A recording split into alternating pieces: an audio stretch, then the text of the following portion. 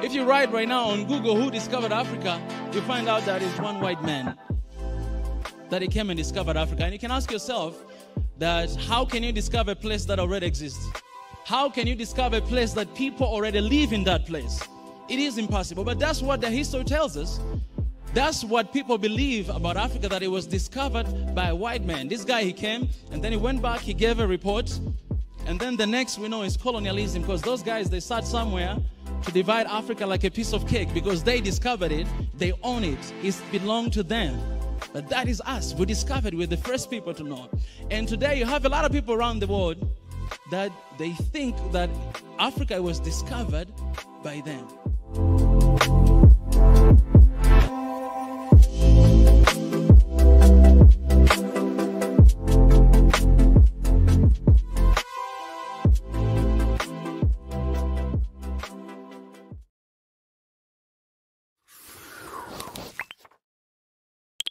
A journey to one Africa.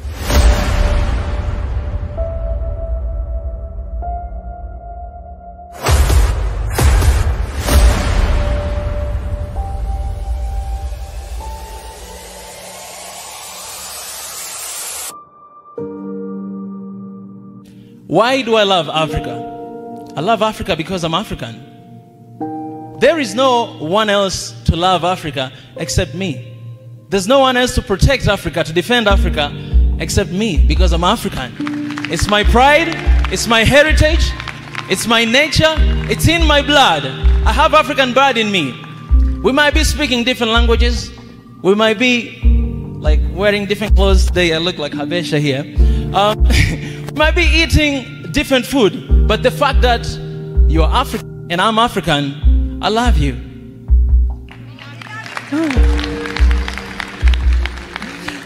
You know, when you go abroad, nobody call me Tanzanian. They call me African. And whatever I do, they don't say, Mika did this. They say, African, that African guy has done this and that.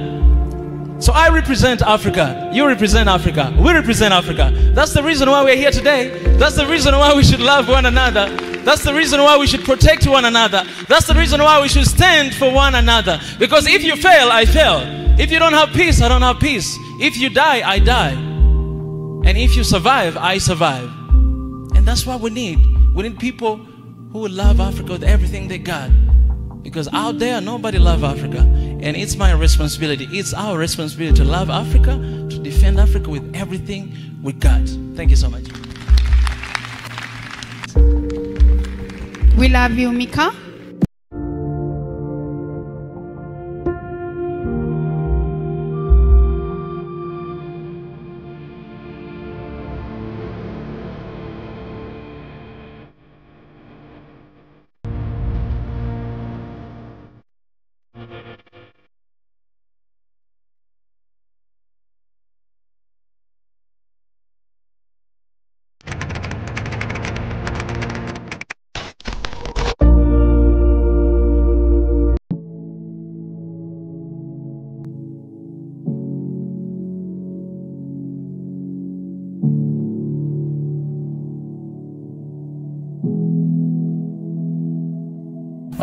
First of all, I think every African should be doing what I do, like everybody, because of who we are, right? We're African. We should love Africa.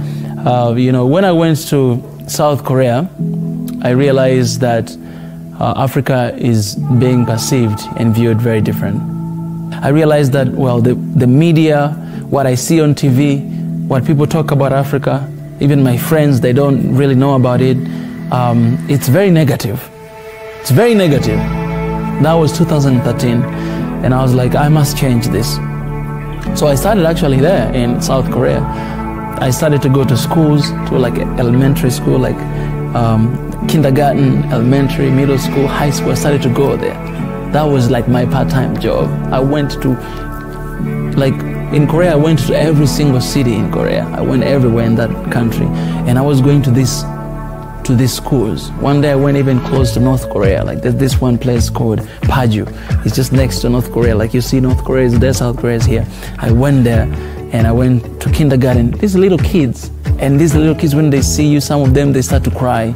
They just see you, ah! He said, why are you crying? So I was like, why are you crying? So they're scared. These are little kids, but that's what they have been seeing on TV.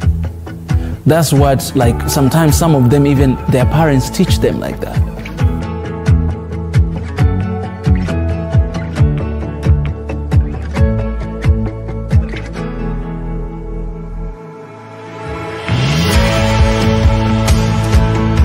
What we're trying to do is we're trying to build a new system that is for Africans, it's for us, a new system that it will support us, it will challenge authorities here in Africa, right?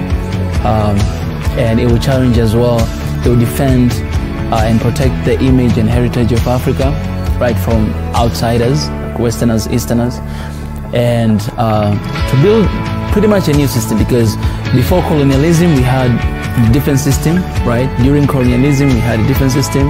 After that we're still struggling with this system, right? And our forefathers like Haile Selassie, Julius Kambarage Nyerere, Kwame Nkrumah, Kaunda, and so many others, they tried to build a working in a digital laboratory, and I'm talking to you from this laboratory. Man, first of all, I really appreciate you taking time to have this conversation. I know you're a busy man, but thank you for stepping up and to have this conversation about your beautiful country. You're welcome. You're welcome. It's a pleasure for me every time coming to talk to all Africans from your channel, because we are alone. From the west to east, from the north to south, we are alone, one Africa. So it's a pleasure for me. Yeah. Pleasure's mine too, my brother. So let us know, man, about Burkina Faso. You know, what is going on in Burkina Faso? What has been happening? If you can give us a little bit of recap. We read the news, we hear the news, but we would like to hear from someone, from a Burkinabo person, and from there, like what really has been happening. All right. Okay, that's good. Actually, yesterday we had some troubles because there are some cops. They were, I'm still audible. Yeah, we can hear you. Yeah. In fact, there are some other people from other countries they take up here to change the president, because our president actually what he's doing is Western people don't like what he's doing actually. You see, he's deciding and he's working with the people. What we want, what people want, our president is doing it actually. So, and he's breaking small contracts they did before, since 1960 with Western. So they don't like it, and they are trying to give money to people here to come and change president. So that's what happened yesterday. Before yesterday, in our country, actually, it's like there are many people who are very active. They are active and they are helping the president, and they are helping people to keep the president in security. I'm not talking about militaries, simple people. Simple people, they are there, and if there is like a small thing they have, they go and they warn other people to come. And there is a place in our country where they gather together to protect the president in order to avoid another coup here, because we need this president to stay in at the power for a long time, because he's taking good decision for us, and he's bringing our country from a place to another place, what we want. Actually, he's leading our country like we want, like people want. But Western people don't like it. That's why they are going to try to do this. But let me tell you that they won't be able to do this, because here people are prepared. They are well prepared. And let me tell you that before yesterday and today, people are not sleeping. They are not sleeping. Yeah, they are not sleeping. They are there on social medias, on radios, looking for news, and then trying to protect the state in all its integrity, to protect our life and everything. So actually, people are working with militaries to do that. Yeah. So let's go back a little bit before yesterday. For how long Ibrahim Traore right now has been the president of Burkina Faso? And that's the first one. But second, if you remember, can you tell us what changes he has made? What things he has transformed since he became a president of Burkina Faso? Yeah, tomorrow is after tomorrow is September 30th, the end of September, and this date will be considered as the first anniversary of his accession to the power. So after tomorrow, it'll be like it come to power 1 year ago. Wow. But we can say when he was coming, he said he will change a lot of things. But first, our challenge was security. Security in our country, in Mali and in Niger. Our challenge is security. But while he's working to bring us in peace and to fight against enemies, he's working on other aspects of our country. So many things changed. Let me take a lot of fields like education, health, and industrialization. Actually, in our country, there is a program they did. There is a program he bring. And this program consists in saving money. People come, they save money together. You are a student, you are a civil servant, you are a tradesman, you go, we save money together. And this money is used to build hospitals and to build industries in our country. This is one great thing he did here. But before, we was waiting for financial partners from other country, and if they give you money, if a partner give you money to work, he will come and tell you what you should do and what you shouldn't do with your money. So he decided to stop this, to say we are our first investors in Burkina Faso. People are the first investors, so people are saving money together, and we can use it in the way we want. So this is one of the biggest program he did here. And before yesterday, he has gone to the second main town of Burkina Faso to launch the first industry of tomato. Can you imagine? Something we tried to do since a lot of years ago, we couldn't. Because when partners bring you money, as I'm saying, when they give you money, they will tell you, do this, don't do this, go in this way, don't go in this way. So we can't go to development with it. But when money comes from internal, from people, we can decide what we want. We can use it as we want. So this is one of the great things he changed. And actually, even on the security plan, he's working a lot. He's bringing a lot of tools for militaries, and they are training a lot. And everything is moving. But there is a way in our language we are going to say that in a house, when in your house there are a lot of problems, you can't solve all of them in the same time. You are solving them step by step. So actually, he's going step by step, slowly but surely. So this is what he's doing. A lot of things change. That's why. And if you can notice, there is a remark you should do. You guys should do this remark. If in a country there is a coup, like in Gabon, and if Western people don't speak about it, it means it's not a good coup. The guy is not working for people. Can you see it? But when the guy come on power and they want to reverse him by coming to do what, it means the guy is good and is working for people. So actually, we know our guy is working for us. He is going to bring our country in a big level. We trust in him. We are following him. We believe in him. Before him, there was a lot of presidents, but except Masankara, small of the president have done what he's doing actually. 1 year he did a lot of things here, a lot of plain health, education, security, and much more. In agriculture, a lot of things. And also we are in our country, we are going to digitalization. There are some old programs that we are digitalizing here in order to allow people to have easily access to some services here. We change a lot of things, a lot. That's why the Western guys want to chase him. You do understand what I'm saying? Yeah, yeah. Absolutely. One of the things that personally I really just wanted to know the list of things that comes to your mind. But one of the things that personally I really loved, I saw this news about him changing the school uniform and putting it to traditional Burkina Faso style. You know, right now it has been changed, right? Right. That's what is being used right now for people in the school, right?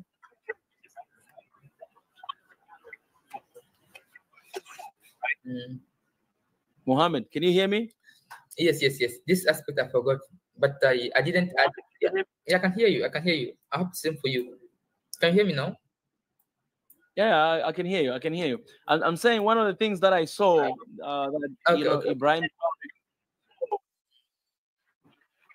Hello. Hello. Yes, Mohammed. I say one of the things that I saw that he changed is the uniform, school uniform. You know, usually in our countries we have like all these like just normal school uniform. But for him, I saw he's using the pattern style of like Burkinabo clothes, for school uniform as well. Is that what is happening?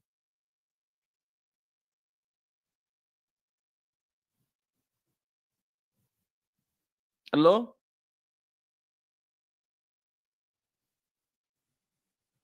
Mohammed? I'm losing Mohammed, man. La conexión decide autrement. Franchement. Mohammed, can you hear me, man? Ah, he left again. All right. Well, we're gonna still wait for him, so hopefully he'll be back.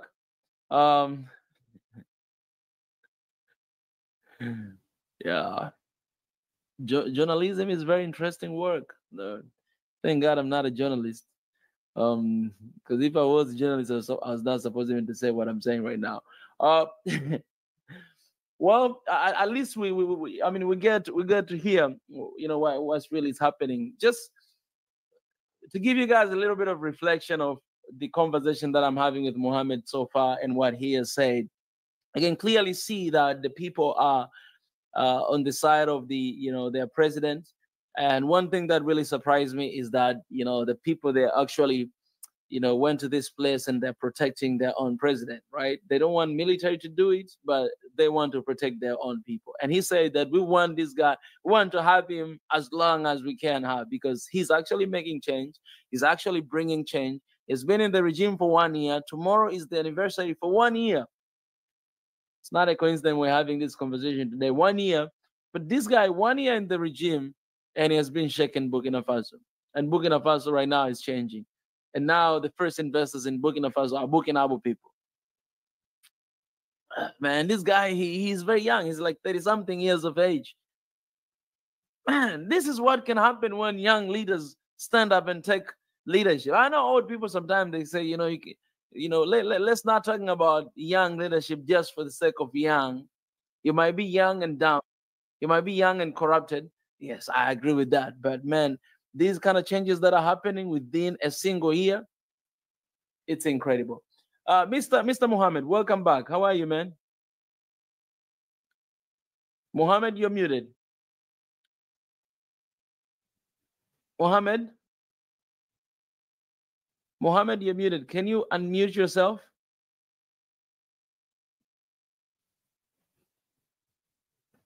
Hey, Mohammed. All right, Mohammed, when he's ready, we'll hear him out. So, yeah, to be honest, man, like youth are tired with everything that is going on. I was watching news, yesterday, and I saw, this youth yesterday. Another coup was just trying to take down Ibrahim Traore, and the people are, demonstrating. They were there trying to protect their own president. And according to what Muhammad said, he said that this is what he said, that Westerners are not happy with this guy because the people loves him. He does what the people want. All right. And so you see a lot of backlash coming after him. And another thing that he said, you must know, he say, if you have a coup in your country and the Westerners are not against it, are not doing anything against it, then you should ask yourself twice, like what's really happening behind the scene. Mohammed. Hey, Mohammed, can you hear me?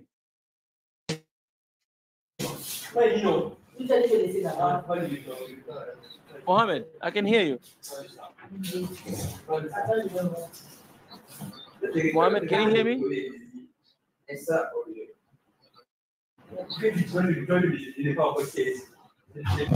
Hello, Mohammed. All right, Mohammed, I'm just gonna mute you for a second. You let me know when you're ready in the private chat. We have a private chat here. Just let me know, and then I'll turn on the mic to continue with this conversation. Mohammed is at the lab right now, so he's working there, and he's not alone in the in the lab. So probably they're working on some stuff there. We gotta bear with him, but we appreciate that he's right here. Yeah. Hey, Mohammed, are you back? Yeah, I'm back. Today, all right, my brother. We have the yeah.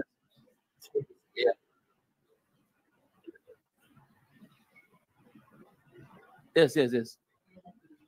All right. I'm here. I hope you can hear me. Yes, I can hear you, man. All right, so let's continue with our conversation. Do you remember what I said last before you left?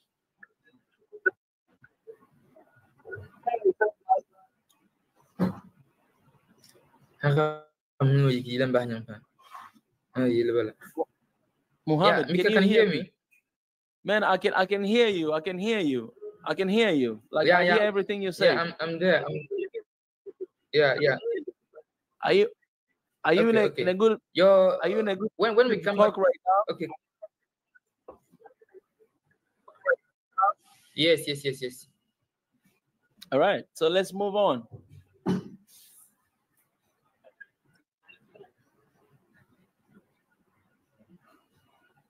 Okay. All right. Coming to your last point, the last point we were talking about. You were talking about the school uniform, right? Yes. Tell me about that.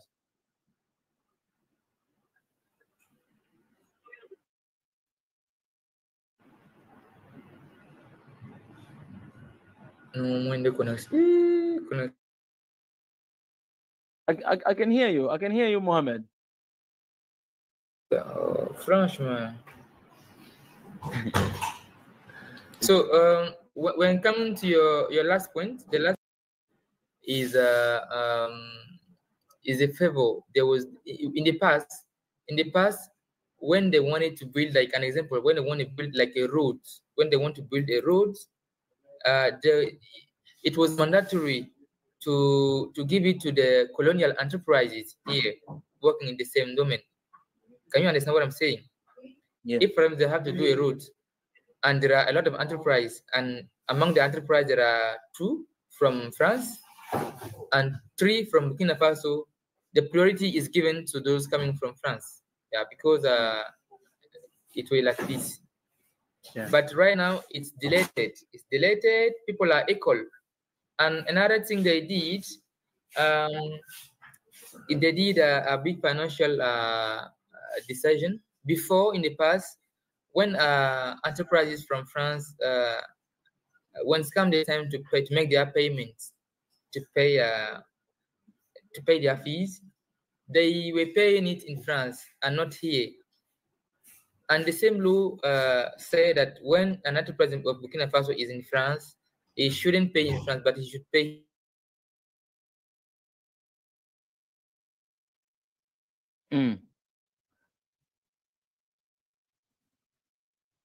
Yes, hello? 40 minutes yesterday. But we are going slowly.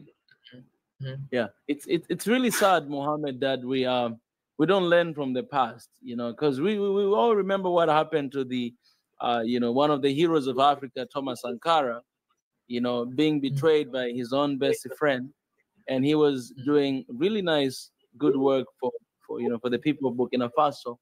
And then flash forward many years later, you have a leader who is actually working for the people, but at the same time, you have the same people who are trying to take him down. This is the same history repeat for itself. Yes. What do you and what do you think can be done right now better not to allow that to happen? Because this is what we see happening all the time. But now, Yes. what should we do as Africans, as Burkina Faso people? What should we do that we make sure that this is not happening like the way it happened before? Okay. You asked my view, right? Yeah. Yeah. So if I understand the question, you're asking me what should be done to avoid what happened the other time, right? Yeah. Not to repeat the same history. According first of all, naturally, what happened last time can't happen right now because of what? Because of social medias. Okay. So I was saying that what happened last time cannot happen right now. Like,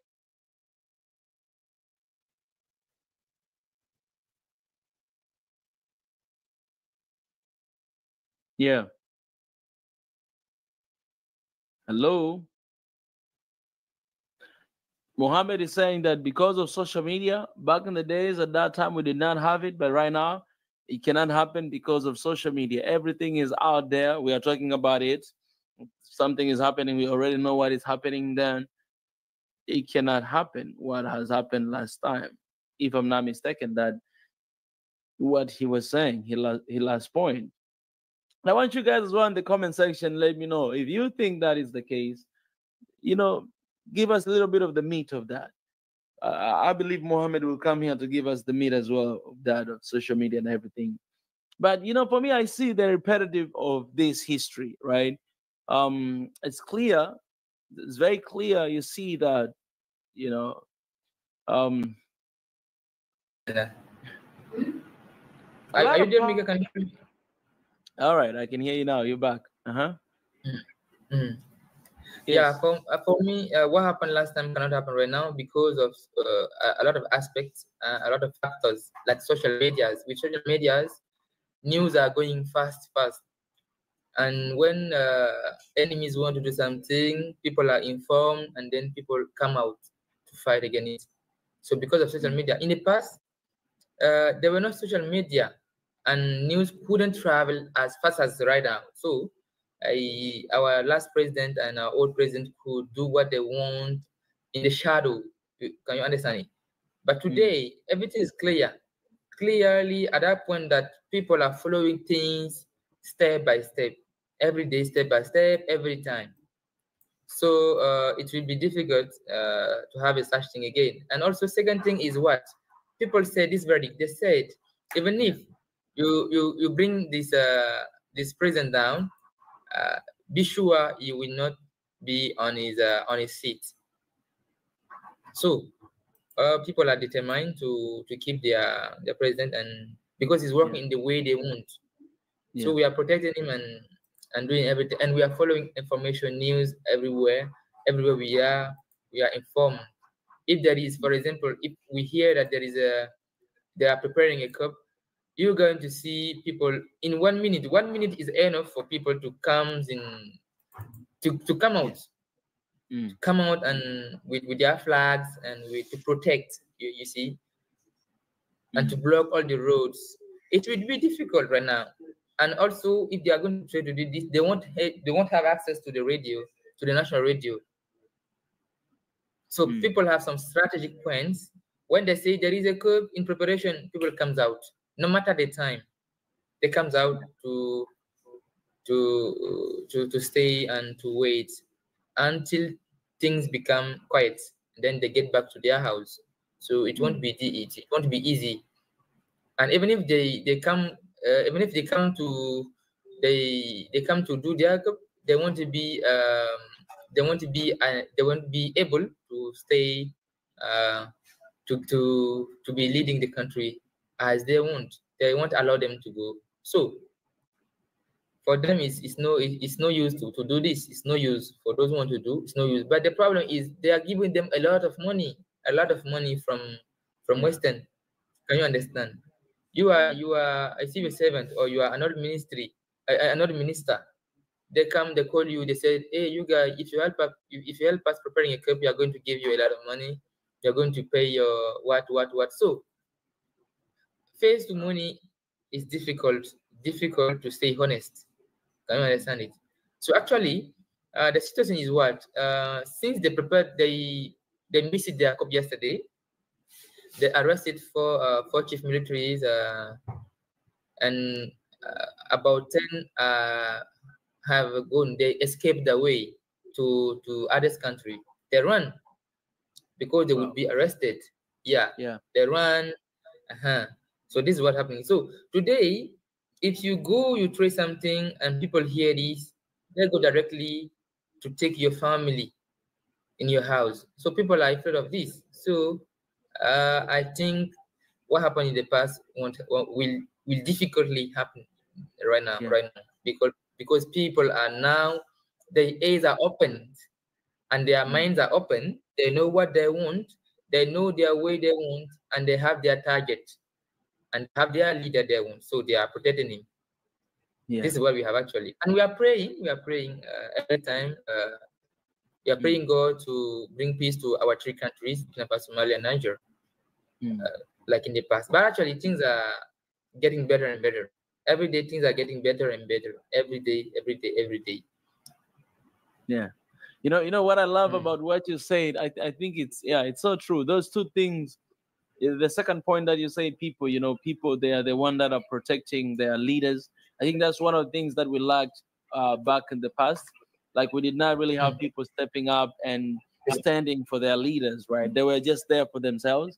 But today, having everybody, be like, okay, this is my leader. I'm gonna protect him with my blood to make sure that he's there for me, for the next generation. I think you got a big point there, and there's definitely something to learn from the rest of Africa as well. But it's kind of hard to stand behind your leader if he ain't doing nothing. If you're doing something, you'll be a target to them, and your people will back you up, will be besides you, all around you. So that's a wonderful thing. That's a wonderful thing. Oh, that's a wonderful thing. Oh, okay, you're back here. I can see you. Let me put you here. So what would you say about these three countries? You've spoken about the three countries, right? You've spoken about Burkina Faso, Niger, and Mali. I know you guys have signed.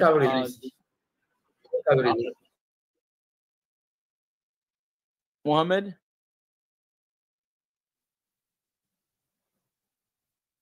Repeat your question. Hey, Mohammed, you're back. Yeah, I'm back. Can you please repeat your question? Your question. What did you say? Yeah. What I was saying is that you've spoken about these three countries right now, right? I know there's a sign. I mean, there's a contract that has been signed that if you come against one of the countries, then you come against all of us. And how is that working for you guys right now as you're working together? Because we know Niger, they have already kicked out France, they're leaving. We know Mali, they were already gone a long time ago. What about in Burkina Faso? Are you guys still have like some French, troops there and, like ambassadors or that kind of relationship? How's the relationship right now between you guys and France? Oh, okay.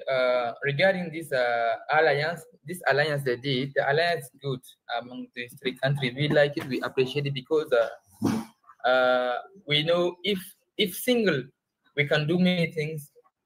Being in a group, we can go very far. Alone, we are going fast, but together we are going far. So, being with the other countries will allow us to quickly fight against terrorism and move forward. Regarding the relationship with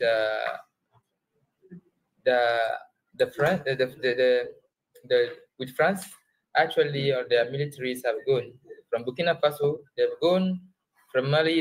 They have gone also, and actually, yes, actually in Niger they decided before yesterday, the president decided yesterday for them to go because people were preventing them to have food, to have water. So they didn't have choice.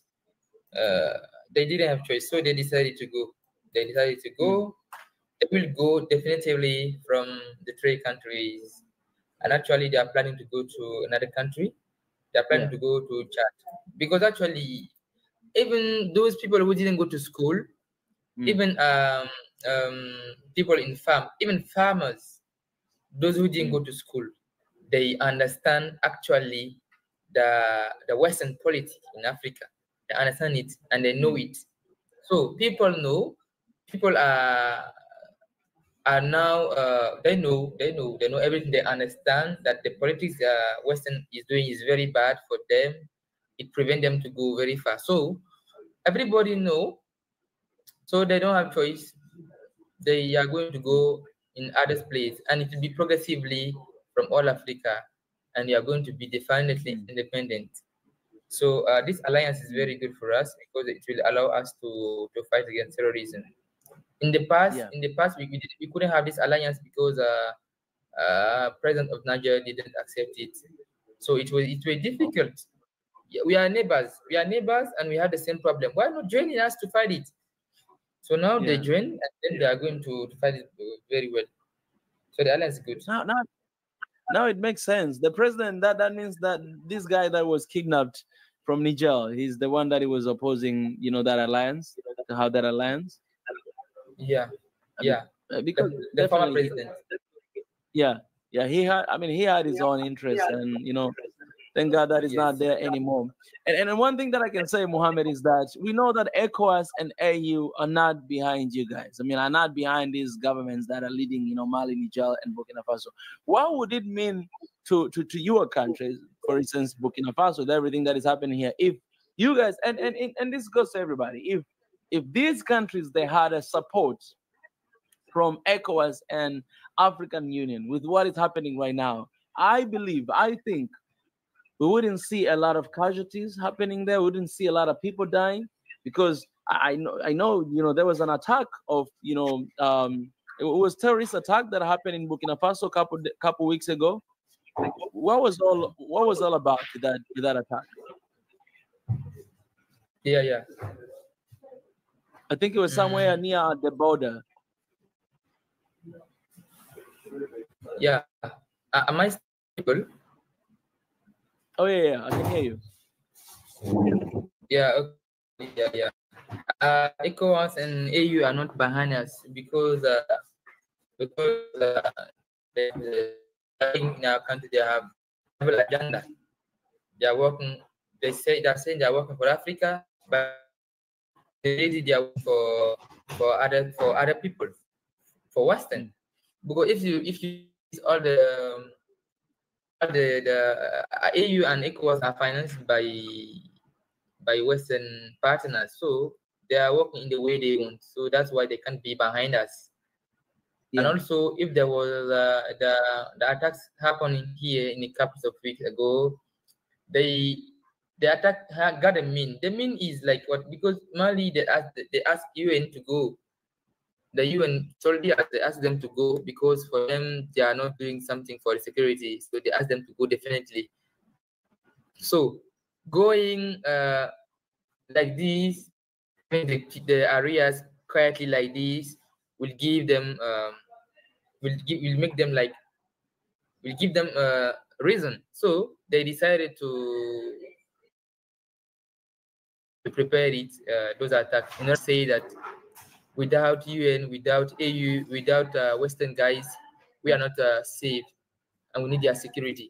So that's why. But we already understand politics and everything, so it's not a problem for us. We are fighting, and we are understanding things. Yeah, we are behind our militaries, we are behind our leaders, and we trace them step by step. We are going to our goal. So no matter what.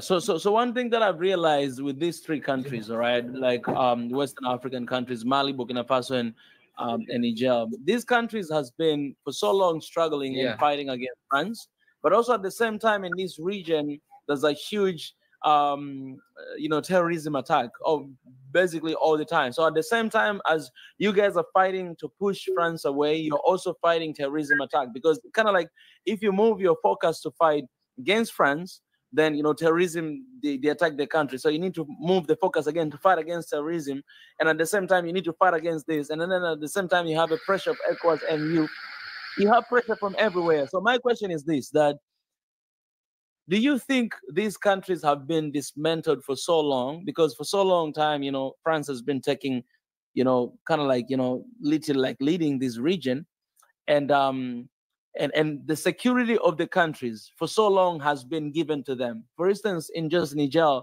they had like more than 1,500 different troops, France troops in Niger taking care of that, right? And in Mali, they took care of that last year, but they had, all these, kind of troops there. So that means the security of these countries, it was actually not belong to African people, but it was taking care of somebody else. That's why even Niger, when they kick out, France, the President Macron, he said, okay, they don't want to fight against terrorism anymore. So we're going to leave. We are leaving because they don't want to fight against terrorism anymore. Meaning that we were there to fight their battles. We were there to keep them safe. We were there to make sure that they're having peace.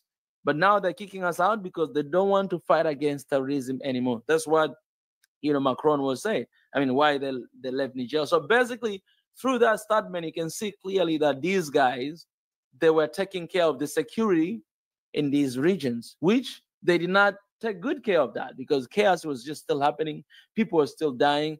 People were being killed. They did not have self-reliance when it comes to security. And I feel like that is the big struggle right now when we want to try to take our countries back, when we want to take our regime back. It's kind of hard because the security system of our countries, it was not belong to us. It was belong to them. They're taking care of that, right? You in Niger, like they had a military bases there, foreign military bases. That means like, and they were there in the names of taking care of these terrorism groups of Boko Haram or whatever that is around there in the countries. So I want to ask you this question. I see Mohammed just left, but to everybody who is watching here as well, do you think that is the struggle that is going on right now in these particular countries? The struggle of getting back its own security on order? Because imagine 1,500 troops are going away. So, you're left with yourself. And how can you bring yourself together in this short period of time to fight against terrorism, to fight against all these guys if they try to do anything, or to fight against ECOWAS who were trying to invade? But they didn't. Thank God for that. We prayed about that. Thank God. Do you think that is the case? Because me personally, I feel like this has been struggle for a lot of African countries, security-wise. And because we have our own battles, but we leave it for someone else. And especially when we face these battles, we always, jump to call them to come to help us to fight. But when they manipulate us, when they work on top of us, then we need to kick them away. And when we kick them away, we don't have security anymore because we were fully depending on them. Okay, in the same case with, Congo as well. The president of Congo has just mentioned recently that, hey, I want you United Nation peace breakers to get out of this country as soon as possible, and we'll be in charge of fighting these battles in the eastern side of Congo. The president of Congo said that. And he's fighting those. He said, okay, this year, you guys, you should get away and we're going to fight the battle. So Mohammed is back here. I hope you heard everything I said. What I was trying to say, or what I was trying to ask, by the way, Mohammed, did you hear everything that I was saying? Mohammed.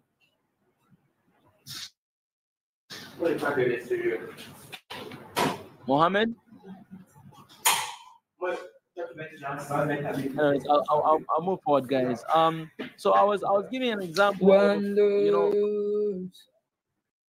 I was giving an example of Congo and what is happening there, and what the president of Congo has said. for more than 25 years, these battles and these things that have been happening in the eastern side of Congo, you had United Nation peacebreakers, one group called MONUSCO taking care of that, right? And now we want them to leave because we see that they're part of the problem. But are we prepared enough to take care of that throughout this time? And this is the same thing that's going on even with debt and AIDS in Africa. It's the same thing that for so long time we are very dependent on them. And when we want to cut our ties with them, we can't survive. Like, how are we going to survive if we have been having people supporting us throughout our entire lives? That's why you see countries like, Zimbabwe struggling with sanction, because when they sanctioned them, they did not know what to do. Eritrea, when they were sanctioned, they did not know what to do. And so many other countries. Now, even Uganda is being sanctioned because of its stand against LGBTQ. They might not know what to do. Okay, in the western side of Africa, Burkina Faso, Mali, Niger, they're cutting ties with France, kicking them out. And then you see Mali, what they did. They kicked France out, but they brought Russians in. So kicking you out and replacing you with someone else, which basically in few years from now, maybe 20, 30, 50 years, again, we're going to try to kick them, these other, whatever countries, out of our countries. Are we prepared enough? Are we ready enough to take care of ourselves without depending on anyone else? Because they brought us where we are today. We can't keep replacing this guy with that guy. Can we stand alone? Can we fight these battles alone? Can we come together as, that's why I love in the case of these three countries, Burkina Faso, Niger, and Mali, because they have this, agreement right now that they are together. They're going to fight together because unity is power. That is a great move. And I feel like we need to learn from all these things that is happening by doing that. Yes, Mohammed, did you hear anything that I said? And do you have anything to say? Yeah. Yes. Go ahead. Regarding what, in addition, your question is, I hear you asking if you are going to be able to progress alone, to go alone without anybody else, right? Let me tell you that it's possible. It's possible. If we start now, it won't be. We are not going to be independent right now. But if you start now, we are going to be able. A lot of years later, we are going to be able to develop our countries by ourselves. When you look at China, in 50 years ago, China were among the poor countries in the world. But right now, when you look at China is very far because they started. If you don't start, you can't go. First thing is to start, and then everything will come alone by themselves. So we decided right now to take care of to take everything by ourselves, to do everything by ourselves, to finance our project by ourselves, and we are going to see the result in some years ago. In a few years, in some years later on. So sorry, in some years later on, we are going to see the result of what we are doing today. So we are able to do by ourselves. We are able to go by ourselves. We don't need people to help us. We don't need people to help us. But if you notice, the kind of help Western people were giving us, it's a kind of help that will keep us. It will keep us in the same thing every time. We are going to keep asking. So it's like we are in a bucket, in a basket. Sorry, we are in a basket. We don't have choice. We don't have choice. We every time asking for financement everywhere, from this side and this side. But if we decided to go out from the basket to go by ourselves, it will be hard. It will be hard, but we are going to succeed. Yeah, this is what we are doing today, right? I believe that too. So people that you guys are watching, if you have any question about Burkina Faso, you can drop down in the comment section. If you have any comment as well, you can drop down. I'll be going through them very soon to read them, as well for everybody here. Conversation is just continue down there, in the comment section as well. So please go. Very soon I'll open the comment section and I'll start reading them. Right now it's kind of closed here. Yeah, so if you have any question, please drop as we continue to have this conversation. I agree with Mohammed. I believe it is possible. But I know that we are very late. We're very late for all these 60 years. We are very, very late. And I'm just gonna mute you for a second, Mohammed. I can hear the background voices. If you turn on the YouTube, maybe you should load down a little bit. I think we're very late. We have been sleeping for too long, and now we are working, and then we realize that we don't have enough security. We don't really have like independent mindset, right? We don't like to suffer. We've suffered enough, so we would rather just ask for money and just move things as usual. We don't want to take responsibility by working our butt off and to make sure that we transform this continent we serve. The problem with terrorism in Africa, for me, this is what I think. My personal thoughts, I just think it's a very small issue to deal with. If we come together, if we come together and we fight against these bastards, we'll be able to take them down. Whatever it is, we can start with one after another and we'll be able to do that. But we don't come together and we look somewhere else. We ask for support for them to come, and things are just getting worse. They're not getting better. And we keep accusing them that, oh, they're being supported by them. They're being supported by them. They're being supported. We don't have evidence and we cannot do anything about it. We know what is happening. We cannot prove how it's happening, but we know what is happening. And because of that, nobody can take responsibility. And we keep seeing the same thing happening. But we know the solution is very easy for us to come together. To be like, let's fight this bastard and get them out of this country, get them out of this continent. We know the solution, but we don't take those steps to do it. We keep standing here and being like, you know what? We don't have security enough. Right now, if we kick them out, how are we going to leave? It's a risk we're going to have to take. As Mohammed say, in a couple of years from now, we'll be able to do it. Yes, in these years might be a little bit rough, but in a couple of years from now, we'll be okay. And I think it's the risk that we should take. Any successful businessman, I'm just giving this an example. If you see anyone is successful in a business-wise, you have to know that they took a lot of risk. A lot of risk in so many, decisions that they've done. All right, let me go through the comments. The security is the key. Africa for Africa, with faith to death as the concept of Africa. All right, that's from Madi. And then we have Valerie say, I hope you all can keep adding states together. I don't know what you mean. Romeo say, all we need is one military for Africa. I'm glad Mali, Burkina Faso, and Niger are forming that army. Let's not just talk, action. Wow, that's amazing. And I think these guys are leading by example, by showing that, togetherness is power. And I believe those guys will be able to fight those terrorist group in that region, because now they're coming together. Yes, there's a lot of noises coming inside or try and take them down, but unity is power. Today, if they try to do anything against Ibrahim Traore, I believe these countries will join their force to do something. But all these are distractions so that they may not focus on bringing change that they need. To Niger, I say, to Niger, you're back. Why is Muhammad is hidden from the screen? Yeah, it's not a video. It's kind of like a podcast. That's why we just put there in the behind. The key here is the conception as a people, as Black people, right? America wants to bring more troops on the continent. Negative. Yet you have African troops going to police places like Haiti versus really. That's why I'm happy. Let me tell you this, guys. I know some of you are very sensitive, with the color. When you see like white people here, you already, you lose it.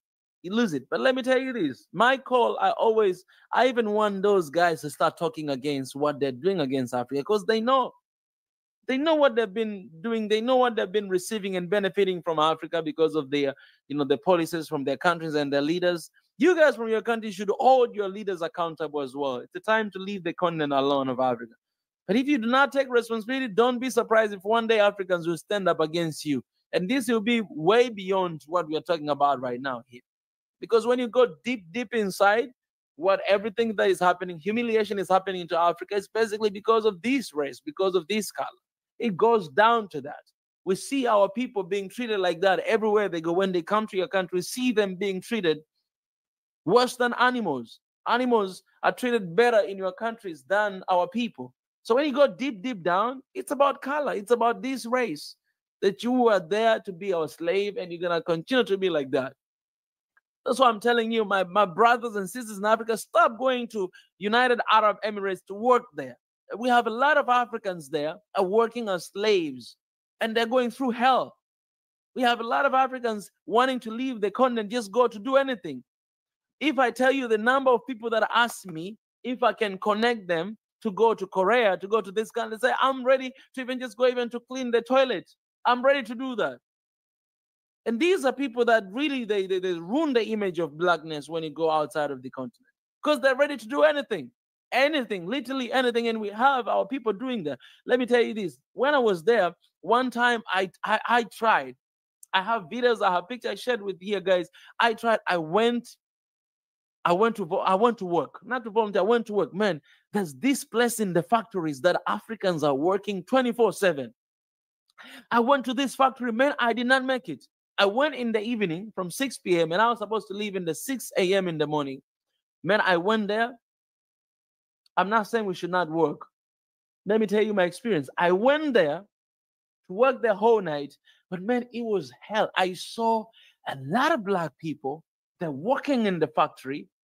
And so these bosses, they're always just looking at the black people in the country to go and to work there, because these are the guys and these are kind of work that they can do. I've met some dads there that have been working for 20 years. But the way they're being treated, the way they've been called, man, for me, I did not hold it together. Because, this one old man, he was, was supervising us and taking care of us. But man, the way that he talks, the way that he cuss, man, he's just looking at you. He's not, we were not the only one. I was not the only black, or we're not the only black people there. But we had other people as well from their own race. But the way that they're dressing to them and the way they're dressing to black people, man, you guys, you know it. These things, if you go deep down, man, it's about your race. That nobody value your race. Everybody look down on you. Everybody. So it is the time for Africans to look up on each other. It is the time to look ourselves as a human being, to treat each other better. It is the time. It is the time to be like Africa first. We first. It is the time. And if you're not African and you don't understand that, then step aside. But it's the time for us to embrace that. And it's the time for us to fight for our people, because the number of our people that are dying outside of this continent is ridiculous. It's ridiculous. I've witnessed it. Some of us, we lost our friends. We've witnessed it because we're not working on these factories, a lot of chemicals. They're breathing a lot of chemicals. Some of them are dying a lot of time. It's not just about money. It's not all the time about money. Money is what makes us, like, people look down on us, look down on Africa everywhere. You find Africans working there in the factories because of money. And because of that, they're being treated like shit because of money. When you come to the continent, Africa as a continent and our countries, we're being treated like that. Why? Because of money. We keep borrowing. We keep, let me show you something. You guys, if you haven't at a time, go and read this book, Dead Aid by Dambisa Moyo. Dead Aid. You realize it.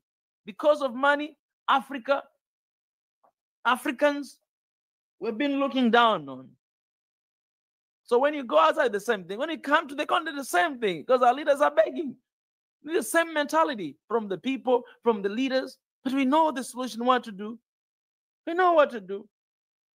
We know what to do. When you go down deep, man, it's about the race. It's about this race. We're beautiful people. We're created for a purpose, and God has given us that purpose, man. We can't keep looking down on each other. We can't keep devaluing ourselves simply because of dollars, simply because of money. We can't. I'm not saying this is something that I haven't done, man. I walked away, but I'm still living today, and I'm doing this, and I'm giving you the testimony. I walked away. It's not just about money, man. You can still live. You will live. You will live, man. It is possible. I walked away. I did it. I shared with you guys testimony the other day. Like, the image of Africa is being ruined because of that mentality.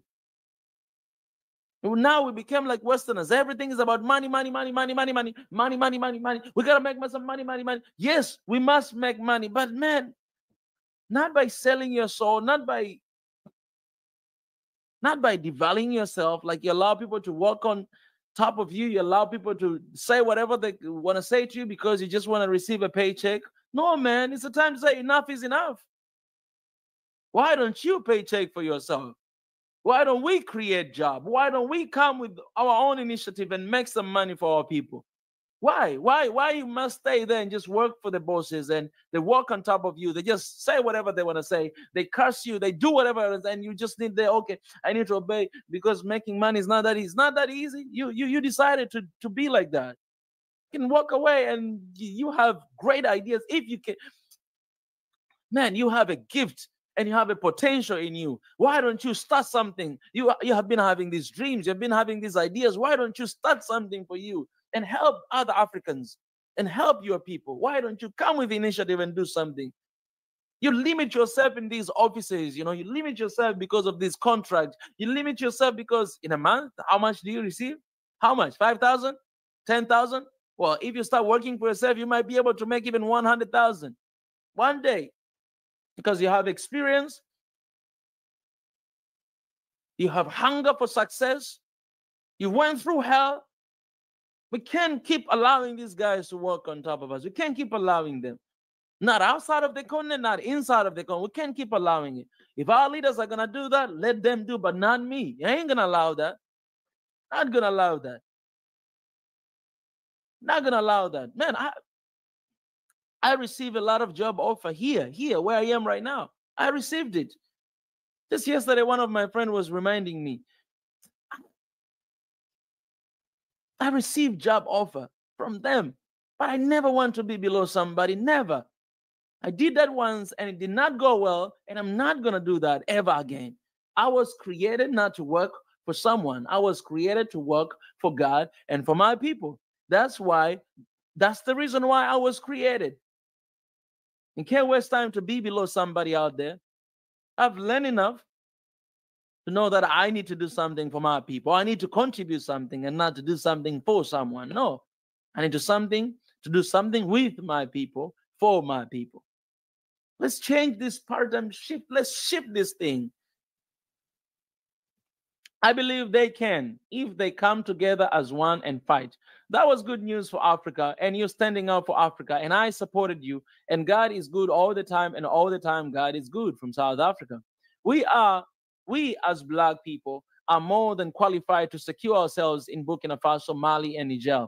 There are 3 militaries are coming together soon as one protective unity. Africa needs to be radical like China. The government completely shut down any trade with the West for 40 years after they were destroyed by the West. I have been so happy to hear that you all are working for your independence. One Africa. The insanity and disunity amongst everything in Africa and amongst Africans. We need the right souls together and take them by. I am doing this because I'm a Black man, all right?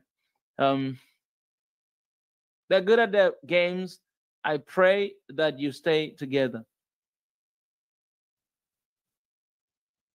The solution for Burkina Faso is to do for self and keep outsiders out of your business.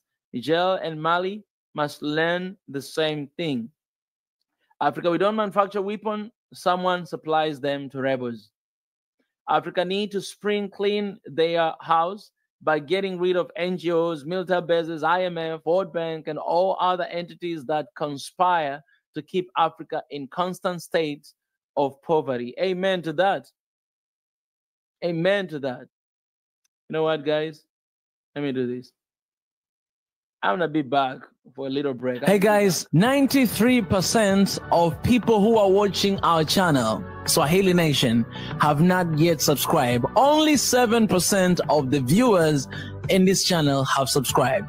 What does that mean? It means a lot of people are coming in this channel to watch videos, but they do not want to be engaged, to be a part of this family and to support this movement and what we're working for towards One Africa Now generation. So my request to all of you guys, if you really like our content, you like what we're doing here in Swahili Nation, please do me a favor and subscribe to this channel.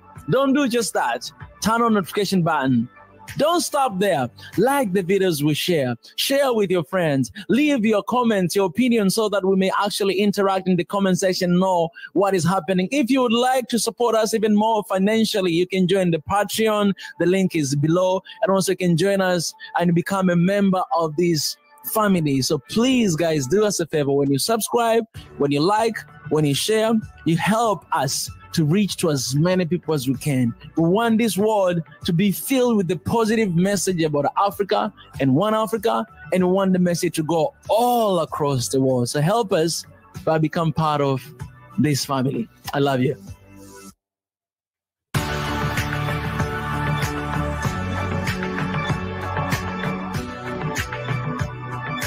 All right, guys. All right. We're back.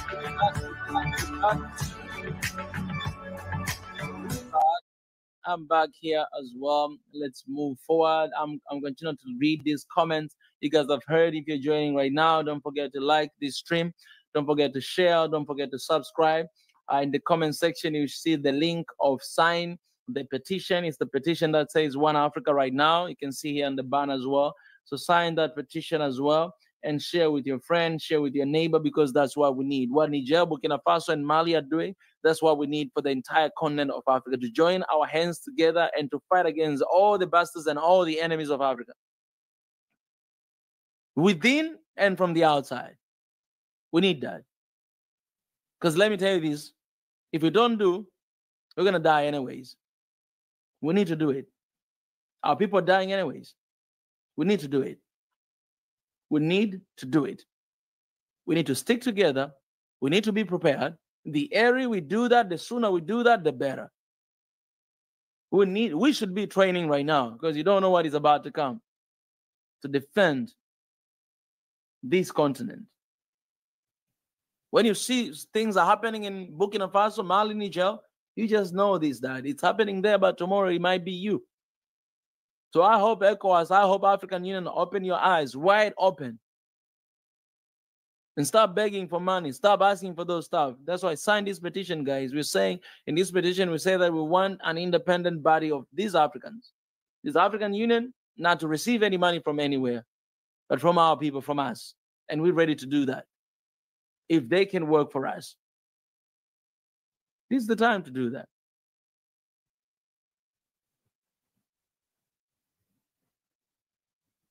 Thank goodness, may God protection be upon the brave and caring leaders. You China say that. Michael say, I don't think enough is being done to communicate with the so-called terrorists that if they join forces, they all win.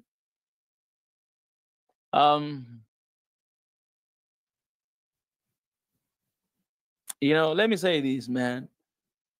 I think even terrorists in our countries, the reason why they shine, reason why they do whatever the heck they want to do is because they look down on our militaries. They look down on our countries. They know that we ain't going to do nothing. They know that they're very powerful, because some of them are being supported. They know that we are powerful.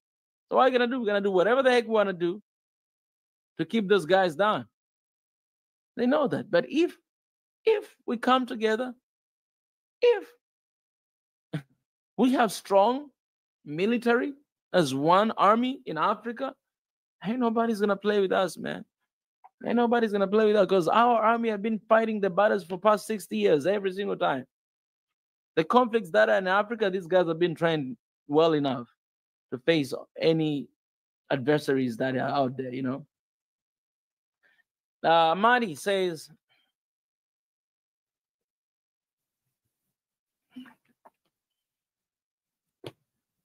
Africa have been indoctrinated They are hypnotized, money conscious people. Africa, arise. This is what I was saying, Madi. This is what I was saying. Let me say this, guys. Let me say this again. And I'm going to put it in this way. Listen to me very careful. I just learned this the other day when I was reading scriptures from Proverbs 21. Listen to me very careful. Money is not the source. Money is the outcome. And what Africa does, we focus on the outcome. We focus on the cheap games, and that is money. Money is the cheap game. Instead of focusing on the source. What is the source of money? We have to shift our mind from focusing on handout to focusing on the source. These guys that have been colonizing us and colonizing us even today, they always go after the source. The reason why they can never leave Africa alone, because Africa is the source of mankind. Africa is the source of wealth. Africa is the source of everything you see. And they know it. In order for them to be successful, in order for them to succeed, they must go after the source. The reason why Africa, every other continent outside there, they're running towards Africa. Chinese, Russians, Turks, Americans, Europeans, Indians, Arabs. The reason why everybody is running after Africa, because Africa is the source. Let me say that again. Africa is the source. Then after the handouts, then after the outcome, no, they are after the source. But Africans are the only people, we are the only one that we go after the handouts, and we go after the outcome, the what, manufactured products. We go after the manufactured products. We don't go after the source. We don't go after the resources. That's where the wealth is. That's where the richness is. That's where the secret of your development is. So what do? We ask for loans, or we allow these guys, they come here, they invest in the continent, they take all the source that is there, and they give us the outcome. We want them to do the work for us to just get the paycheck. The little we know that this paycheck is nothing compared to the source that has been taken. The little we know that this paycheck, it's actually just bribe for you to give away the source. We are comfortable enough to just go and rent a house while we can build our own houses and lend to them. Who would rather not build our own houses? Because we're not after the source. We think about the second-hand product. That's the mind of Africans. And that's what they're dumping to us. The phones, the products, a lot of products that are coming to Africa, they can't sell them in these so-called first world countries. They can't sell there. Second-hand products, they come to Africa. Why? Ain't the source. We always look for handout. We always look for cheap stuffs. But why don't we focus on the source? That's where we have to focus on. Money is not the source. There's something else that produces money. There's something else that brings money. And that's where we're supposed to go. Money, it is there to manipulate you. Money, paper money, I'm talking about paper money, is there to manipulate you. It is there to show you how much worth you need. And at the same time, you forgot how much worth you are. If you realize your worth, you ain't going to look up to that little piece of paper, because you realize that it has nothing to do with my worth. I should go after the source. So Africans should be the one investing in mining. Businesses should be the one dealing with the resources in Africa. African government should be the one focusing on that and not calling them to come to take care of our resources for us to get the outcome. Africa must produce. Africa must focus on the resources, must focus on their source. So this mindset of money, making money, money, it's corrupting our people. It's corrupting our people. It is corrupting. It is corrupting our people. We have the generation that they don't want to work. We have the generation that they don't want to work hard. They don't want to put on diligence in whatever they do because they're looking for hands out. We have a generation that they just play casino 24/7. The betting money to get money. Money. And most of them, they lose when they bet. Now we have men right now. If you name here the names of the betting soccer company, I'm coming after you. I know I'm destroying your business, but I'm coming after you. A lot of Africans are losing money because of betting. Why? Because they're looking for hands out. They're looking for hands out. And to be honest, even me, I did once, and I lost my money. So I'm talking this from my own experience. We can't look for hands out, man. We gotta put diligence in whatever we do. Let me read a scripture here a little bit for you, man. As we're saying this, I gotta put on the word of God right there for you guys to understand this. That you have to go after the source. You have to go after the source. Not handout. Don't come to me and ask for money.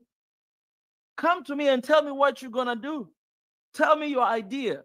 Tell me what you want to build. Tell me. Show me the proposal of your idea of what you want to bring. And that's what we do here in SNOA, guys. That's what we do. I tell you here a lot of time, we have like 3 different proposals here in SWAHILI. We have a proposal that have been working for over 10 years. Myself, have another proposal that have been working for 1 year. And we have another one that we've been working for also 1 year. All of these are plans and dreams that we are thinking about doing in 4 years from now. They're there. They're ready. Like right now, Proverbs 21, verse number 5, it says this: the plans of the diligent lead to profit. The plans of the diligent leads to profit. What are we doing in Africa? The reason why we are against these aids and loans that our governments are desperate so much to take and to bring, the reason why we're against that, it is because it has everything to deal with our mindset as Africans. We are beggars. So today you have leaders are giving all these big speeches at the United Nations Council and say that we are not beggars. We are not beggars. You are saying that today, but behind the scene, how much money are you borrowing from them? Guys, let me tell you this. When we share these speeches, it's not everything we support. We only share this for you guys to be informed, to see, to judge for yourself, to comment, and to have a conversation, to start a conversation. That's the reason why we have this media. So if you don't like somebody and you see them, they're coming here because you want to open up the conversation. You can't just sit there behind it and say, we are not beggars. Oh, we have been in this. No, you're not beggars. You have been begging for a long time. Your government has been begging money for a long time. You live there. You come back to country. You're still writing the IMF, please, World Bank, please support us in this one. And then you say you're not beggars. You are beggars. And they know it. And now that's why you should be very careful with these speeches, because some of them, they just speak because they know that Africans will laugh when they hear this. But we should not forget that these guys are politicians. If there's no actions to what they say, we should put them aside. We should cancel them. I know cancel thing is very sensitive these days, but no, if you don't put actions in what you say, and I think that's what a lot of people are struggling right now with the president of Kenya. A lot of people, and to be honest, even myself, struggling a lot. And to the point you don't know, what the heck is this guy doing? You don't know. What are we going to do? We need to have a conversation. I'm going to have a conversation about that as well, to hear everything, to just have that conversation. Because if we cannot trust our own leaders, how are we going to move forward? How are we going to see the change that we want to see? The plans of the diligent lead to profit as surely as haste leads to poverty. The diligent leads to profit. Africa should start focusing on the source and not the outcome, not what it gives. Money is the outcome, but there's a source that produces money. And that's what Africa should focus on. That's what you should focus on. Let me challenge, man. Okay, let me challenge a lot. A lot of you guys are employed, but you do not want to be there. A lot of you are employed, but you do not deserve to be there. You know that you're better than that. You know that you're better than that paycheck. You know that you can do something better. You know that you're supposed to be out there. You're supposed to start business and employ 100 Africans. You know that you're supposed to do that. But you know what? Because of you not determining yourself and not taking a risk, that's like a faith and do something, start something, initiate something. You have a lot of employed people out there. They're waiting for you to step up. In Africa, every single year, more than 10 to 20 million Africans are going to they're seeking for jobs every single year. But in the entire continent of Africa, every single year, only 3 million Africans receive jobs. Only 3 million creations of new jobs. Only 3 million. But the number has been increasing every single day, 10 to 20 million. How are we going to be able to afford this? We need bold people. We need our people to go after the source. To go after a lot of you guys, you're not supposed to be receiving paycheck. You're supposed to be handing out paychecks. A lot of you. Africans, we need to go after the source. That's the reason why God created a man to dominate. And he said, go, dominate. Rule over the oceans, over the fish in the oceans, over the sky, and everything that ran around the ground. That was God's promise. That was God's commandment for us to go after the source. Go after the source. You can't, trust me, if you go after the outcome, you can't fight with someone that is after the source. Today, if you go to Africa, a lot of mining sectors here in Africa are owned by them. They are everywhere. How are you going to kick them out? Oil owned by them. Uranium owned by them. The minerals owned by them. What are we doing, African? So we can talk, but they're just laughing. They say, you guys, you can talk as much as you can, but you're holding your economy. Holding your economy. What are you going to do? You're not going to pay tax. You're going to do whatever the heck you want to do. You cannot kick us out. What are you going to do? Man, we brought ourselves here where we are today.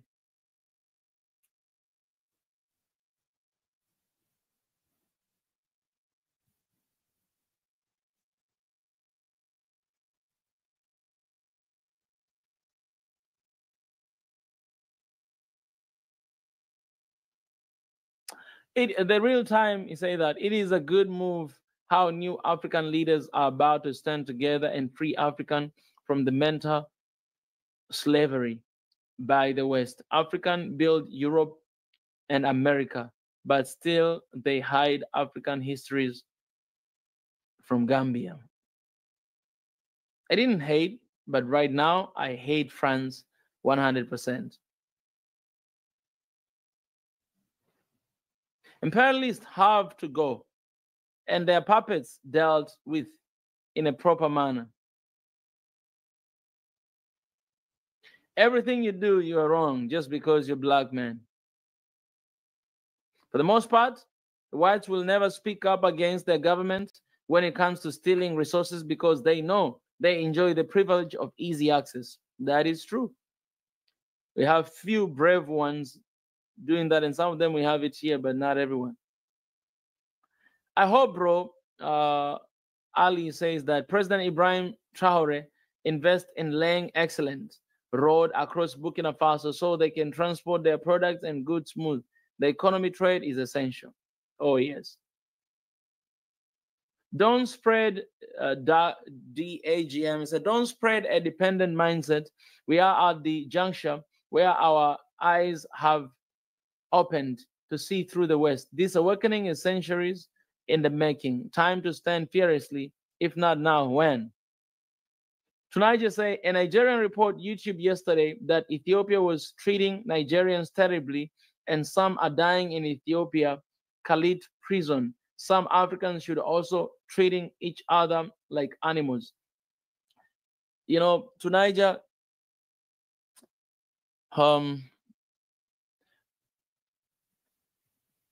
You know, the reason why I say this, that Africans can never be illegal immigrants in Africans. They're not refugees. They are Africans. So if you are within the continent of Africa, you're an African. Whatever country you go to, you are not illegal migrants. You are an African, and this is your right to be in Africa. Yes, we might not have that in the paper, but this is your continent. If you see yourself as an African and you are within this map of Africa, this is your continent. I said that. Why? To be honest, frankly, I said that because there are Africans, they're in prison here, even in the country Tanzania. Most of them Ethiopians. Why? Because they left their country, you know, during troubles, and they were finding a better place to live. Most of them, they were going to South Africa. You know, when you leave your country and there's a war, there's nothing, you don't have passport, you are not going to have visa, you run for your life. But most of them, they were captured here, they're in prison. Some of them prison in SA, South Africa, across the whole continent of Africa. They're prison everywhere. And that's the reason why I came up with that code. So now you're telling me about Nigerians in Ethiopia. This is the tendency in all over the continent. Our people being mistreated because they don't have identifications. Today, Sudan, more than 4 million people have left the country, and they are being treated the same way across the continent. Africans, they don't have a home. Sadly, diaspora, sadly tell you this, that even in the continent, most of Africans don't have a home. If they speak like this, they'll be refugees. I've seen one of the Nigerian independent journalists. He got asylum to live in Ghana because he's exposing his government. So he had to leave, and he has a refugee, you know, passport, Ghanaian.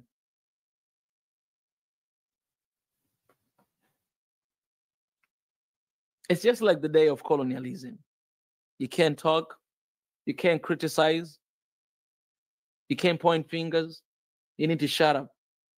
You think you're very intelligent and you talk, they're going to take you down. You don't have a home. But that must change, because this is my home. I ain't going to go anywhere. This is my home. I ain't going to go anywhere. I've been called to do this. We are not going to leave. And you guys, you should come back home, because this is your home, rightful yours. You should come home. And this stuff that are happening here, being treated like this, because you're not belonging to that country, it's wickedness. It is evil. We condemn with everything we got. Africans can never be illegal migrants in Africa. Full stop. Period.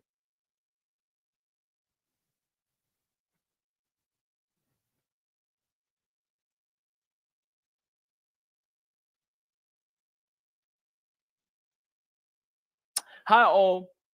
I just signed the petition. Forgive my delay. I shared as well. I think once this happens, we will solve a lot of our issues, and Al-Keblan will thrive strong, united. God bless. Yes, guys.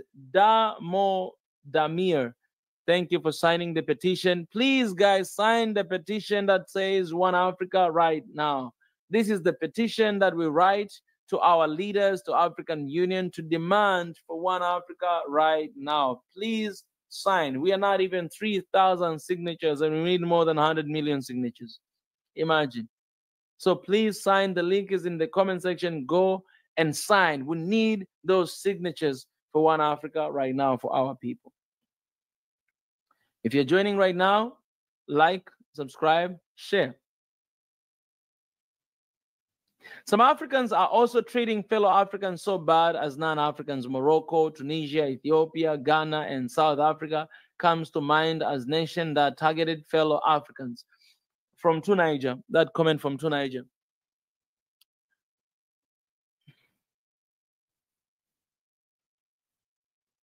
It is the problem. It is the problem.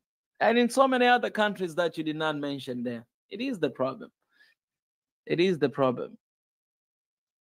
So, Africans, let's not look down on each other.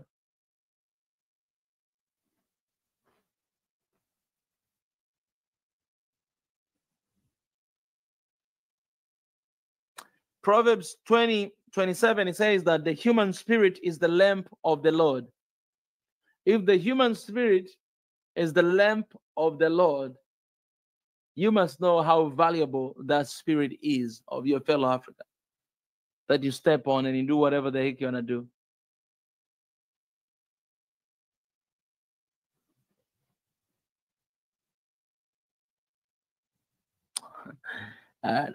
Actually, I've been to the Middle East. I've somebody here say, well, Ruto did say that deals with MSB soon will have almost 1 million Kenyan in Saudi Arabia working.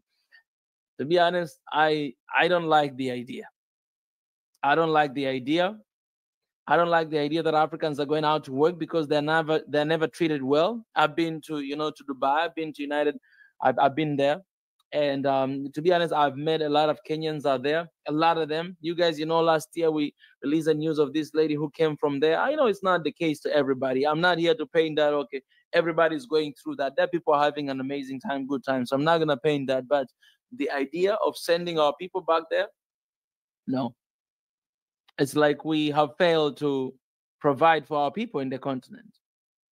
We have failed to provide them in our countries. Most of the people, they want to be home. If you want to go there, that's cool. Go. You want to ride a plane, go. But most of our people, they want to be home with their families. So we have failed to provide that to our people, and we want somebody else to help us. We want Saudi Arabia to help us. We want them. No, we got to provide for our people. We got to come with the plans to provide for our people. That's the job. That's the reason why you were chosen as a leader of the country, to bring solution to the problem. If the problem is unemployment, create jobs in your country for your people. Don't send them somewhere else. It's the same thing. You're giving work for someone else to do for you, to fight your battles, while you can do for yourself. What have you done for your people in your country?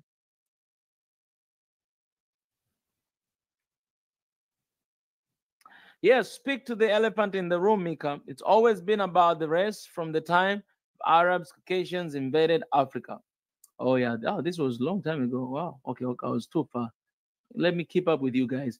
Agree 1000%. We are now refugee or illegal immigrants in our own African continent. The AU must write a law banning those terms when it comes to us Black Africans. We are not refugees. Sign the petition, guys. That petition that is there in the comment section, please sign that. That's what we need for African Union to see. Sign that, sign that, sign that. It is there on top of this page in the comment section. Sign it. And we have one in English. We have another one in French. Sign it. Never lose hope of unity. Stand strong, my brother. Nathan Nelson. Yes, unity is necessary. Unity is inevitable. All right? We must unite.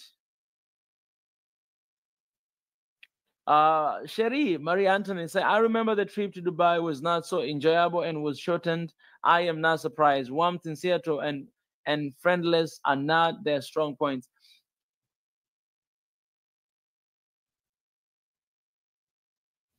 It's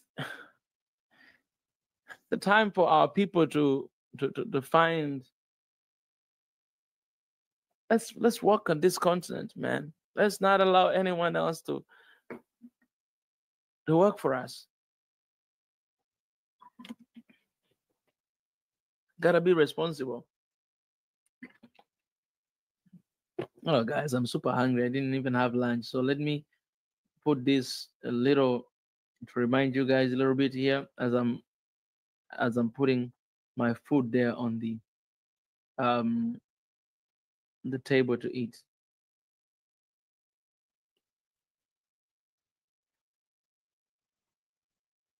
All right. Yeah. Keep subscribing, keep liking. It is very important.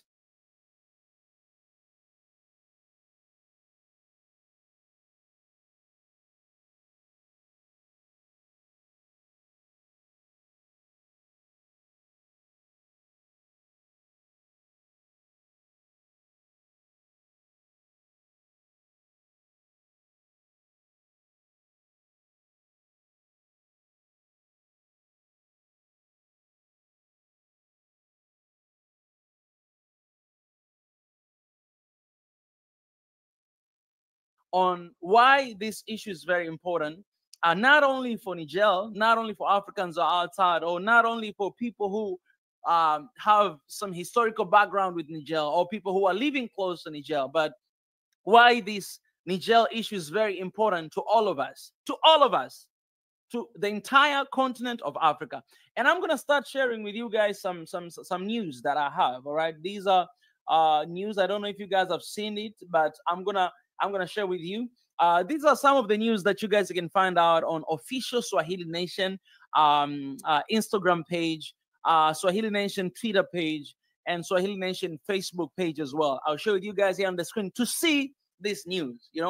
So the target is us addressing today that this is not only a Niger war, but it's an African war. And I'll give you meat to why I'm saying this, why I'm addressing this, why I'm sharing this with you, and why you as an African, I know all of Africans, we have issues, we have troubles.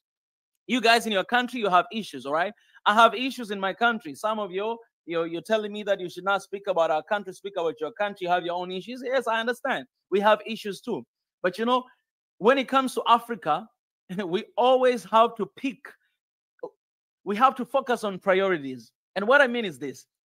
I don't mean that your country is not priority. My country is not priority. But what I mean is the situation that is happening in Africa right now, there are very sensitive issues that when you look at it, it's absolutely and very clear that it's a target against the Africa, all right? Not against anything else, but it's a target against Africanism. And yes, I understand there's issue happening in Sudan. There's issue happening in Ethiopia. I've been covering for the past week. There's issue happening in Congo and some other parts. But this issue that is happening in Niger right now, specifically at this moment, it's very crucial and very important for the entire continent of Africa because that is the target. So Niger it's like for them it's like a case study. It's a case study. It's an attack against the entire continent of Africa. Let me remind you, the same thing that happened to Libya, it was also an attack against the entire continent of Africa. That's why the leaders of Africa, when they were leaving, going to Libya to actually solve these issues, NATO, they called them and they demanded them to stop, to return. They told them that we don't want you guys to come here to Libya. These African leaders, they're going to Libya to resolve issues, but they were commanded by NATO to return to their countries and not to go to resolve issues in Libya. So all of them, just like little babies, they had to turn away and to go back to their countries. Why? Because NATO said. So when Gaddafi was killed in Libya, that was win, not over Libya, but over Africa. And today, we all use Libya as a case that we let this happen to Libya. We cannot let the same thing happen to Niger. But what we don't realize that what happened to Libya did not just happen to Libya, it happened to Africa. Because Gaddafi, he was not a perfect man, but what he did, not only to Libya, but to the African Union, it was something that no other African leader was doing. Donating and supporting financially African Union institution so that it can work for Africans. So basically, it was playing a role of what US are doing right now, or what France was doing, or European Union was doing, is doing to African Union or to ECOWAS. That's what Gaddafi was doing. So taking down Gaddafi, it was not just for the sake of Libya. No, it was for the sake of Africa, because Gaddafi, he was not just a threat because of Libya, but for the entire continent. This guy's vision was to come with an African currency. This guy's vision was to unite the entire continent of Africa. This guy was a Pan-Africanist. who wanted to see change in Africa in a way that he wanted to see it happen. So these guys, they see him not as, man, let me tell you this, man. If you focus on your country and your country alone, these guys are not going to bother you. And I don't want to mention some names of the leaders here that we know they're doing that. I don't want to do that because that's not the case today. They're not going to bother you. They're not going to touch you because, man, it's your country. It's your country. They're interested with the entire corner of Africa. So if you focus on your country, like if you want to get out of this trouble, just focus on your country. Don't talk about Africanism. Don't talk about unity. Don't talk about awakening. Don't talk about consciousness. Don't talk about nothing about that. Just focus on your country. They're not going to touch you. They knew that this guy, this Gaddafi, he's the threat to the entire, to us. Why? Because there's an awakening happening. Because he's doing things. He's not just talking. This guy, he was not just talking, but he was doing things in actions. Giving money, supporting. This guy was like Libya was not like Africa for things that he was doing. These guys, they had no debt. They have reserve of billions and billions of dollars, reserve money, and they had no debt. But right now, they have a lot of debt. They don't have even a single dollar reserved. They knew that Libya was this guy. They knew that this is going to be the threat for the entire continent. This guy is going to be the threat to the entire continent. So they attack. And I see the same exact thing to Niger. And not, I don't want to talk about Niger coup, but I want to talk about Niger as a country. You guys, you know a lot of details, have been listening a lot of details that are happening in that country. And Niger itself, holding on to Niger, this war that is happening, or this tension that is happening right now to Niger is not just against Niger, but against the continent of Africa. That's why we're pissed off when we see leaders, some leaders are not talking about it. And let me say this. I'll say this today to be clear, that last time I came here and I gave an update, what African Union, they did. They made a decision. So African Union are basically against ECOWAS. That means they're against ECOWAS intervening the country of Niger and fighting forcibly, like fighting with war and all that. They're against that. And when you're talking about African Union, you're talking about the leaders of Africa. So we have to be clear about that most leaders of Africa, they don't want war to happen in Niger. That's why through the African Union, actually they are against with ECOWAS intervening and fighting. I came here and I shared those updates, I guess, a week ago. This peace something summit, like, you know, they had an intense meeting for like over 10 hours to just talk about the situation. And they came up with a solution that, no, we don't want war to happen in Niger. So ECOWAS, they wanted to do that, but African Union said, no, we don't want it to happen. We want it to stop. So all this stuff that happening right now. So with all being said, this is not just a war that is focusing on Niger, but in the entire continent. That's why whenever you turn social media, you turn media, this is the only topic, is the only conversation you hear again and again and again. Today, as I'm saying, the people of Niger, thousands and thousands of people, they came out to celebrate. Actually, let me say this again, to celebrate 1 month of coup leadership in Niger. Guys, this Niger that we see in media, Western media, talking about, oh, this is the crisis. And they say Niger crisis. That's the title that they're talking about, Niger crisis. Why it's crisis? Because militarily, because the coup is taking over the leadership. Then it's a crisis. Let me tell you this, guys. Taking over the leadership is not crisis. Crisis is France and US and now ECOWAS trying to intervene against this single sovereign state. That is crisis. So when they're talking about Niger crisis, I want you to shift your mindset and not to think about coup taking over leadership. It's a crisis. No, people, they want them. People, they love them. That's why today, they're not forced, but they're outside celebrating 1 month of leadership of the coup. What does this tell you? When you look at these updates, what has and what should tell you is that people are actually happy with the junta, with the coup, with the military taking over the government. They're seeing what is happening in Burkina Faso with the new leader. They're seeing what is happening in Mali. And they want the same thing to happen in.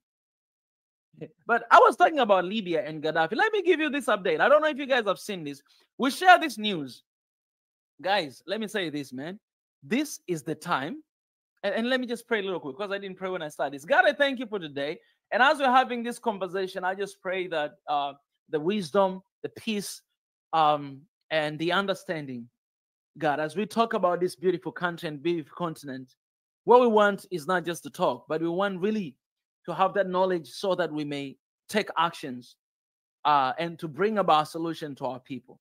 What we desire together collectively with all of our religions, with all of our tribes, all of our backgrounds, in peace for Niger, and ultimately peace for the continent of Africa, and peace for brothers and sisters in the continent, and even outside of the continent as well. So as we navigate this journey, help us to do what is right, and help us to do what is good for our people and for this beautiful land. In your precious name I pray. Amen. All right. So this news, we shared this news actually one day ago. France is literally in crisis, and France is falling out. This is something that we did not know. I did not know. I don't know if you guys knew, but this is something that we did not know. And I want to share this a little bit, to read this news a little bit. That the former French president, Nicolas Sarkozy, has been ordered to stand trial for allegedly receiving illegal campaign financing from the late Libyan leader Muammar Gaddafi during his 2007 presidential campaign. The trial is set to take place from January to April 2025. Okay, this case is the largest and most significant in a series of corruption investigation involving Sarkozy, who has allegedly been convicted in 2 other cases. Okay. Anyway, so that's first of all, I want to start with that news right here. France is falling, guys. I have nothing against French people, but France is falling. Its influence in Africa has been falling again and again and again, because a lot of time, man, you know, a lot of time here in the other side of Africa, we don't really speak about France that much. We speak about Americans, you know what I'm saying? But we don't really touch about France. France, these guys are like, okay, their policies and their leadership and what they've been doing in Africa, it's wicked. It has been evil over and over and over again. But look at this, man.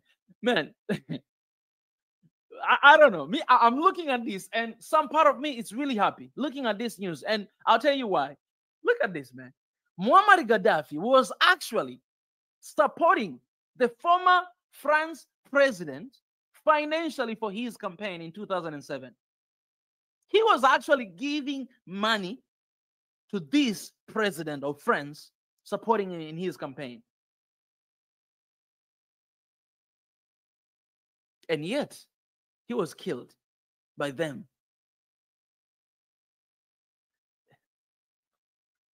I don't know, man. For me, this is the moment of being... I'm really proud, first of all, of Africa, that actually he was doing this.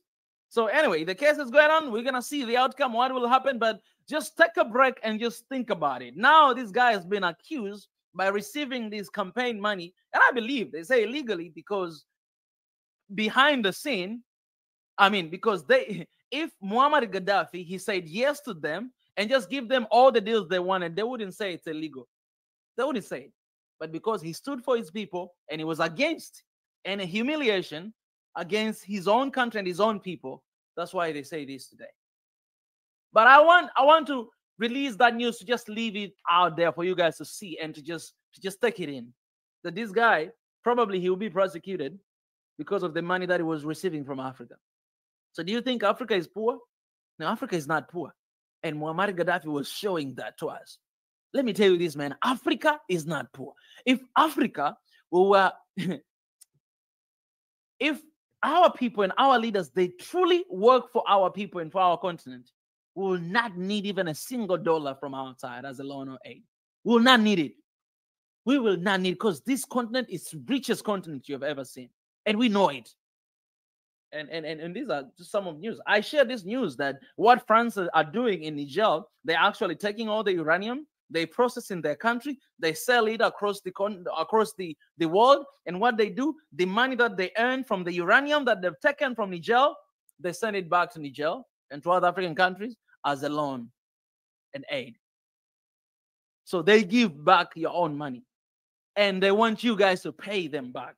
Like, I take your money and I give you as a loan, and you need to repay back to me. So I'm using your own money to develop myself and your own money to get another money from you. This is how messed up Africa we are. This is how the world is messed up. These guys are just businessmen. They just know how to conduct business. That's it. To take every single opportunity of your resources to make sure they gain profit as much as they can, and you left with nothing. That's capitalism. And that's the world we're living. That's the reality. I'm an economist. I know this principle and how they work. And that's what they do. You can't blame them for that, for doing economics. We can't blame them for doing business. That's how they do their business. But we got to blame ourselves for being so dumb and to just let this happen. That's why I'm saying this war is against Africa, because those actions are still happening in Niger. And leave them continue doing the same thing in Niger is actually allowing them to do the same thing in Africa. Because they know where exactly to hit. So thank God that this guy is going to be prosecuted anyways. But also, this is just to tell you that we are richer than you think. We are very richer than you think. So guys, let me say this. Please follow the news we share on Official Swahili Nation. We share very breaking news. Our team is doing crazy job to find this news and to share as much as they can. So go and check it out, our official page, Official Swahili Nation. Follow and support, because there's so many updates like we share all the time. You can go and check it out. This is our page. You can see our Official Swahili Nation. Go follow and enjoy, man. All this stuff. We share news all the time. Niger ordered troops to go on maximum alert. All this stuff. It just happened like right now. Like even right now, I see the team there working on it to just share. So yeah, go and show some support on our social media platform as well. All right, so let me continue to share with you guys a couple of the updates that I have here today. So I've already shared with you guys what is happening right now, right? People are celebrating. Today, they have been celebrating 1 month of, coup leadership in Niger. And that is to tell you that people, they want this leadership. They want this. That's the choice of the people. So if you're talking about democracy, this is democracy. Because people, they want them to be there. If today you put them to vote, either the president who has been captured and the military regime, people, they are going to choose military regime. So that is democracy. If you're talking about democracy, you must respect that. That's why it's ridiculous seeing all these different, sides still wanting to stop.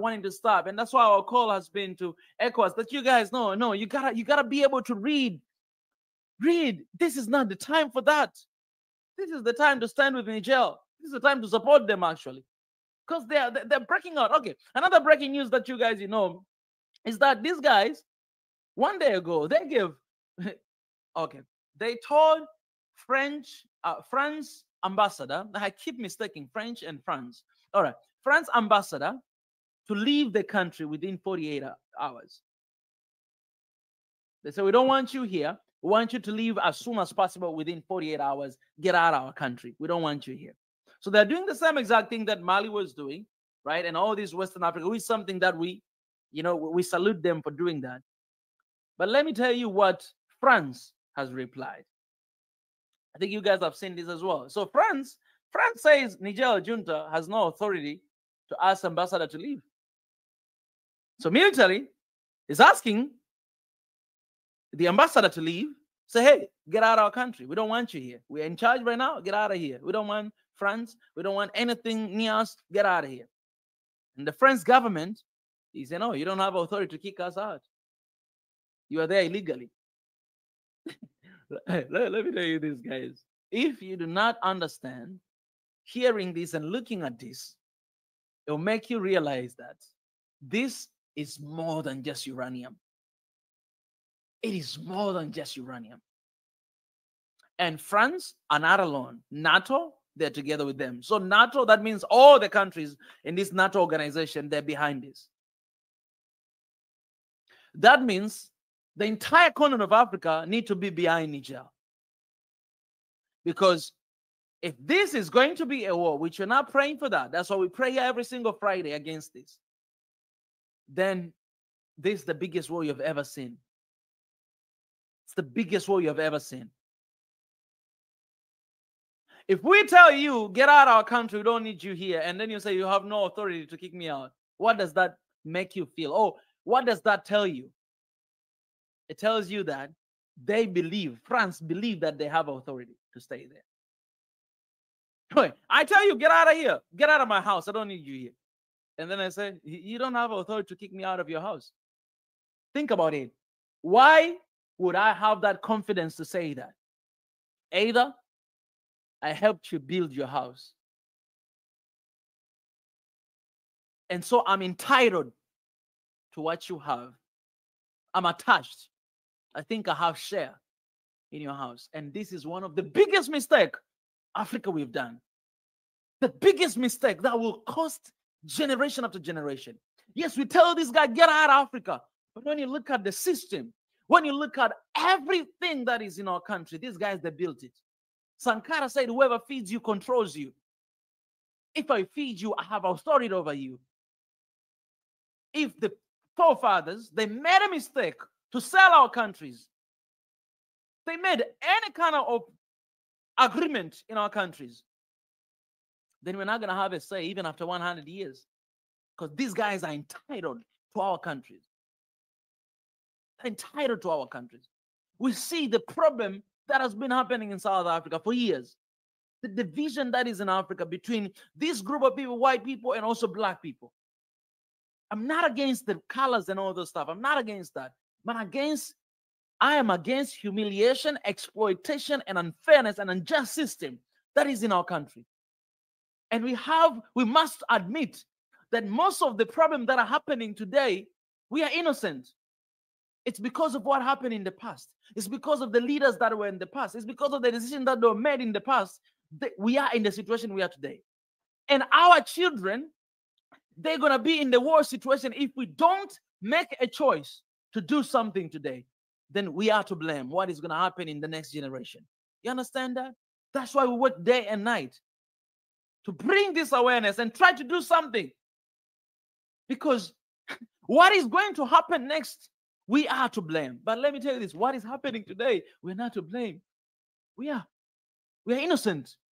Africans, you are innocent. What is happening right now, you're innocent.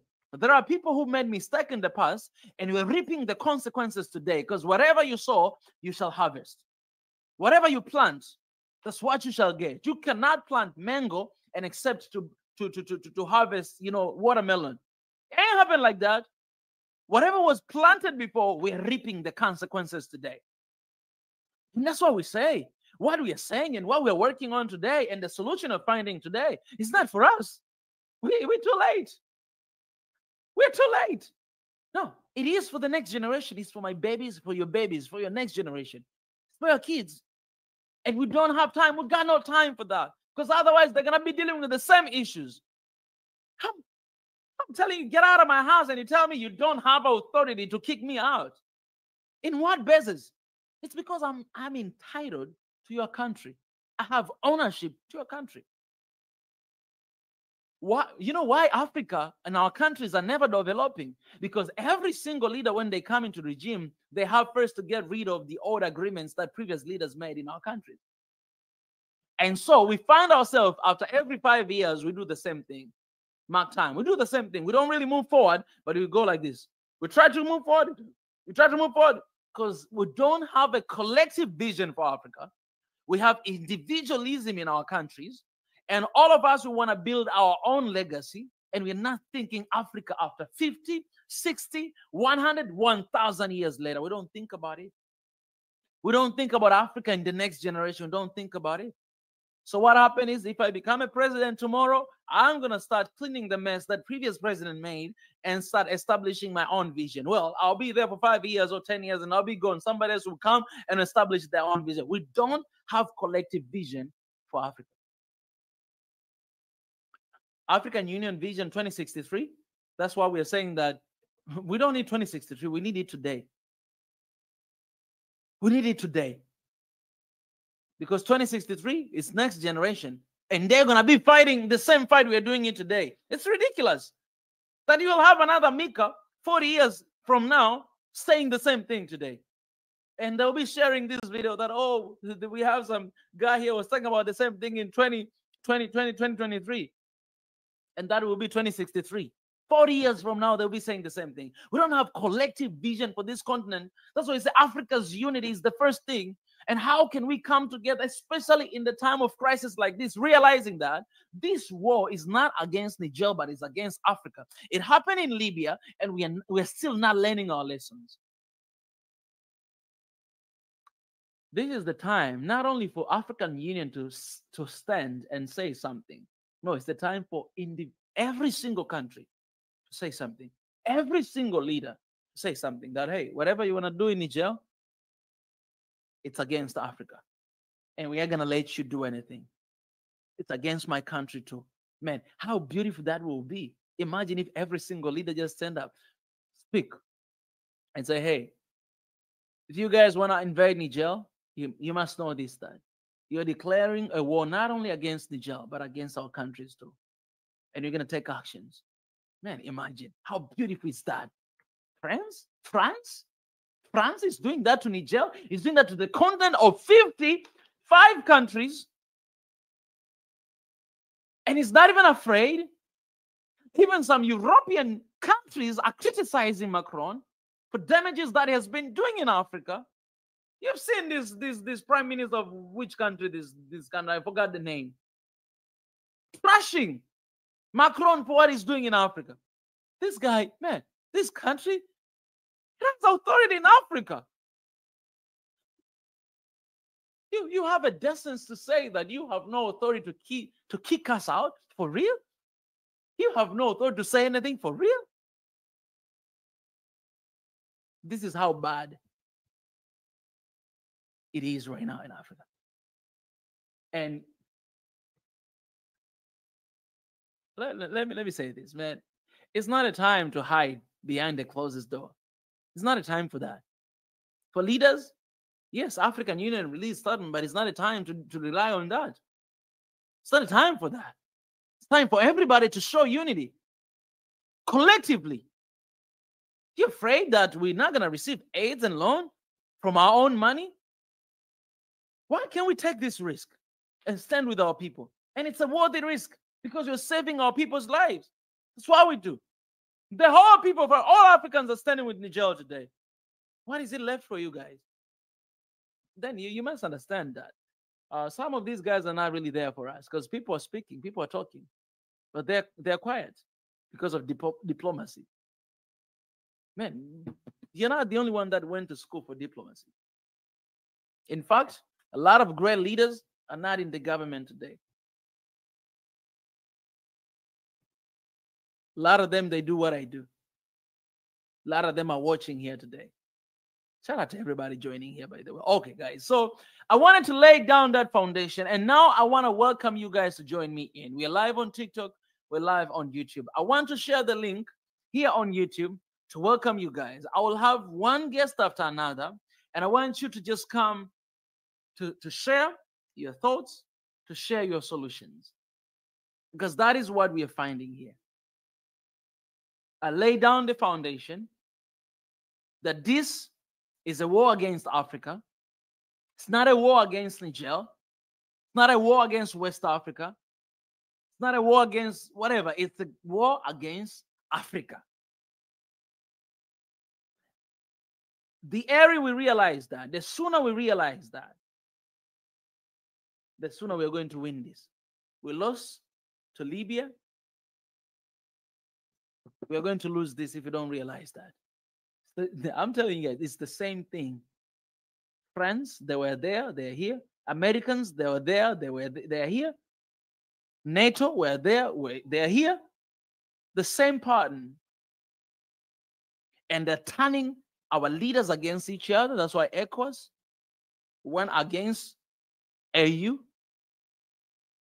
But AU is supposed to be the father. ECOWAS is down there. ECOWAS, EACs, SADC, they're down here, but AU is here. If your leader is against whatever that you want to do, what kind of power do you have to say that we're going to do it? And now you have friends who are here illegally say that you don't have authority to kick us out and we are quiet. Man, these guys are looking down on us. Too much. Too much. Too much. This has to stop. Anyways, let me share this link and welcome you guys. I'm not gonna be here for a long time because I don't want to be vain conversation. I'm gonna drop the link in the comment section. I want you guys to comment to share. To keep your time to share, I'll invite one after another one. The first person to come here, I'll invite you in, and you guys, I'll leave in the dashboard, and I'll have everybody come and share. Very precise and very clear for our people to understand. All right. Appreciate. See the messages. I see everybody who is joining. Guys, let me just remind you, there's a link in the comment section called Sign the Petition. Even here on the screen is One Africa right now. Sign the petition. Please sign that petition. Read and then sign and then share. It's a petition that says One Africa right now. We demand One Africa right now. Please share and sign that petition. We need 100 million signatures. I'm still tracking down. Right now, we have only 1,300 signatures. We're not even 2,000. So I want you guys to read, to sign. You see that link in the comment section. Go, read it, sign and share. If you don't want to read, just sign. It's One Africa right now. Sign and share. This is what we're talking about right here. All right. Okay. I have a first guest here today, Patricia Matthews. Hey, Patricia, how are you? Blessings, brother. You can hear me? I can hear you loud and clear. It's good to see you. It's been a moment. How are you today? Yes, I'm doing just fine. I just want to let you know that we are standing with Niger. We were listening yesterday on ADDI with Dr. Africana Chihambori, and we just want to let you know that we are standing with Niger.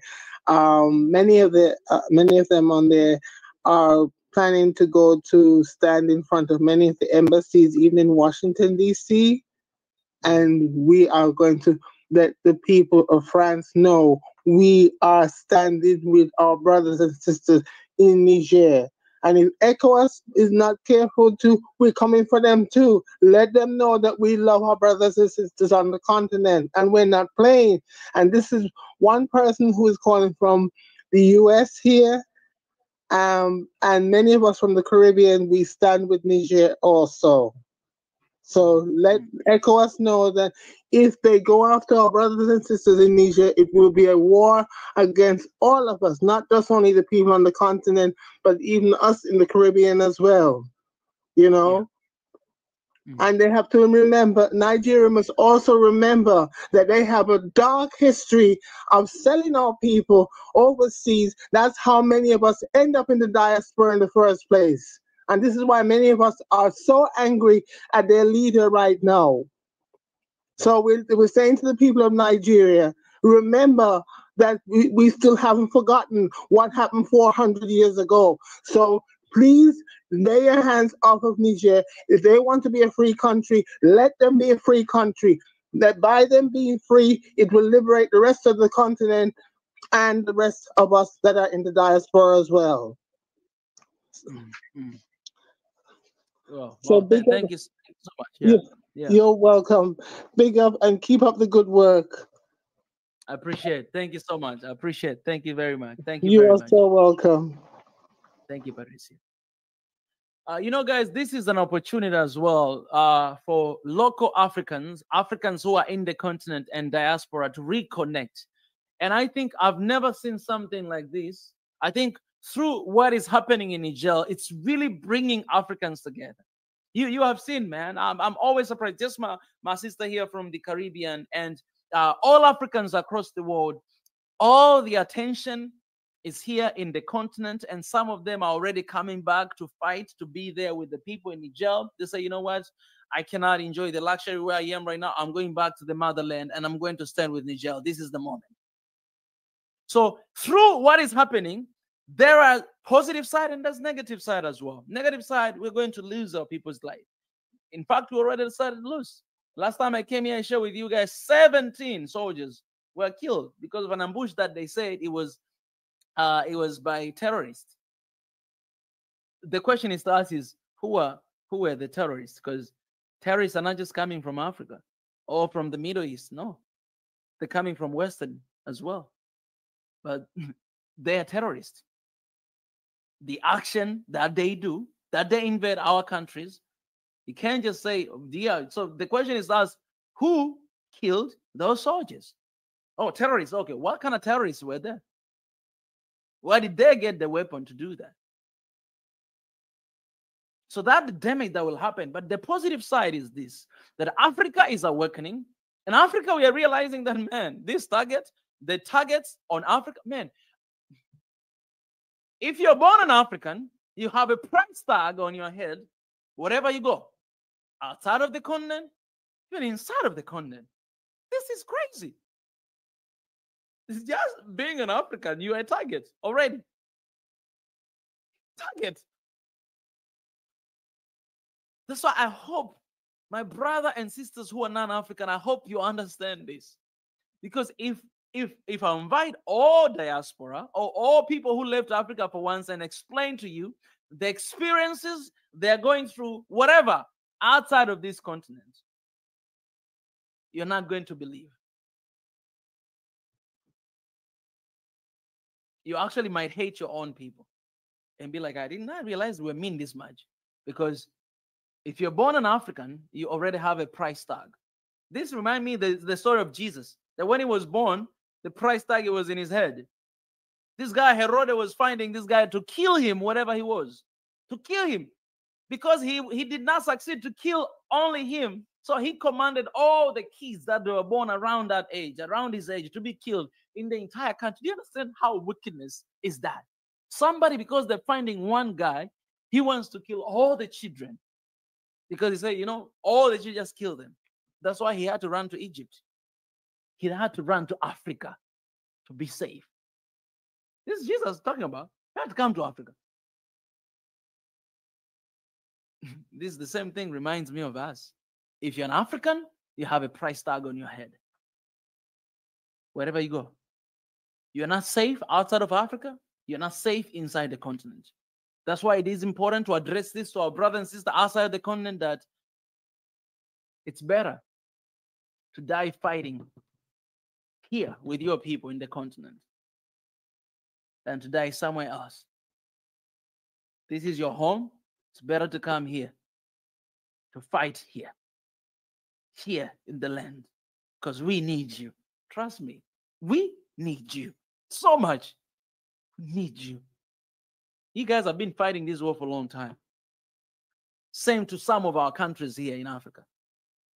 Been fighting. For example, when they're working, I understand the reason why a lot of diaspora are coming to Tanzania, not just coming here because it's a safe place to live, but because you guys have a task, you guys have a job to come to revive the spirit of Pan-Africanism here, because people are sleeping here. People are sleeping here. The life is too comfortable. Peace everywhere. People are sleeping here. So why you guys are coming to awakening people that, hey guys, hey, your brothers in the other side of this continent are not safe, are fighting day and night for their lives. In Niger right now, I don't know if people are studying. I don't know if schools are going on. I don't know if things are calm. And that's why we should and we need to stand with our people. All right, guys, I'm dropping I dropped the link in the comment section. Come and share. I really appreciate Patricia for being the very first guest here to share with us today. And I want to share this link again in the comment section. For those who are joining right now, guys, we have a petition called One Africa right now. Sign the petition. The link is in the comment section. I pin all the way to the top. That is talking about we demand One Africa right now. It is our petition to our leaders, to the African head of states. It's our petition to African Union. It's that petition. All right, we need 100 million signatures. You guys go and sign that petition and share that petition. Share as many times as you can, even if it's every single day. Just share it, because we need 100 million signatures to get their attention. All right, sign and share. Read, sign, share. We have English version. We have French version. For our people, our brothers and sisters who are not speaking English, we have it. We have the same page. You go, we have it there. So please, please, please, please. We only have 1,300 right now, and it's been more than a week. Okay, please go and sign and share. If we need to take action, we need to do everything we can, take an action, and to bring about peace. DG, appreciate for your super chat. DG is saying that terrorism is the weapon used to divide and rule Africa. Exactly. And let me tell you this: what it does, what the image it brings to the rest of the country. I lived outside for 9 years, and the country that I was living, one of my part-time job, it was to teach kids about Africa. So I was doing part-time job. I was going to kindergarten school, like very small kids, teaching them about African. I was going to elementary, I was going to middle school, and even to high school to teach about Africa. That was one of my part-time job. And so when we went to this school, man, these are kindergarten kids. These kids were scared and crying when I went there, just there in the class, crying, like seriously crying. And you look at it, like, what is happening? And so they were saying in their language, Muso. It means I'm scared. You're scared. Why are you scared? Not just because I'm black. They're scared, but because of the image they have. Say Africans are aggressive people. Africans are killing each other. Africans are doing this. So the image of terrorism, what it does to Africa and outside of the Africa, we are basically isolated from this world. Like there are some people who wish Africa they were in the Mars right now, not living in the same world. Because for some reason, man, Africans are being killed, but we just keep multiplying. That's why, man. Let me say it again. When I read the scriptures, the children of Israel, I'm pretty sure they're Africans. I'm just saying this, man. I'm just saying that because when you look at their behavior, those children of Israel, and then you look behaviors of Africans, you understand that these guys are the same people. You realize it's the same people. So you remember even back in the days when they were killing those guys because Moses was born in Egypt, and then they were killing these kids. Man, they say these women, they were actually giving birth a lot of kids, and that's what happened in Africa. All the targets and everything that has been done to us, but still, this population keep growing, increasing day after day. I'm telling you guys, God is on a mission, and we must be awake because He's going to use me and you, people like me and you, to transform this country. I have my brother here, Uche Chukwu, in the session. I'm just gonna bring him in to talk to him. Hey, my brother. So, welcome back to the show. How are you, man? Hello, Uche Chukwu. Can you hear me? I can't hear you, my brother. I think there's an issue with your audio. I can't hear you. You must be in Nigeria or from Nigeria. I'm okay. Good evening. Good evening. Oh, good evening. Good evening. How are you, my brother? Can you hear me? Good evening. Good evening. Good evening. I can hear you right now. I can hear you loud and clear. Can you hear me? I can hear you loud and clear. Welcome to the show. Can you hear me now? Yes, I can hear you. Can you hear me? Can you hear me? Yes, I can hear you. I'm okay. And you? What you doing? I'm good, sir. You can keep sharing so that we may not have these issues of hearing one another.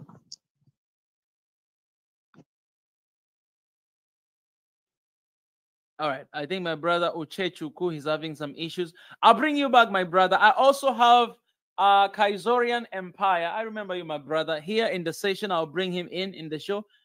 Kaisori, how are you, my brother? I'm very good. Hopefully our connection is good. Oh yeah. It's been a moment. How have you been? Not too bad. I'm still in Nairobi at the moment. Yeah. I'm just doing a lot of other stuff. I'm building an app and other stuff in the background. And you? Yeah. Well, we've been here, day in, day out. We're still moving forward. We have an office, nowadays, and we keep doing this very officially and professionally. Yeah. Well. Okay. Yeah. Shout out. So I wanted to make some comments about the Niger situation, about Wagner and the purported freedom from France. I love the fact that Sahelian countries are taking steps towards their freedom. However, this is a challenging freedom because it's multifaceted. We have the banking system and finance that is linked to France central bank. At least 50% of their money, and I'm talking about their foreign reserves, is in the French banks. And this is how France can take that money and throw it all around different investments and use it to for their own use. And then also we have the military aspect. Unfortunately, some of our leaders invite people over, people who are not there to protect us, to protect our investments. They're there for their own reason. Now, the biggest thing that I'm worried about is this news that's been happening with BRICS, with Russia, and also with Wagner Group. We know just 2 days ago, Prigozhin, the leader of Wagner Group, was found unalive through his plane. Now we know who is most likely responsible for this. I won't state it because I don't have any evidence, but we all know generally, you know, who is likely to have taken care of Prigozhin. Now, here's the issue that I say with Africans is we need to only keep the African mentality towards other African people. When I meet an African, I want to know him, his family, his religion, so that I can interact with him as a brother or a sister. We need to stop using that mindset on outsiders. That's one of the problems. Because now that, let's say, Wagner is so-called helping Niger, a lot of Africans keep saying, well, you saw how Nigerians are now putting Russian flags. This is wrong. This is absolutely wrong. And this is what I'm talking about. We need to stop doing this thing of projecting our way of doing to people who don't have the same African culture. Because what they'll do is they'll use this against us when the time is right, and we'll just keep going in circles. So I'm saying this. We're being, Yeah. Oh, no. Go ahead, my brother. Yeah, we're being controlled by different people, right? BRICS. People kept saying BRICS is great for Africa, and I showed them. I also did a stream on my channel. It is not good for Africa. It's good for the chaos of the world that will allow us to rise because someone is now challenging America. But for us, we must always do something that's Afrocentric. That's all this is. This is good to buy us time. But we are not part of that whole group, and that's what a lot of our people don't understand. The fact that they couldn't even add Africa's largest economy into their system, clearly you know that this is political. This is not an economic bloc as they keep saying it is. It's a very political one. And I just hope that our people will be able to listen, learn, and challenge these things that they keep doing. We need to stop just believing in everyone. We need to start building ourselves, right? Ethiopia, Tanzania, Kenya, Nigeria. This is where the future is at. This is our continent. This is our culture. This is our beliefs. That's where we need to start focusing on. Kazoria? Kazoria? Yeah, shout out. I love you more, my brother, right now. I mean, I don't know if, like, everything you've said, I believe in 100%, and that's what I've been talking for the past whatever month. You know, I've addressed about BRICS so many times. I said this, and the title of the video is here, that BRICS is a distraction to Africa's unity and Africa's progress. Because now, as I mentioned this before, that now, you know, there's an idea of having BRICS currency instead of us talking about African currency. That's why. Yeah, exactly. Why? And this is just delaying our progress of fighting for Africa's unity. And what has just happened to the leader Wagner just the other day dying? I spoke even about this. That, like, you know, we always Russia is now in control of that group. We always want to jump to another relationship, but we don't really know Africans to be in a relationship. We have always been in toxic relationship. And the problem is because we have not managed to have a good relationship with one another as Africans. If we stick together, if we work on our identities, if we work on our relationship, then it will help us moving forward, making all these other deals with some other groups, as we see. But now, if this leader is gone, that means literally like you don't have your savior. Okay, let's say I'm not praying this to happen, but let's say if, you know, Russia, just by any case, if it happened that, you know, Western, they win over Russia, then Africa has failed as well.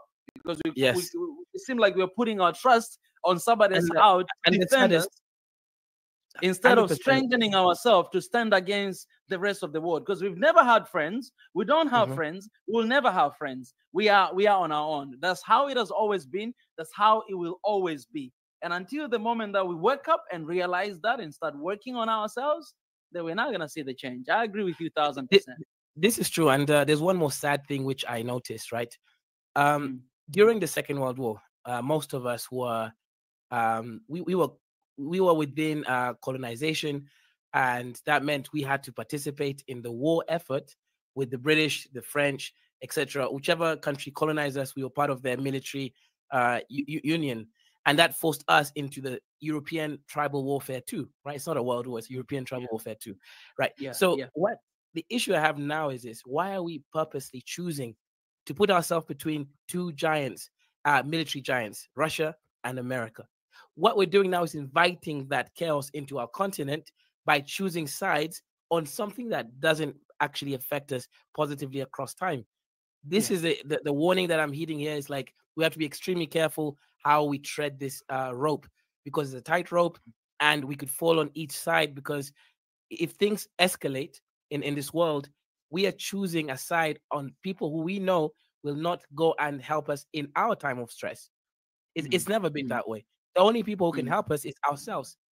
So I say this, you know, I wish that, for example, in Southern African countries, SADC, they're now using the South African rand to be doing transactions. Why is this not happening within the EAC yet? Why is this not happening with ECOWAS? These are the steps that we need to be pushing towards, not celebrating a new relationship before healing from the other one and being in a relationship with ourselves. That 100%, as you said.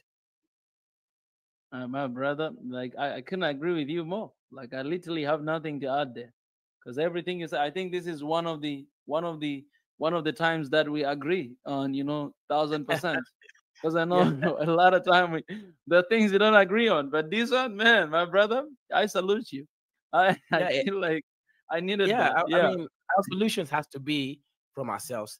The moment we are relying on something else is when we allow ourselves to be used as pawns, as puppets, and we don't have power. I keep asking people, okay, this is supposed to be the global South coming against the global North, aka the West, and I keep telling them, do you not think that Russia, China, and India cannot sanction another African country? This will happen. They will be doing the same tactics as the West has once they're powerful enough. So why are you helping a group become powerful when you can be creating power from our own selves? That's the part which doesn't make sense. Absolutely, my bro. I love how you put that. How do you help another group become more powerful rather than helping yourself, helping each other? And guys, don't say don't say that this assertion is wrong, but prove us wrong. Don't just say that this is, but prove us wrong. All right, I have my brother Uchechuku. He came back here in the session. I appreciate so much, Kaizorian. Uchechuku, how are you, man? I'm okay. Good evening from here. Can you hear me now? Good evening. Yes, I can hear you loud and clear. You're calling from Nigeria, right? Sure. Let me say, Uchechuku, it means God's power. God's willing. God's willing. All right. God's willing. All right. My best friend, his name is Ikechuku. So I thought maybe it's the same, but just we have Ikechuku and have Uchechuku. Mine is Uchechuku. I love Nigeria. Go ahead, God's willing. Thank you very much. I love what you are doing, and I wish we Africans can come together as one person, as one body, one soul, one spirit, because the West are using us as if we are nothing. Rather, what they are getting from us is what they are using to develop their place, and they think that we are poor. Okay, what is happening in Niger now is an eye-opening, and I will embrace this. I think the same thing already happened in Burkina Faso. Okay, we also have something like that in Mali and Guinea. Why am I saying this? And the West think that this generation will never know what is happening, okay, in their own continent. We now do, okay? They will come to us as brothers and put a division. Brothers will start killing their brothers, and they keep on looting our things because they feel that we can't manufacture anything, and they think that we can come back to them for help. And they feel that we are being slave to them for eternity, which is not supposed to be so. Why am I saying this? Because they are using our leaders that they trained, that they want to support, to make us feel that we are poor. Okay? Look at what is happening with ECOWAS. Look at AU. Who organized this groups. Who are the benefactors of these groups? Do you understand what I'm saying? And they are making us to hate ourselves. Brothers killing his own brother because of what? Because of the peanut they're going to give to you. Meanwhile, they don't regard you. As our African brothers that are in Europe, the way they are suffering. You know? So our brothers and sisters left the land of milk and honey. Look at what is happening in the Mediterranean Sea. Our people are dying. Meanwhile, we have every damn thing that will sustain us for eternity. Look at France doesn't have gold. Because today, they are the number 4. Look at what is happening here in England. Okay? Whatever thing that we have here, they will come here and put a division in us. And they are clean. If you come out to speak as a leader that doesn't want whatever agreement that they have had, they have put in, they will eliminate you. They have their military base in our own continent. How many Africans have a military base in the West? How many? Let's tell ourselves the truth. It's the hard time that Africans will talk to themselves and say, enough is enough. I condemn whatever thing the ECOWAS is doing. Because those leaders there have their own agendas. They sell off their people because they want to answer a good name to their slave masters. I think we should put a stop on this. And this is the time Africa should get up in one voice. What stops us to have one currency in Africa? What stops us as a continent? Look at what is happening in Niger today. Whatever resources they have, France is taking it. You put your money in France. Before you do any project, you go to France. They will manage your resources. They sell your resources. They will not come back to give you as a loan. Why did they form the World Bank? Why? Why? Because they want to keep us in the perpetuality that we cannot even know what is happening. I think that era has stopped. Africa as a continent should get up. And the time to wake up is now. There's no too much thing about it. The time to wake up is now. Look at what is happening in Nigeria. That somebody that won an election is not the person that is on that seat. Because what? The US, the UK, if you don't do this, they are now using Niger now as a backbone to force him to do what he's not supposed to do. Are you there to protect your own brother, or you're there to protect the West? So is it time to African as a continent to come together? I think when we will come together, no other world can compete with us in whatever thing that we can think of. I have signed the petition, and I feel that every African should sign this petition. It's very, very important because we know what they know. In our schools now, nobody learns history because they don't want us to know what they have done to us. They don't want us to know the truth. If you have a visa in Europe, you can travel all Europe. Just buy a ticket and you traveled. Why? Because they can do business around their global. Can we do business? Can I do business in South Africa without looking for visa? Or in Kenya without looking for visa? Or in Burkina Faso without looking for visa? They bring enmity between two brothers. And they hate us. If you travel to Europe, before they will give you that paper, that slave paper, you will suffer and suffer and suffer and suffer and suffer and suffer.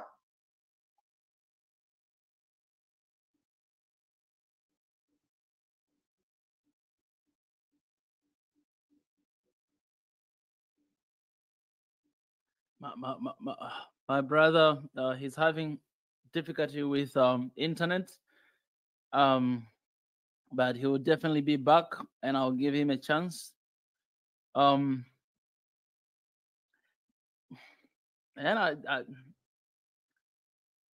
Africa is at work. I appreciate, man. We're live on TikTok. We're live here on YouTube, and I appreciate all the gifts that TikTok has as well. You're giving. God bless you. Thank you for your support. Yes, my brother. Nothing is going to stop you, my brother. Not even internet.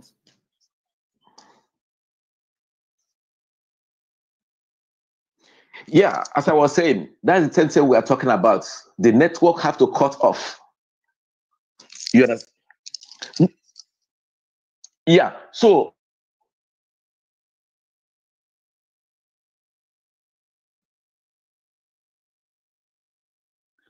yes, Uchechuku, I think you can try to use audio. I think it will be so much better. I think because you're using video as well, sometimes when internet is not stable, you cannot really. So please try to use audio, and it will help you. We'll have him back. He's still here. Whenever he's back, he's gonna continue to share.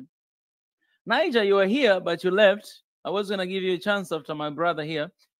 Guys, the petition we wrote is about One Africa right now. We demand that One Africa, that unity must happen today and not 2063. That's the petition about. The petition that we prepared 2 weeks ago, Africa right now, is to demand One Africa right now. We even do hashtag One Africa right now. Because people, we are ready. Africans are ready. In the continent outside of God, we are ready. We are one. We are united. But we need these guys to take all to get all this legal stuff sorted out. In that petition, we say that it is important for African Union to give African Union passport to our African descendants as a gesture of apologizing what they did to them during colonialism. Because we know that they sold our people back to them. So as a gesture of apologizing and repetition, we need them to give African Union passport to our African descendants. Those who want, because those who want, some of them might not want, might want to hold on to whatever passport that they have. We can't force nobody to do something they don't want to do, but we demanded on that. Let me tell you, these are things that we said, okay, this must be done. Let me just show you here for a second for you guys to understand that this is something very important. You must take this serious. I think we haven't been taking serious with this petition. And therefore, until right now, we're still struggling with signatures. We need 100 million signatures, and it is possible to get that, but we haven't been getting that. Look at this. We have 1,325. And let me say this, guys. I reached out to other content creators. I don't want to name here, but I reached out to all of them that you know to share this with them. So it's up to them either to share with the people or not. But I reached out and I shared this. I reached to every single one of them. And I said, I was very specific that, guys, please, if you can sign this, but also share with your community so that we may get these signatures, because this is not my initiative. This is Africa's initiative. When we have One Africa right now, it's not me taking credit. This fight started 60 years ago. It's not a personal thing, and that's another thing. We lack unity. As Africans, we lack unity. We don't have unity in things like this. We have 239 here people watching right now on YouTube Live. If we all give a sign, if you all sign this petition, we'll be somewhere else. And if you guys share with somebody else, invite every single day. You share this. You share every single day. We are going to reach that number because they have a lot of Africans out there who wants Africa to be united. But why do we want to let those who don't want Africa to be united win? And we have initiative that we created. You go and read this petition. Read before you sign. Read to all African heads of states, to African Union and Pan-African Parliament. We have everything here.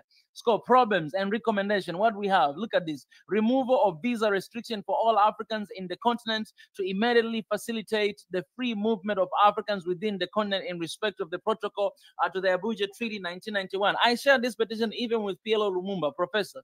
All right, another one, prioritizing one Africa passport and availing it to all African citizens and her descendants in the diaspora.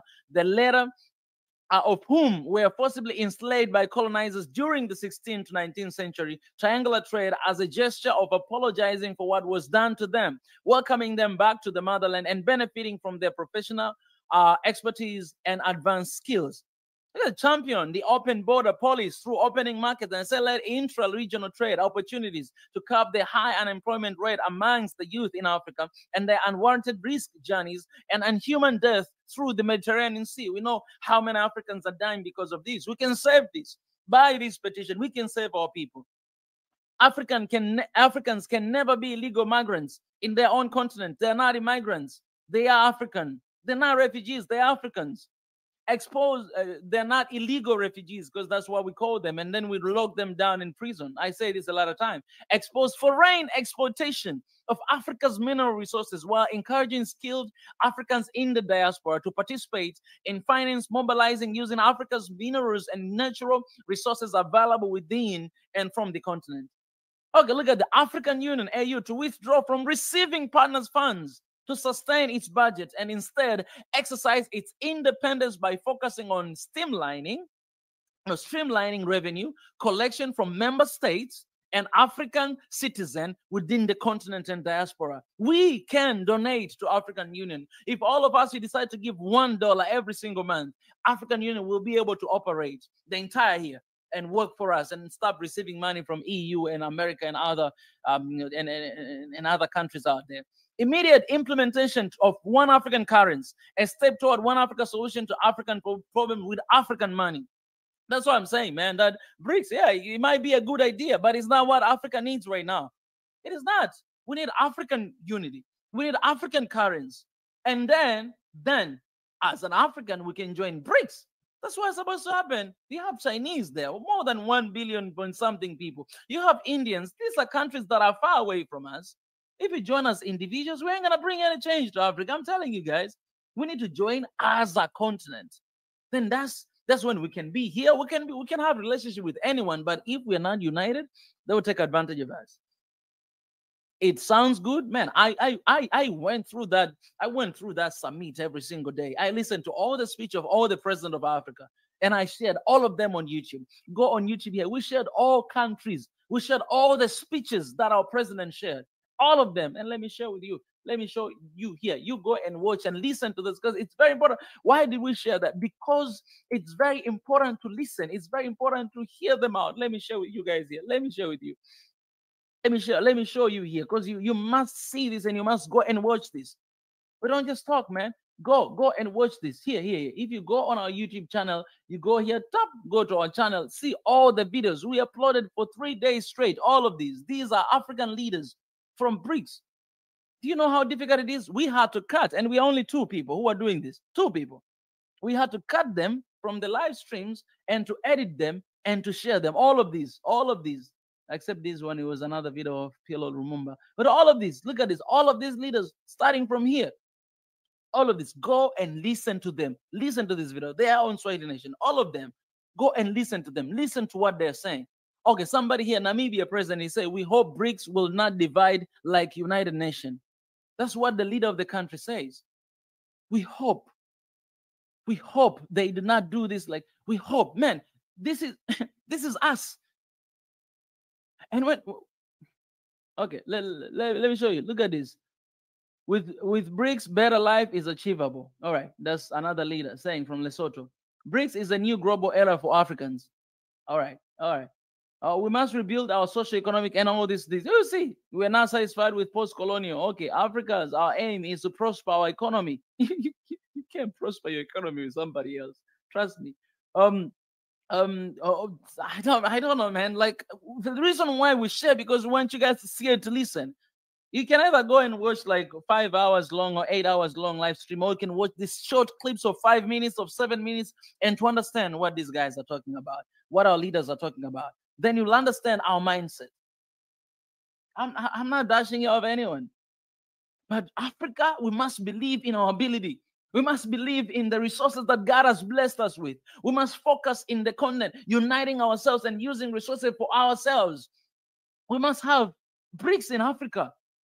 Not them. We must have it here. Should not just be excited of all these new ideas. Yes, we can have those partnerships, but priority of Africa should be Africa's unity. That should be priority. Then let BRICS come later. One Africa currency, that should be the priority of Africa. Then BRIC currency, okay, later, you can have that. That's what we are saying. That's what we are saying. Man, I went through BRICS again and again and again, and I had to go through this summit, and I know most of you were watching to really listen that, okay, is it something promising? I don't see anything promising, to be honest. I just see that we need one Africa right now. Okay, AIM, we addressed AIM. This is our petition, guys. AIM, look at this. To urgently set up an immigrant vero system at each boundary crossing point of all respective countries in preparation for an immediate open borders policy across Africa to collapse the African borders and allow every African holding one Africa passport to traverse freely across the continent as one person without visa requirements. This is the petition to expose illegitimate militarism in Africa and the role armed conflicts, some facilitated by foreign powers, have played and contributed to the climate adversaries on the continent, therefore inhibiting deliberately or otherwise economic development. This is what is happening in Niger. We wrote this point particularly, specifically, addressing to what is happening in Niger. You have a military base in Niger there. What does that tell you? In Djibouti, you have more than 7 different foreign military bases. What does that tell you? In the continent of Africa, we have more than 20 foreign military bases across the continent of Africa. Do you guys have even a single military base somewhere else? What does that tell you? It's a time to put to an end that, but we cannot put to an end if we don't have a united Africa. To expose institutions, individuals, enemies of Africa, funding terrorism and transitional organized crime that are destabilizing Africa. We know this is what has been happening for over 60 years, guys. Let's get this into our system. Justification. We have everything. I mean, this one I had to cut it down because somebody commented that, oh, this is too long. People are not gonna read. Okay, I was like, all right, okay. I know most of our people, they don't like reading, so we broke it down. But this was much longer than this. We had to break it down a little bit because we want you guys to read, to understand, to sign this petition, and to share with people. To have this one African our generation, 100 million signatures is no joke. That shows that Africans are working. Africans, they want one thing. And I know some people, they don't want to share this because they think, oh, this is Israeli nation thing. Man, you will be very small-minded if you think like that. This is not the time to think like this is an idea of this person, this is an idea of that person. This is the time to think collectively. This is the time for that. And we need that. I've read this. Some of you didn't read this petition. Some of you didn't even know that is existing, but I've been sharing the entire week on our social media. And you see, it touched everybody. It touched diaspora. It touched African in the continent because our organization, what we do, it's based from the bottom up. That's what we focus on. So please go and sign right now and share. Read, sit, read, careful, read, sign and share. Share every single day. We need that. We need that. So please do that. And the link is in the comment section. That's what we need for our beautiful continent, man. Otherwise, man, gonna be just making some noises here without seeing anything happen. And for people who are watching on TikTok, this link is actually on all of my social media bio is there, is attached there. If you go, you click it, you will see it. On our videos here on YouTube, we have in the description all the time.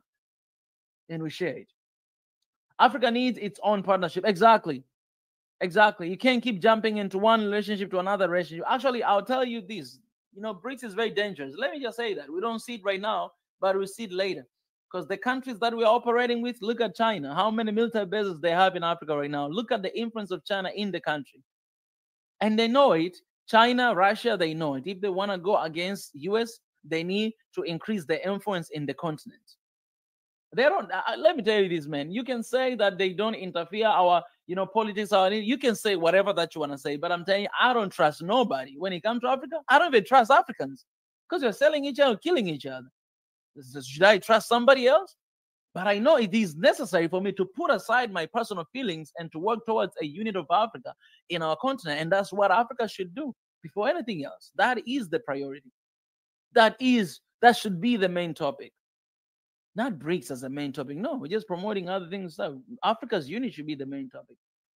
All right, I have my brother here, Niger. He came back. My brother will come back, man. My brother Niger. Sir, I don't hear you. Hey, give me 5 minutes. Okay. All right, I got you. All right. So,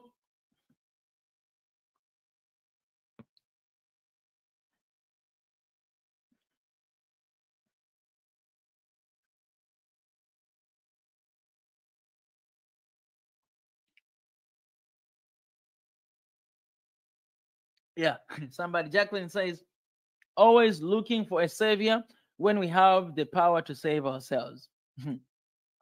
1000% I agree with you.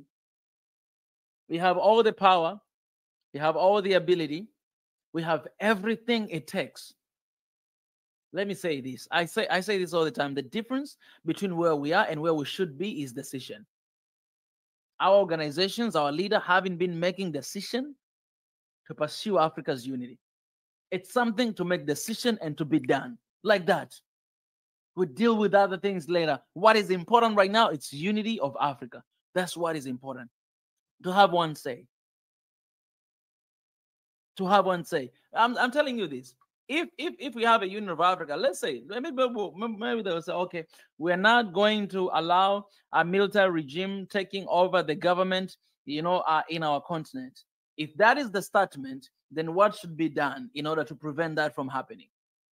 You cannot say that is the statement, and you have a leader who is a puppet, leader who is not working for people, leader who is selling the country, and yet you want, military to just stay there. They're the one who dying all the time when they're fighting for the countries. They're all the time they're front line to fight for the countries. These guys are patriots. So if you say one statement, you should have actions, not just a statement. That's a strategy Africa can have when we are one, when we're united. You cannot just say you cannot intervene and you don't even know the single thing that is happening in our countries. You don't even know. You're ECOWAS, you sit there, you say, man, you're just dividing. So I say this before, that, man, what is being done right now to Africa is divide and rule. And sadly, we're divided not because of friends, but we're divided because of our own organizations. How sad is that? Who to blame there? Who to blame? The other day we were talking here, and someone said that ECOWAS, what they're saying, they will never go and fight Niger. They'll never go. They just say that so that they may calm things down from France and US. Even doing that, it's the sign of weakness. It's a weakness if you need to do something to please imperialists, please somebody who wants to overtaking you. Anyways, my brother is here. My brother Niger, take a stage, my brother. Hey, how you doing, brother? Man, I thank God, man. It's another beautiful day. We're doing well. Awesome. And we Awesome. I'd like to hear that. Man? I'm doing great. So I want us to dialogue because I agree with you with BRICS, and to an extent, I want to challenge you. Yeah. Okay. So my first question, so I can understand your understanding before I start, is BRICS currency. Are you aware that it's not going to be used by people like you and me, and it's only going to be used for trade from one country to another? Do you understand that? Yes, I understand that. And you still don't want it? So my argument on this, just to clarify, is about it's about priorities. And what I mean is this, that yes, if you want to have BRIC currency, you can have it. If you want to have whatever, because that currency is not just going to be used to trade, maybe, outside between, Africa and, Europe, or Africa and, China, but it'll be used even here in the continent as well. My argument is why before doing that, before putting our energy, our resources, and before, like right now we know Ethiopia and Egypt as well, they joined BRICS. That means they're part of that as well. Before doing that with someone else, why don't we organize ourselves, do our thing first, that means we will need to trade among each other with our own currencies. First of all, African currencies. Then we can do that with, you know, with BRICS, because when you go to China, they have their own money, which is pretty strong, and they're trading with their own money in whatever they do, right? So why us not focusing on doing that first, focusing on what it could be the long solution for Africa, instead of doing putting our energy and our focus on something else and leaving us working on what we're doing right now? Because that's what I feel like, no, that's what I see happening right now, that a lot of countries, they are moving their focus as if they're saying that, you know, nothing is happening with African Union, with the Union of Africa, so let's find another institution that will be there for us and with us. And that is what? That is BRIC. This is what we have to do, right? So that is my argument. My argument is not that this should never come. That's, you know, we should have all this relationship as much as we can, as long as we are working on ourselves and doing our things. We're putting ourselves first and working on our stuff. That is my argument. I love that. So now I understand. So, as you know, every time Africa tries to liberate itself, there's a force that stops it. And it's that force is not, you know, strong. I call it stronghold. That force does that. They're not dormant. They're not sleeping. They're always active. They're always active. So in the behind the scenes. So let me explain. AU, which we are all loving, is not liberated. They have foreign powers that have their hands in their affairs. So they have people that give them money, and whoever gives you money can tell you what to do. ECOWAS, same thing. They have external powers, foreign countries, and these countries, we know them. So EU as a bloc, UK, because they're now out of EU, so UK as a country, and the US. All these countries give money to ECOWAS, and they all give money to AU. Number two, whenever we get a leader that is on the page, as you and I, that wants to liberate Africa, they either get killed by assassination, or they get they set up a coup against them, so they get out of power, right? So we've been doing this for decades now, since we got our independence. Probably we can say centuries, because we had freedom fighters during the colonial era and during the slave era that wanted us to become free from slavery and colonialism. So we can even say centuries. But these powers have been holding us down all that time.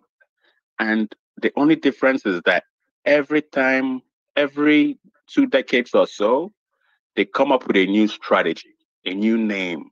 They change the way they act. So it went from slavery, now it's neo-colonialism. So they don't look like they're doing it, but they're still doing it.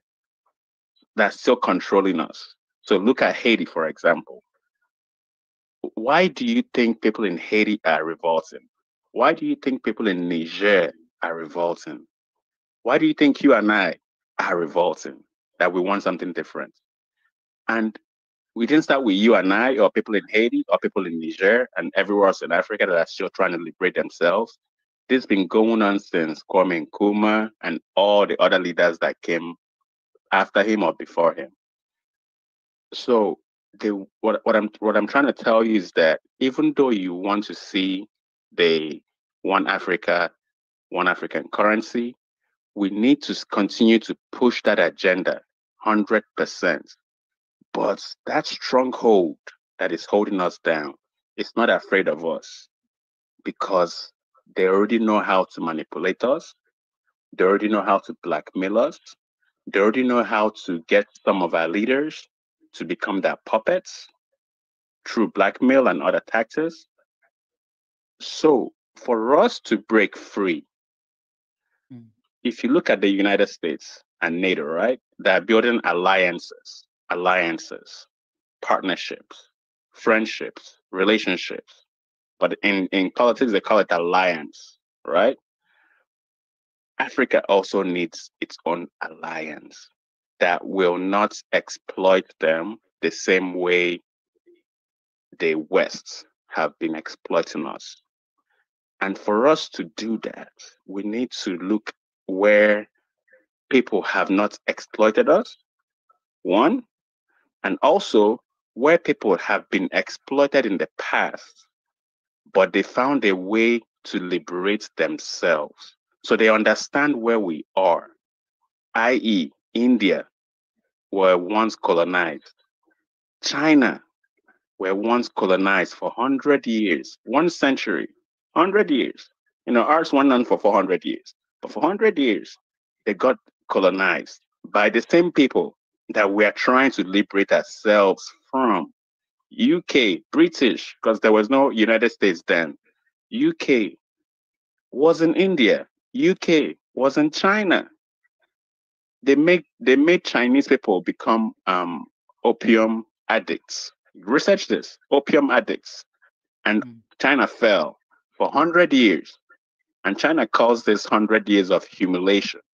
That's what they call it, 100 years of humiliation. But they found a way to get themselves back. So if you look at China compared to what the West for decades have been doing in Africa. So China have only been in Africa for X amount of decades, right? X amount of decades. But look at the work they have done in Africa compared to what the West have done for us, right? And this is partnership. This is not a charity. This is partnership. They've built infrastructures, right? Infrastructures. Can you hear me? Nice. Yeah, I can hear you. But think about the debt that Africa has to pay China. I think we'll pay for the entire generation. Okay, let me explain that. So we're talking about one currency, right? Do you know that if a country like Tanzania, Nigeria, if a country spends more money on outside the country to buy stuff, do you know that makes your currency weaker? Oh yeah, I know that. So if a country spends more than it produces, it makes your country weaker in terms of economics, right? Absolutely. Okay. So if we are needing to use dollar to buy our goods overseas, which is why BRICS is coming into the picture, if we're having to exchange our money to dollar, so by doing that exchange, we're making dollar stronger because we're buying dollar. So every time we buy dollar, we make it stronger. And every time we use it to trade, we make our currency weaker. So imagine if we had, like you say, and like I say, one African currency, we can then stop using dollar to trade all over the world, right? We can start using one African currency to trade all within Africa, because within Africa, we don't even trade among ourselves because of the difficulties and logistics and the geopolitics and the politics involved. So imagine if we start trading amongst ourselves and reduce the amount of trades we do outside of Africa. Imagine how strong our currency will be, right? One. And then couple that, what I just said, with BRICS currency. So imagine if we did that in Africa with our own currency, and then with BRICS, we are using BRICS currency, which if we use it to trade with a BRICS member, we will not affect our currency. Are you with me? Yes.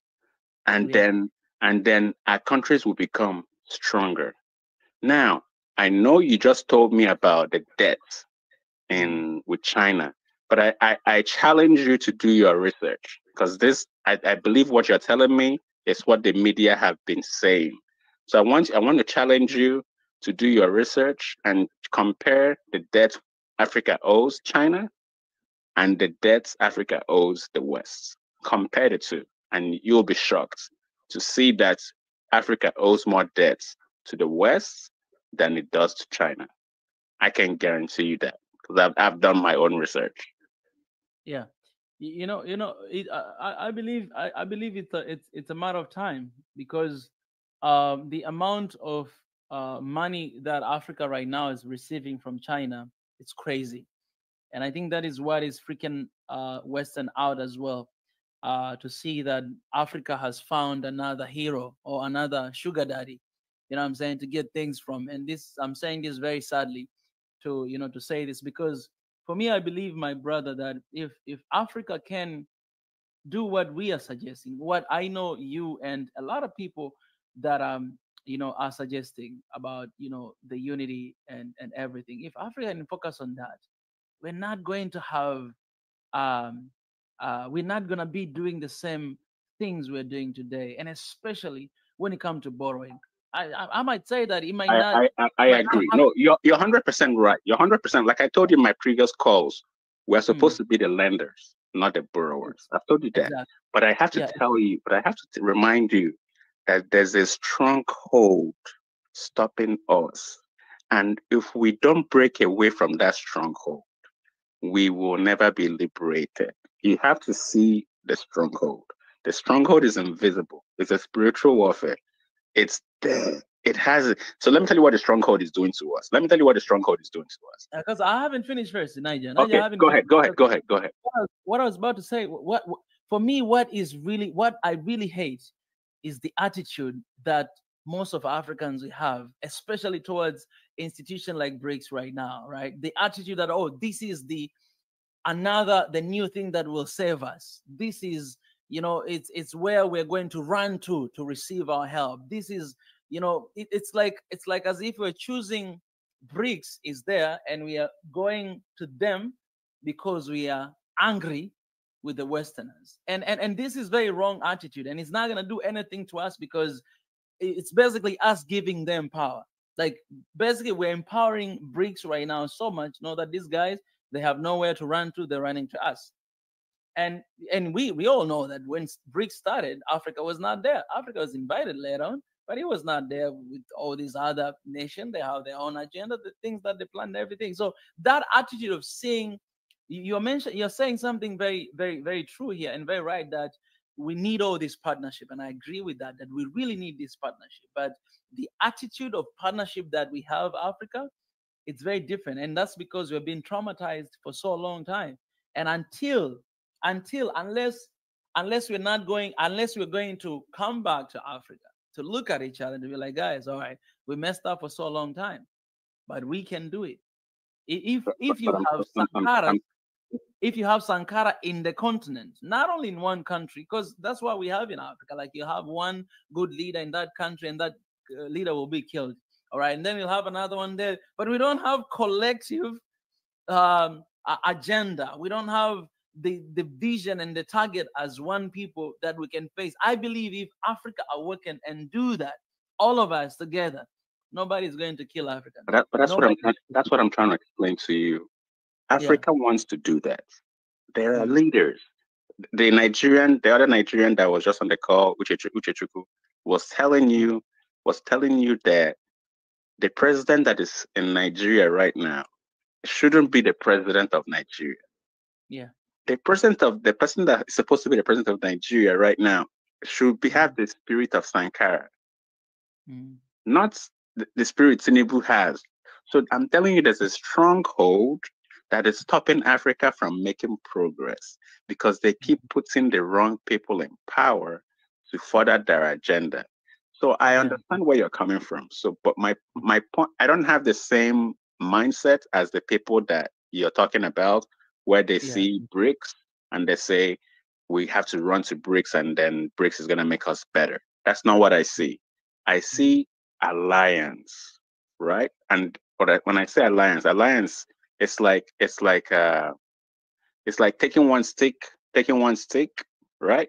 And I give it to you, and I say, break this stick for me, and you break it, right? And I give you 10 sticks, the same sticks, 10. I put them in a bundle, and I give it to you, and I tell you to break this stick, and you try, and you're not going to be able to break it because it's now a bunch of sticks stacked together, and they're stronger together.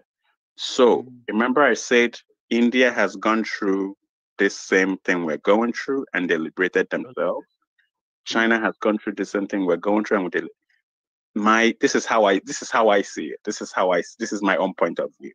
What did China did to get out of China was colonized, right? And then their leader formed, like you are saying, formed a one-party policy, which in Africa will become one country instead of one continent. One country, one president, and then fix the whole continent, right? China is big, 1 billion people, right?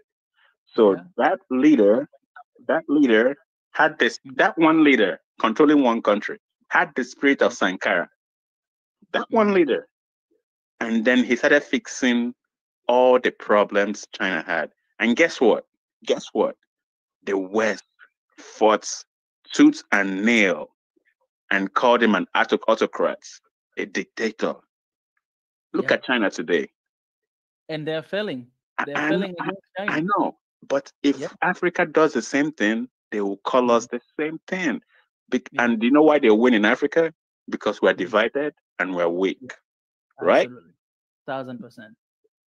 A country is respected when they have advanced weaponry, nuclear, and all these things. Africa doesn't have nothing. Zero. So what China did is that they changed their policy. So instead of democracy, right, they implemented socialism, which is where a country, like you're saying that we should do it. Just think about this. This is what you're saying. The government itself builds industries, and then that industry makes the economy and provides jobs, right? And then the people in the country get rich and get wealthy, and they become good. So in China, they themselves, the country, they have state-owned industry, meaning the country owns it. Africa, if in Africa they call this trying to nationalize your natural resources. Every time we have tried, any leader of us that have tried to nationalize our natural resources, meaning build an industry, build a factory that will add value to our natural resources, they get assassinated and they get killed. So what I'm trying to tell, this is my perspective, and people can disagree. This is my perspective. Yeah. If we align ourselves with people like BRICS, it will start reducing the stronghold that the West have on Africa. Why? Because every time we try to do something they don't like, they sanction us, right? They sanction us, and then we have to fold. Look at Uganda today. Uganda is in the beginning of its sanctions. It's gonna get worse. It's in the beginning. World Bank has withdrawn, right? EU, I think there's something that happened with EU recently, and they withdrew something that is big for Uganda. And it's going to keep happening worse and worse and worse. Why? Because we don't have that other alliance to trade. I'm not talking about political alliance. I'm talking about, so every country in the world has to do business with countries in the world. Are you in agreement with that? No, I want to challenge you something before that. Are you allowing me to challenge you? Yeah, I'm keeping quiet. So my challenge is this. I think one of the reasons why America, USA, is very against China and all this name and everything is because they see China as a threat to their economy. They see China as a superpower that is going to take over, basically it's already taken over the position that has been holding for so long time. I see the same thing with BRICS. Why am I saying this? I'm saying this because if Africa, we are awakened, if Africa, we are one, China knows exactly where Africa would be in a couple of years from now. because they have been through the same thing. They came from poverty, and look at where they are today. If Africa take the same journey, and we are in partnership with what we call BRICS, how sure you are that they're not going to sabotage us in order, because those indeed they will see us as a threat to what we are trying to pursue. And this is one of the concern that me, I still have all the time, that and I know we agree in this, but I'm raising this up for the case of people who are watching and people who will be watching this, that this could be, yes, it might be good for us today, in 10 years, in 20 years, but it's not as sustainable. It's not something to put our hopes in, because the same agenda that Western country has, China has, and this country has. They just do it in a different way, but all of them, they have the same agenda. And I think that's why Africa is very important for BRICS to come in there. They had to put us there. They had to invite South Africa. Right now, other countries are applying as well. It's very important because of what Africa has. I agree with you 100%. I agree with you 100%. It's not sustainable. It's not something we can do for a long term, which is where I was heading to. So let me ask you this. Do you know that Soviet Union and America were almost equal? Do you know that? Yeah. Do you know that Soviet Union chose not to colonize or enslave Africa? Yes, I know that. So why are we afraid that they are telling us that they see what's going on here? Why do we think they're going to treat us, they're going to wake up and treat us the same way the imperialists? Because these countries are not imperialists. If you look at them, they are not. China, this is China. When China talks about developing countries, they say, we don't want to change your policy. We don't want to change the way you handle your internal affairs. We just want to create a win-win situation for you and I. And if it works, let's do it. Right? They don't come and say, for us to do business with you, you have to change your policy. You have to change the way you do business. You have to change the way you govern your people before we do business. So I personally believe that it could go either way. It could go the way you're saying, where we start becoming powerful and they try to stop our power. I believe that. I also believe that they truly want a world where everybody is living good. I truly believe that. And before Africa can become the next, before it takes almost 200 and something years for an empire to rise, right? 200 to 300 years for an empire to rise. So me and you are talking about a lifetime where you and I are not going to be alive. Because right now, me and you acknowledge that US is going down and China is rising up. So it looks like China is the next empire in the world.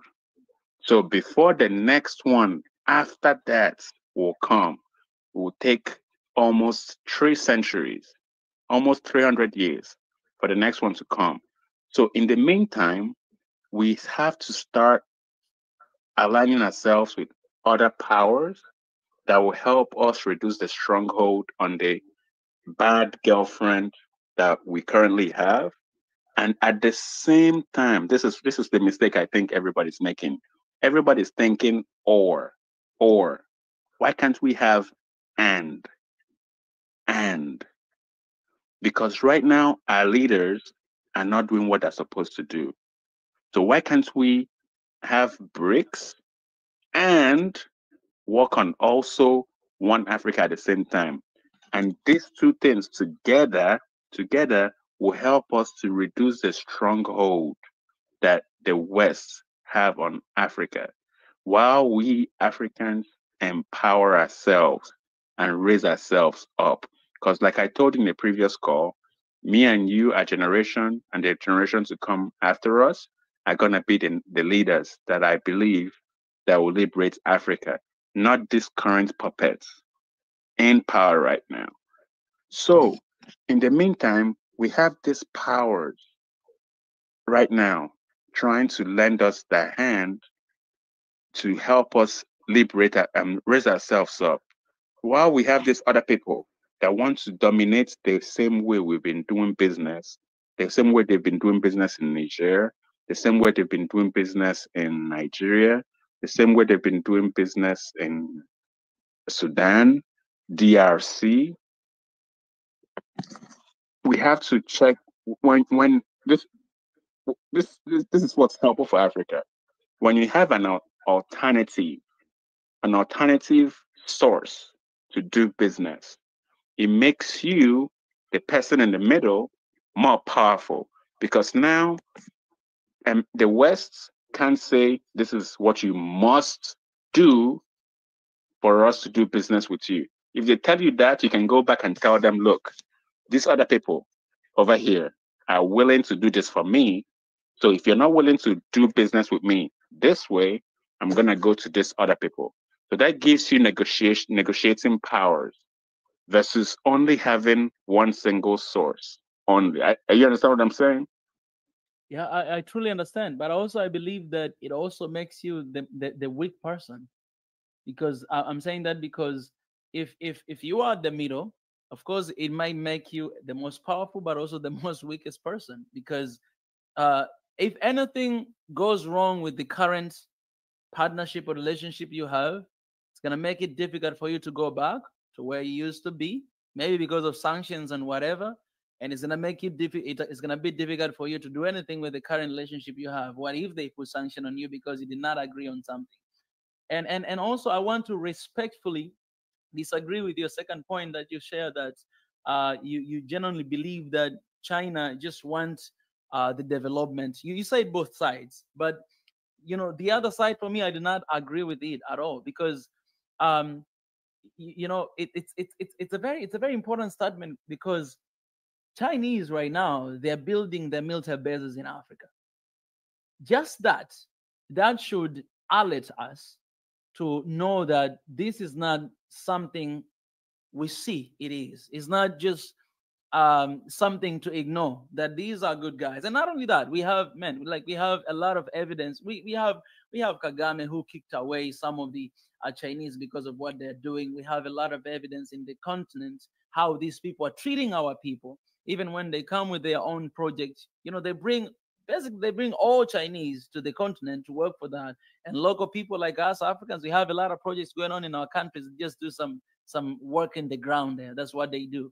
When you go to Congo, there's one forest in Congo. They have been residing there for over 100 years, from what I heard. And you have only this private jet that they go all straight to that, to that forest, and then they go back to China. People, they're going to start there, and then they bring them here to work, and nobody knows what they're doing, and government have been doing nothing about it. So China is not China. They knew what Western were doing to Africa, and they knew if you go with the same mentality, with the same thing, we're not gonna be accepted, because these guys are working out. They know, they're smart.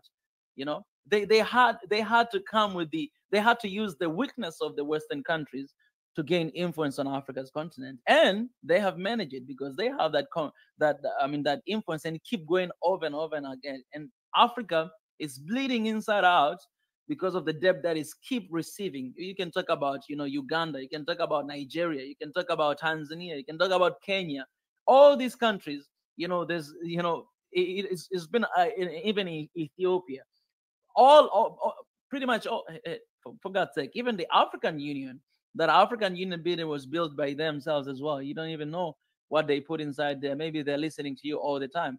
Anyways, but these are, am I against with all the relationship and all those stuff? No, but I think we must be very careful when we are thinking about this partnership with these guys that are, from outside, because all of them, they're seeking for the same thing, for one thing. They see what is in Africa. They see how important Africa it is for them. And they come to you as if, you know, they want to help you, they want to develop. Yeah, they can build roads for you, they can build bridges for you for a couple billions of dollars. But what they take away from you, it's way more than that. I was reading a research by United Nations that every single year, Africa is losing, you know, more than 50 to 100 billion US dollar every single year. That's what it's using. But every single year is receiving only 50 billion as a loan and aid, but it's losing like double that. This is just to tell you that the money and the resources that are getting away from Africa, it's a lot. Right now, even Chinese, they're really good at production and everything. You know, they want to take everything from here. They produce and then they come back to sell here. There's everywhere, like everywhere you go, you see Chinese school, you see Chinese this. So this is just really to tell us that at the end of the day, who is really in charge? Who is really in control? These guys are in control right now in Africa. Yes, we might have leaders, we might have our governments, but these guys, they're already there. In BRICS, it's just another form of control that is coming. And for us, we really need to be careful moving forward with this BRICS. If we are not going to change our focus, like right now, to have the petition that we have right now, One Africa right now, if you're not going to change our focus and to actually give everything we have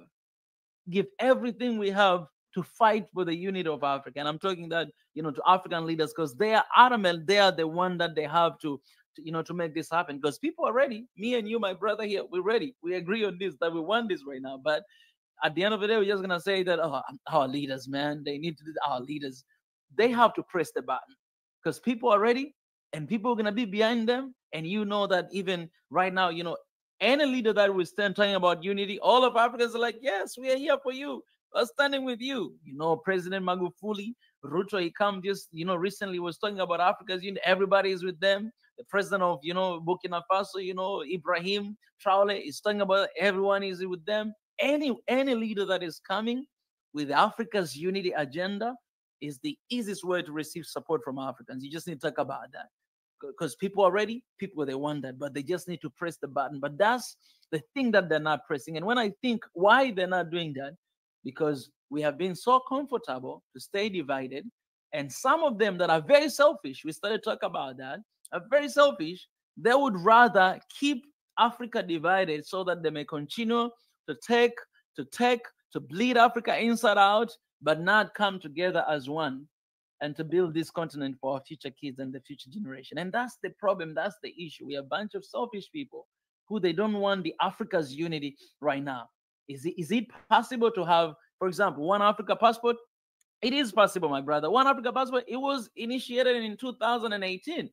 And until right now, African leaders of states, the leaders, they have African Union passports. The workers who are working in Africa Union, they have African Union passports. It's there, but why? The idea, the plan was to distribute to the entire continent of Africa in 2 years, 4 years, but they never pursue it. Why? There's something else, behind the scene. People who are supporting African Union, who are them? Are they gonna distribute to all of us? Are we gonna have African Union? We're not gonna have that. Are we gonna have African currency? We are not gonna have it. Can we have it? We can definitely have it. But because of so much dependence that we have to them, they cannot make any decision. So how are we going to get to that point of us making decision regardless of everything that is happening? Well, we can learn from what is happening in Mali. We can learn from what's happening in Burkina Faso and Niger. These guys, we said this area that their system, financial system, it is connected to France. But these guys, they say, we don't want you guys anymore. We want to figure out on our own. Because sometimes, in order for you to find the cure for your disease, you really need to take a risk and to cut whatever ties that you have that are not benefiting you and causing you pain all the time. You need to cut it and you will figure out the way to survive. Africans, we have always done that.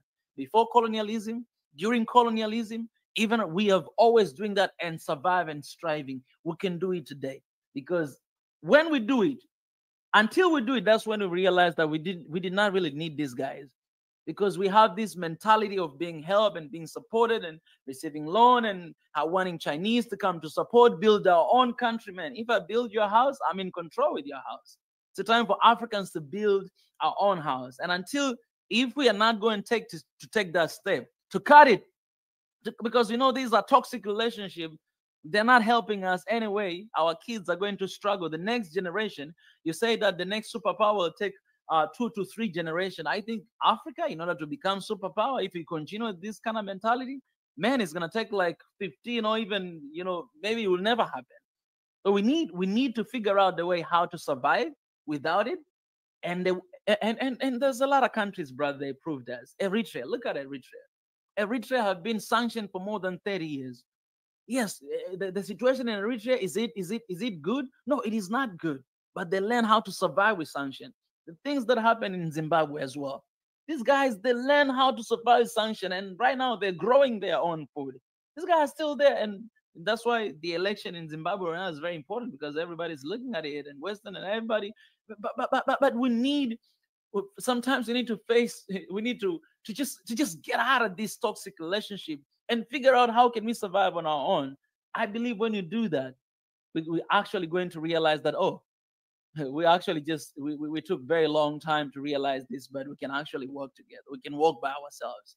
You know, we can do this by ourselves, and we have that ability, we have that will, and we have everything it takes to do it. Me and you are saying the same thing, but you're coming from opposite different directions. So I'll tell you again, I want Africa to be liberated, right? Yeah. But I'm saying that Africa needs to be liberated, and Africa cannot get liberated on its own because, one, we have puppet leaders that are put in place by certain powers to do their agenda and fulfill their interests. So Africa cannot liberate itself on its own. And whenever a country in Africa tries to do so, Eritrea, for example, sanctioned. Zimbabwe, for example, sanctioned. Uganda, for example, sanctioned. Niger, for example, sanctioned. Mali, Burkina Faso, Guinea, any country that tries to liberate itself gets sanctioned. So if you're gonna get sanctioned by Western powers, why don't you align yourself to do business with the other side of the world? Because again, I'm going to tell you, every country in the world needs to do trade. Without trade, you're not going to make it in this, and no country will survive. So if we know that they're going to sanction us on this side, and there's a possibility, it's not proven yet, there's a possibility that we can also get sanctioned on the other side, why don't we do business with both? Like I said, have an alternative, but align ourselves with the people that are coming in, wanting to do business with us. Now, let me address some of the points you made in your speech. Africa can fight to liberate himself, but we have to look at, why is Africa not doing it? Why is Africa not doing it? Because our politics, our governments are controlled. For example, look at Ghana. You talked about, I don't even know how many bases China. If you know, tell me how many bases China have in Africa. But I don't think it's much. It might be 1 or 2, if I'm not mistaken. Like and then compare that with how many bases US has in Africa, and you'll be mind blown. They just got started, by the way, brother. I know. But the mistake you're making, you're thinking that we are sleeping and we're gonna let everything happen the way it happened with colonialism. You're thinking that's gonna just happen again. I'm telling you. If we don't unite, I think you said something before that. Eritrea was sanctioned, Zimbabwe was sanctioned, Uganda right now is being sanctioned. And why is that? Because we are fighting individually. If Africa come together, stand together, my brother, they're not going to sanction Africa because they need Africa. If we come together, they're not going to do the same thing that how do we unite? How do we unite if we're being controlled by them? We need to cut ties. And that's my point. And you're not listening. How do we liberate ourselves if they control those leaders? If those leaders are in Like, you know how a puppet is, right? They have a string. If those leaders are attached to a string, how do they liberate? How do we liberate ourselves? This is how we do it. Okay. We do like what Niger is doing. So if so, you're telling me that the military in Nigeria needs to take over the government. Oh no, I'm saying Niger. I'm saying Niger. I know. So I'm saying Nigeria. So Niger has done it. Niger has done it. No, listen. I know Niger has done it. Niger has. So I'm saying if Nigeria should follow Niger, that's what I'm saying. If Nigeria should follow Niger, should Nigeria military take over the Nigeria government? If that is what the people of Nigeria want, why not? If the people want it, give what the people want. So I'm gonna agree with you. If that's what it's gonna take, a revolution, a revolt for us to break free, we have to go through pain, which is okay. We have to go through pain to come out on the other side of pain, of comfort. So if what you're saying is what I'm hearing is that every country in Africa needs to cut ties by force, because that's what Niger did, right? By force. Like, one day everybody woke up to the news of Niger, like it was day and night. Went to sleep, nothing was happening in Niger. We woke up and there was a coup. So what I'm hearing you say is that every country in Africa needs to boom, military coup, and then we're taking over. We're gonna business as usual is done. Is what I'm hearing you say. Am I right? I say if that's what the people want. Okay, that will be good for Africa, but this is the thing that. So that's politics. Let's talk about economics. Yeah. A lot of African countries are resource dependent. They're dependent on commodities, and like I've told you, this is by design, by the stronghold.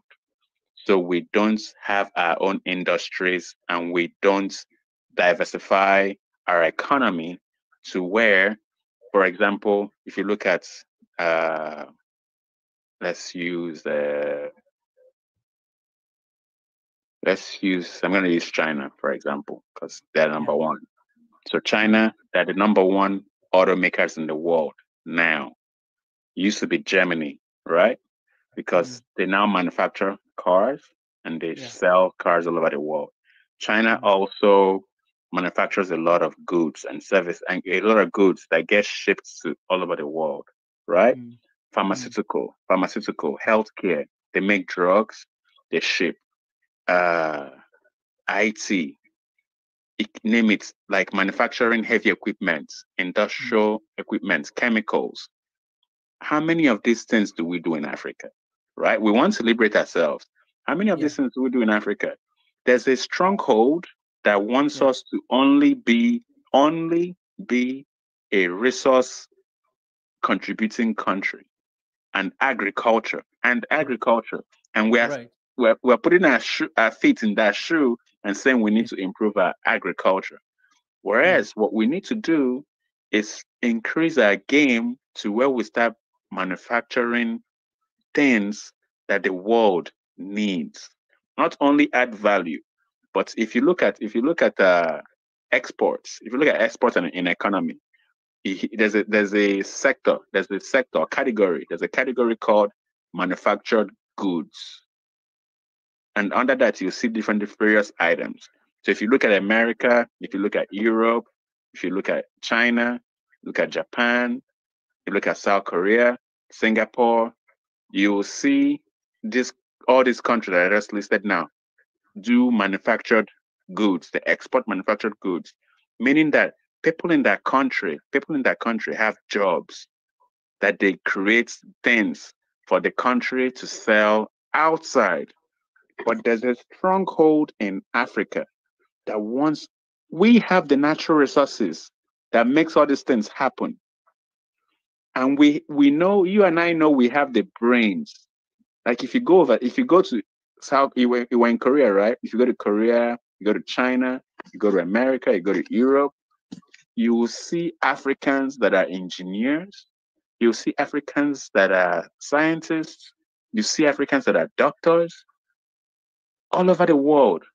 But in Africa, we don't exist as much. And even if we exist, we don't do the kind of work that we do overseas. Why? The stronghold don't want us to become independent on our own. Yeah. And number two, there's something else that I see that is happening, it's been happening for decades. This power electricity issue is also a big issue because it's stopping Africa from progressing if we cannot have steady electricity in Africa. Africa will remain where it is or regress if we don't advance or improve our electricity. We cannot industrialize Africa if we don't have steady electricity in all of Africa. I know some countries are getting better, but for us to industrialize Africa, we need to have steady electricity, we need to have steady water. And I'm telling you, because of the fake puppet leaders that they install that think about themselves and not the country, we will never get there. And that's why I'm saying we should do what you're saying we should do. But I'm also saying we should also align ourselves with the other partners that are coming to us. And we don't have to do or. My biggest point is that I don't want us to do or, I want us to do and. And because right now our leaders are not willing to play ball. AU have been stuck. They haven't been doing anything.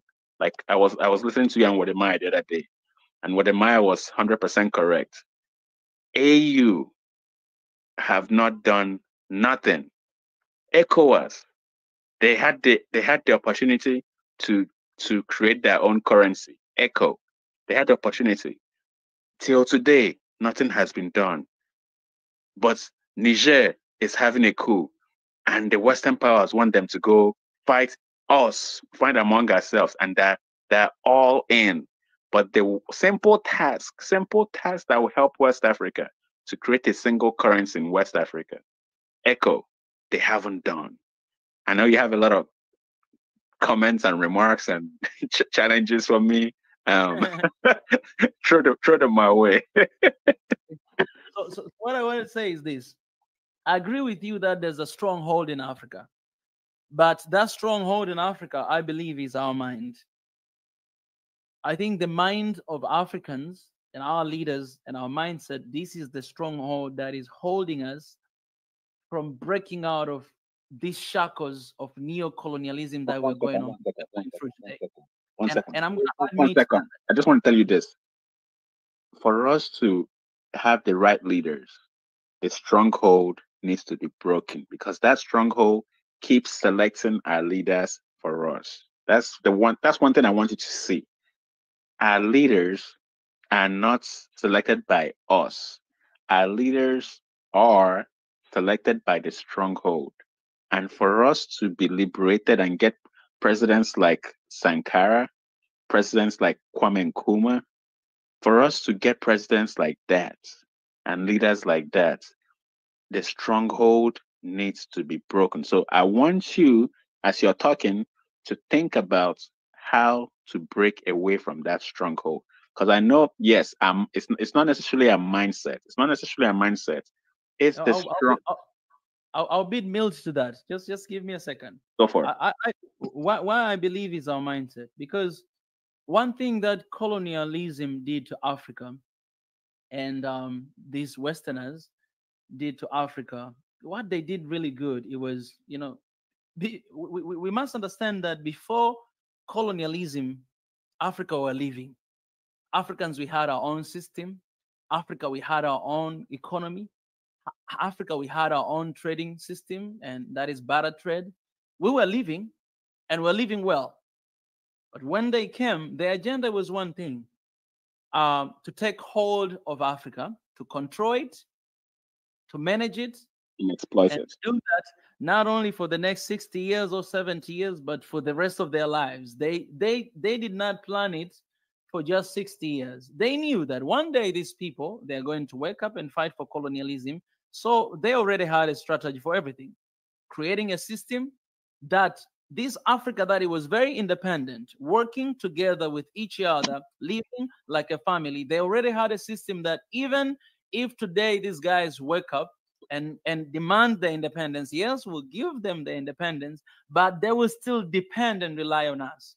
So what colonialism did, more than just killing our people or taking our people away to go to all those other countries outside of Africa, it was to change our identity, to change our mindsets. And they did that by, teaching new languages. They did that by renaming our places. For example, I give this example all the time. Victoria Falls, the original name of Victoria Falls is Mosi Oatunya, which means the smoke that thunder, but they name it to Victoria Falls, named after the Queen Victoria. And until today, we're still calling that. I believe we should change to Mosi Oatunya. That's one of the things that Sankara did really well with Burkina Faso, even changing the name of the country to Burkina Faso, which is actually a combination of two different languages in Burkina Faso. And it means, the name, it means the land of upright men, or the land of an honest man, right? So they did all this stuff, teaching language, taking our people away, whatever, because they wanted, and putting all these borders. I give this an example of, Congo and Angola, that today, if you go to Congo, you'll find part of Angola is in Congo. And it was not called Angola, it was called Angola Kingdom. But today is there, and you have a border here, a little border that there's nothing literally. And you have people here, they were colonized by Belgium, and you have people here colonized by Portuguese, and they speak different language. Basically, they're one people in those borders. These guys were actually one people. But why they did that? Because they wanted to get rid of our identity, and even creation of tribes. They call themselves nations, but here they call tribes, and they always side with one tribe, trying to divide with another tribe to bring that chaos of divide and rule. But what they were doing really, it was just messing up with our software, messing up with our identity, messing up with our belief, so that we may, even if we fight for independence, will forever depend on them, will forever want help from them. And they did it very well. So even after we received independence, what happened? It was the beginning of neo-colonialism. So Africans, leaders, and African people, and they kept just demanding stuff, because that was the mindset that we had, that we cannot really move, we cannot really do anything, because our intention and our wants and our need is actually to develop according to the Western standards. I think development in Africa should not rely on long buildings and how they think is development for them. We have different priorities. So I think, for example, in Africa, the first priority is food security. If we as Africans, we make sure that, okay, we're going to break out of these shackles, we're going to break out of this toxic relationship with all these partners that we call so partners, and they're not really partners. They don't see us as partners. The matter of fact, they don't treat us as partners. If you go to China today, a lot of Black people are being, they are very racist towards our people. Waldemar, he gave a lot of examples. He did a lot of videos about that. Myself, I've been to China. I know how those guys that treat us. I started with them. I know what they talk about it. So if we focus on the development of our people, for instance, you've spoken about the trade. I believe, and you said something, that Africa must produce what the world needs. But what I want to say is this, that Africa must produce what Africa needs. That's first and foremost. And what is that? That is food. If we make sure that we have excessive amount of food in our continent, because we have countries that they have fertile land, they produce food constantly. If we open the borders, if we come together, we can actually share our resources with our people, make sure that nobody is dying because of hunger. That could be the first thing. Africa can survive.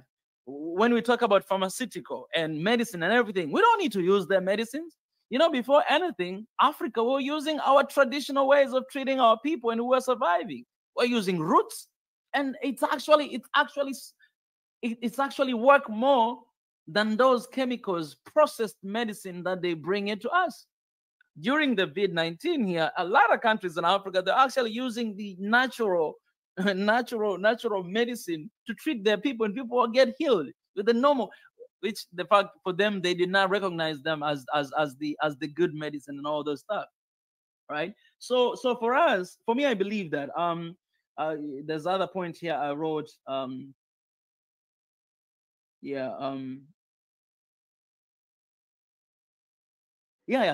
if for us, if for Africans, we can agree and we can go back to our because right now, to be honest, a lot of our countries are westernized. Our mind are being westernized. Today, if you ask African, okay, what is your dream? They'll tell you, I want to go to United States of America. I want to pursue American dream. That's how a lot of young people here think. That's how a lot of people they'll be so proud of Western culture. They'll be so proud to appear like them. They'll be so we made an episode here about Swahili Nation podcast talking about today. Even when you go to restaurant, you see how those waiters or waitress, they're gonna treat you, black man. I went to this one restaurant and nobody opened the door for me. I stayed in the restaurant for 30 minutes. Nobody came in to save me. And then at the midst of this meeting, and I was sharing with my friend the same thing. I was saying, like, look at them. They're not coming. I thought maybe we were supposed to go to them. A couple minutes later, a white man come. The lady came out from the kitchen or somewhere, ran towards the door to open the door. Oh, welcome, you're hi, welcome. Went to the chair, put the chair, then asked, what do you need? And I've been sitting my ass there for 30 minutes. Nobody opened the door for me. Nobody came even to ask what I need. So I called the waitress and I was like, are you doing this because I'm black? Why are you doing this to this white man? Why you do the same thing to him and you're not doing it to me? Is it because I'm a black?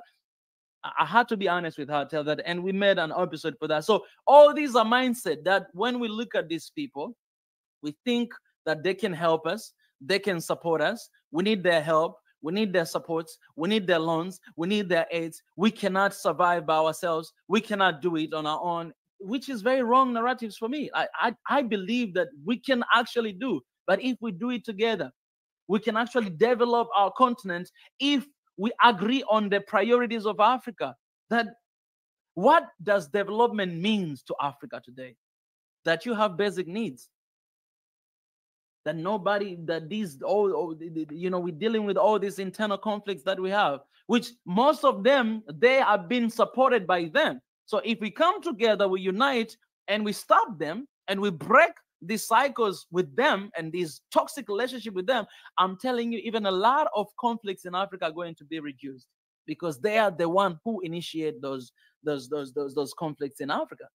So it's a matter of us making decision that, guys, all right, this is the state of the continent. This is where we are.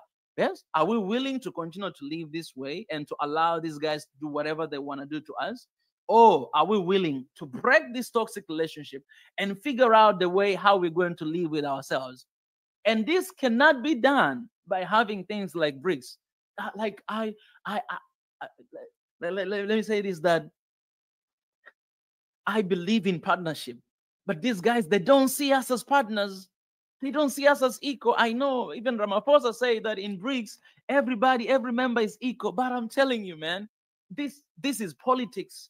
This is not what they believe. This is not how they see, because just their action, by their action, you will know that if they believe that, why there's no any police in their countries with everything that happened to our people in their countries? Why African diaspora that are in their country, they are constantly being mistreated in these countries? If you go to Russia, the same thing. If you go to China, oh my God. In the time of COVID-19, man, our people, the way they were treated, it's the same thing.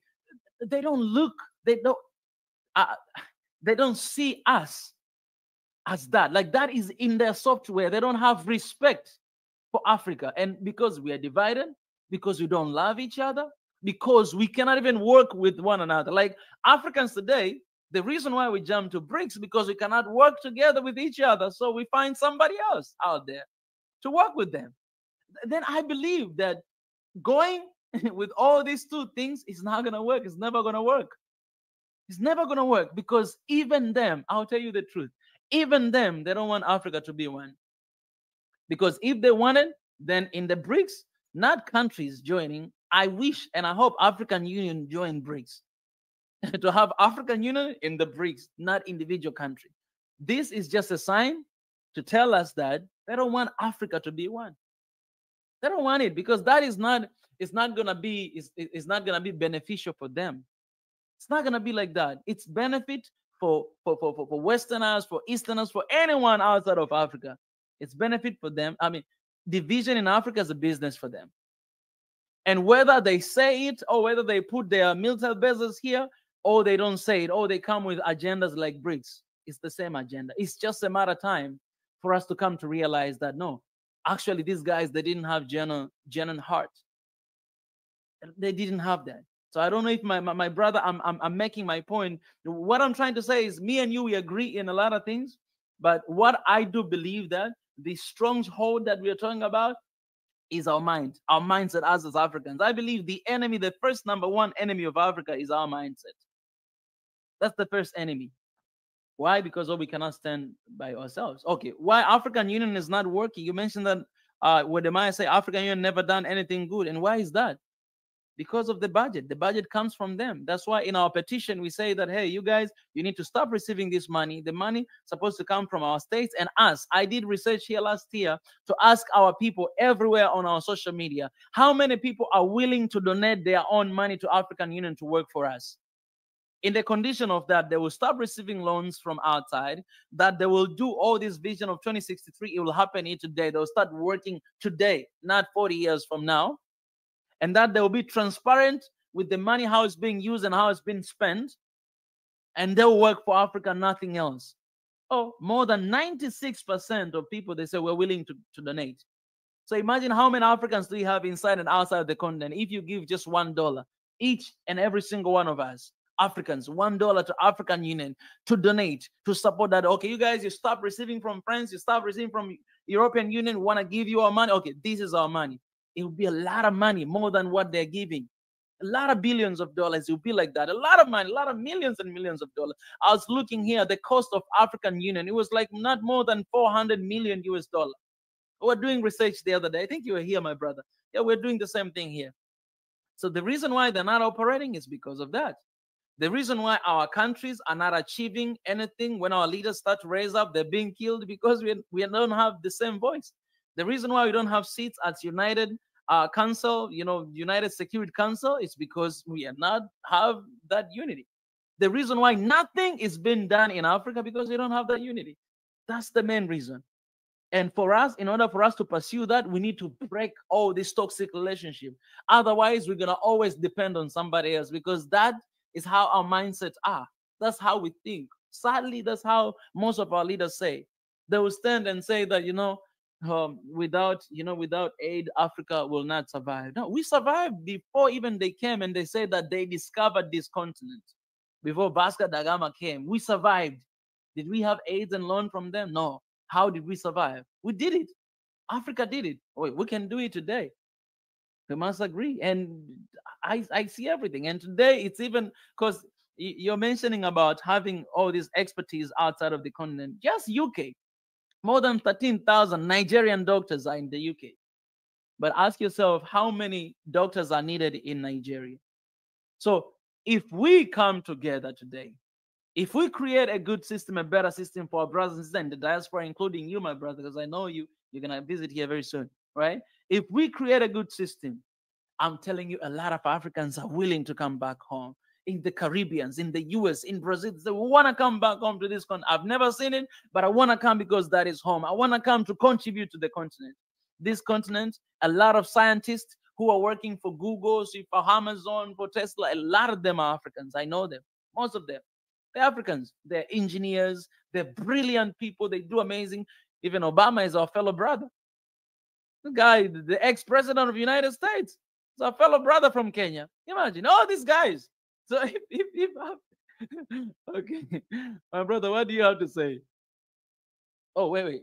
Oh, you were out? Oh my God, I did not even realize here. Yeah, I did not. Welcome back. Yeah, I got kicked out. This guy quiet. So everything you said, I agree with.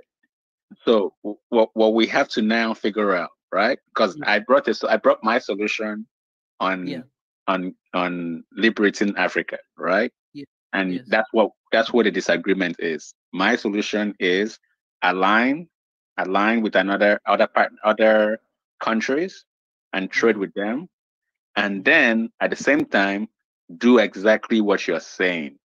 That's my solution.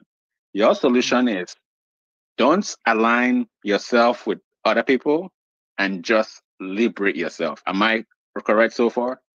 Correct. Liberate Okay. yourself and then Okay. go. So that's what I see. So Get respect first. What's that? But basically, I'm saying that gain your respect first, proclaim your position, and then go. Okay. So that with that point in mind that you just made, with that point in mind, how? So now let's me and you figure out solution. Let's dig down on. So you can write this on your paper. Let's do some root cause analysis. Root cause analysis. So let's do some digging. What is the what it's not like our leaders are stupid or dumb or they don't have the mind to liberate Africa. That's not the issue, right? What is stopping our leaders from doing the right thing? So we're doing root cause analysis now. So this is a question to you. What is stopping? Because I don't want the solutions to come from my brain. I want to hear from you, then we can go from there. What is stopping our leaders from doing the right thing? I think is the fear of the unknown and known. What I mean is known, they are already seen. Some of the leaders who try to rebellate themselves and what happened to them, but also they've seen sanction and all this stuff, but also the other things that the fear is there, and that fear even impacts people. I agree with you. So with what you just said, I'm gonna use a former president that we've not discussed, that was his character was damaged. Idi Amin. Right? Do you know that Idi Amin was fixing Uganda before he was killed? Are you aware of that? Yeah, I'm aware of that. Okay. Do you know that there's something called information warfare, where back in the days, even till today, but back in the days, we didn't have internet. When Idi Amin was president, we didn't have internet. And the only source of information we had was BBC, CNN, ABC, and all those news, right? Yeah. So they had the opportunity to paint Idi Amin as a terrible man, made his character. So when they killed him, nobody cared. Are you with me? So, like you just said, anybody that tries to fix. So, do you know that Idi Amin? What your solution? This is your solution. Do you know that Idi Amin kicked everybody out? Yes. Do you know that Idi Amin was building factories and people were getting jobs? Do you know why Idi Amin failed? They put sanctions on him. What you're talking about? So before he was killed, they put sanctions on him. So he made just like what's happening in Niger today. Niger is not there yet, but because of the sanctions, the people started getting poor, started getting hungry, and Idi Amin's work started going down, and the people revolted against him, not knowing that it's the sanctions from the Western powers is what made the country go down. But instead of looking at the sanctions, the media, because everything is about the media.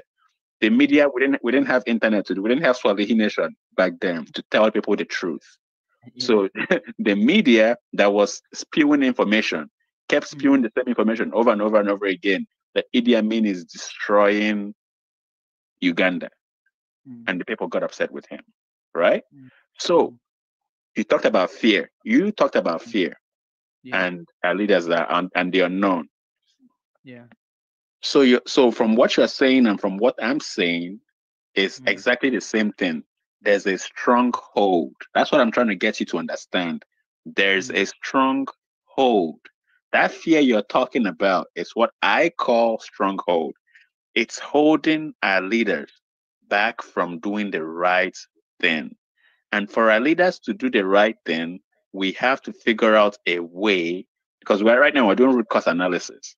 We have to figure out a way to break away from that stronghold. So I hate when people say our leaders are leaders are leaders are leaders. it's not necessarily a leaders. That's a surface level problem. When you dig deeper, you'll find out that. Sorry, I'll come back. No worries. My phone just died. Yeah. Then I'll continue to give this meat out to responding into this. So I think one of the things that I'm having difficulty to agree with this stronghold, because I believe my brother, when I say the stronghold, you're referring to these people that have been, let's just say, Westerners, right? But my point that I'm trying to address is that, and I don't even want to call it stronghold, because I feel like I'm giving them power. I feel like the reason why these strongholds are powerful is because we give them power. We empower them. When you're fearing and you're scared of someone, you basically give that person power over you. You will be surprised what you can do when you take the fear out of the equation.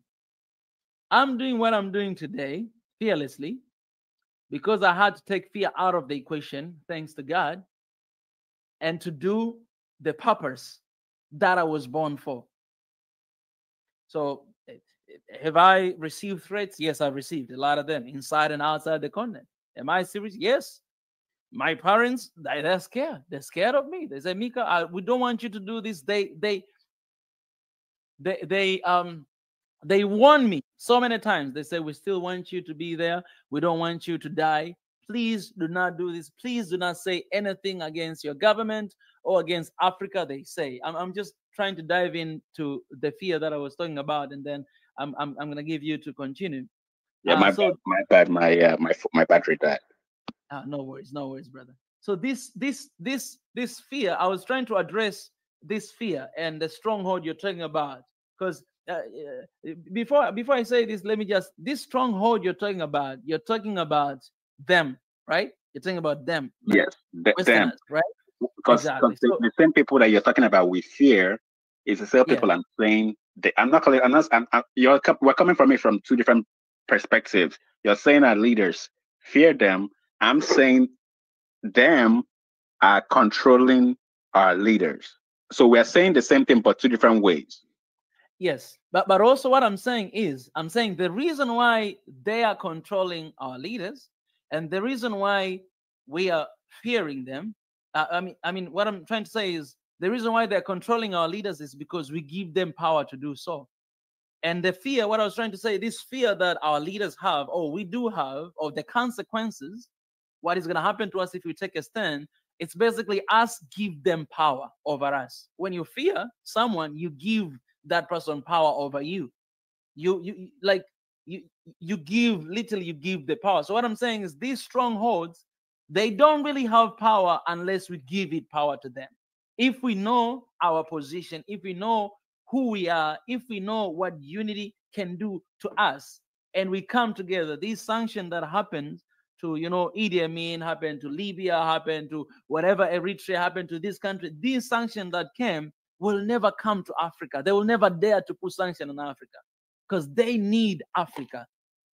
Us, in fact, will put sanction on them. Like when we come together, it's us sanctioning them. That you guys, if you're not doing, you're not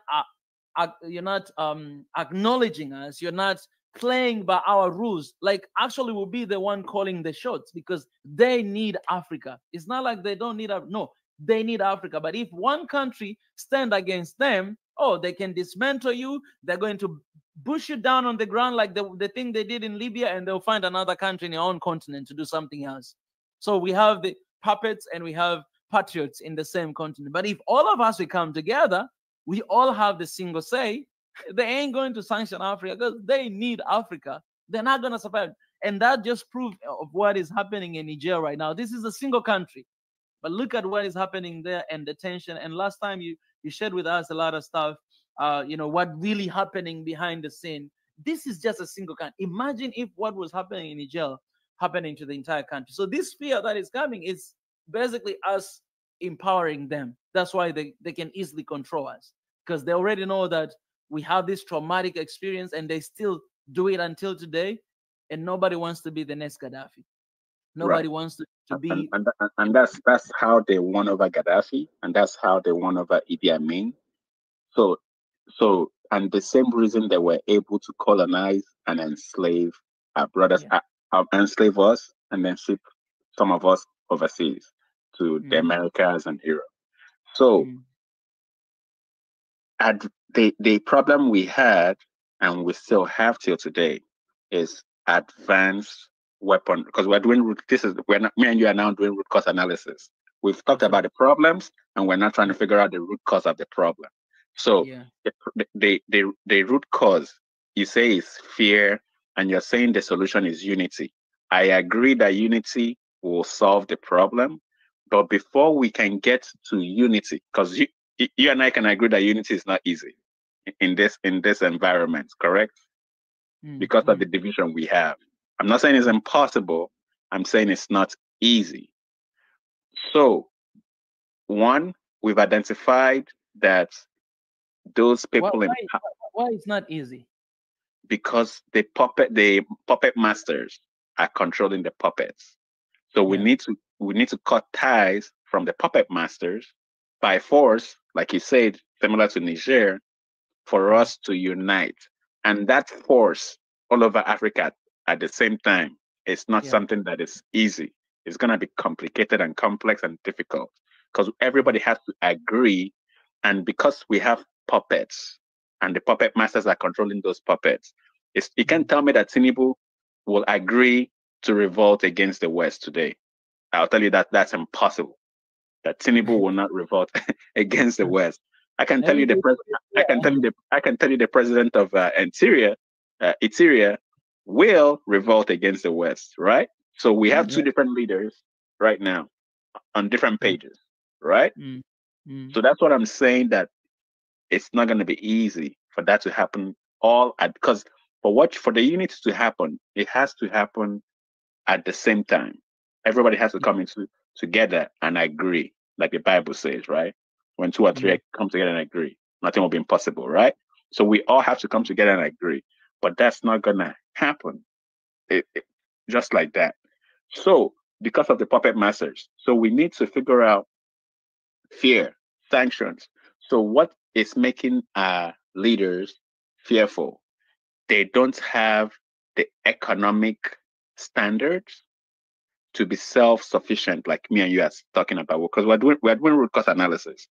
So when I say economic standards, what I mean by that is we don't have the economy that can self-sustain itself. All we have is commodities.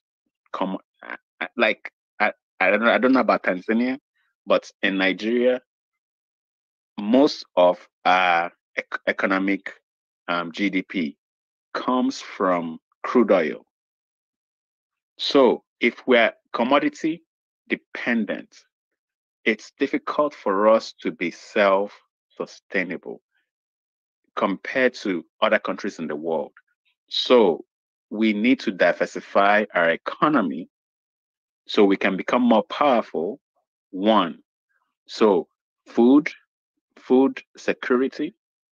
One, two, energy security. Two, meaning that if we need to break away, like you're saying, we need to be able to create our own petroleum, not crude oil, petroleum. We need to be able to refine our own petroleum. We need to be able to make our own kerosene. We need to make our own plastics. We need to make our own fresh water. We need to make our own food, like food security, right? Then you come to, I've talked about food security, energy security. Then we also have to be economic security as well, meaning that we can be self-sufficient, right? Yes. So for our leaders not to fear, because I'll give you an example. When somebody goes from poor to rich, an individual goes from poor to rich, the body language, the energy changes because of that. The money is giving them some type of energy, to be flamboyant and have confidence they can buy whatever they want, they can do whatever they want, right? Because they have money, right? That it gives them that mindset. I'm not saying it's an illusion, but it gives them that, you know, that illusion that they have power. So the same thing with a country. If our leaders had these three things I mentioned, but the most important one out of those three is defense, security, defense. So if you listen to NATO, United States, UK, Russia, China, they all have defense, not offense, defense, meaning they have weapons to protect them from outside forces. Does any African country, only Egypt is the one that comes close. Aside from Egypt, what other African country has a good defense system in place? Are you with me? Yeah, you're asking me. Okay. I asked a question. I said, aside from Egypt, what other African country have a good defense system in place? I will assume, I don't know, Algeria. Nope. No. They might have weapons, but they don't have a good defense system. Yeah, it's something that we can't argue that we don't really have in Africa. We are not there. So we talk about sanctions all the time. We talk about strongholds, but Russia. Let's use Russia for example, right? Do you know why they haven't invaded Russia? If Russia was an African country, why do you think they haven't invaded Russia? Because they have those guys. They have everything. They have defense systems. Yeah. So they have to tread carefully. So what I'm trying to tell you is for our leaders not to fear, because that's what you're saying, and for us to break away from the stronghold, we need to have food security. We need to have energy security. We need to have economic security. And we need to have defense security. Without those things, and then finally, we have to unite. So let me tell you how the unity will help us do all these things faster. If we unite, we can build our defense security faster. If we unite, we can build our food security faster. If we unite, we can build our energy security faster. If we unite, our economy will become one of the best in the world. But we need to do those four things. So, because right now we're doing root cause analysis. We need to do those four things to break away from the stronghold. That way, our leaders will not fear the powers, the foreign powers, and then they'll start doing the right thing. And those foreign powers will then, they won't come to them as they're inferior. They will come to us like we are superior. Are you with me? I am with you, and I want to say this before you continue. That I am with you, and I agree with you, but also, I said this before that if Africa, because for me I see it that unity is very important right now, like literally right now. And I'm saying that because you can take a look at this organization we have. You guys, you have ECOWAS. ECOWAS, yeah, to be honest, is not really doing good job. But we can all agree that EAC, East African Community, it's one of the strongest community in Africa right now, and is doing good job, to be honest, because one of the conversation that is there right now, apart from, because there's already like military of EAC. Right now, they're working towards the EAC currents, East African currents. What is happening in Congo or in other parts of eastern part of Africa? Right now, Congo is part of it, and Somalia is joining as well. And then the next one I heard is Ethiopia. But what is happening is even the Congo crisis, what is happening, they are actually sending the troops of East African troops from all these countries to go there. What I'm trying to say is, for instance, I'll just give you this example. Coffee. Coffee is the raw material that is coming from Africa. Africa yearly is making $2 billion US, nearly. It's not even there, nearly. But if you take just one country like Germany, that does not even produce, it doesn't have coffee, it's using the coffee, mostly from Africa. It's making nearly $8 billion. This is a single country that is taking advantage of the raw material that is coming from Africa. All right, we're talking about Niger and uranium, and how 20 to 30% of electricity in Niger comes from that uranium that is coming from, I mean, in France, it's coming from uranium. And you have like more than 83% of Niger people, they don't have electricity. These are data that we have. Why am I saying this? I'm saying this because the world needs Africa. And I'm saying this because when we're talking about economic security, energy security, food security, yes, we have crude oil, but the world needs that. The world needs the oil from Libya, the oil from Nigeria. They need it so bad. Right now, they're in conflict with Russia. So Russia, it's the one that supply a lot of oil to the European Union. They stop that. They know the alternative is Africa. If we come together, and this is what I'm saying, if we come together, Africa, this thing that we say that, oh, we need them to support, we need them to build industry, we need them to do this.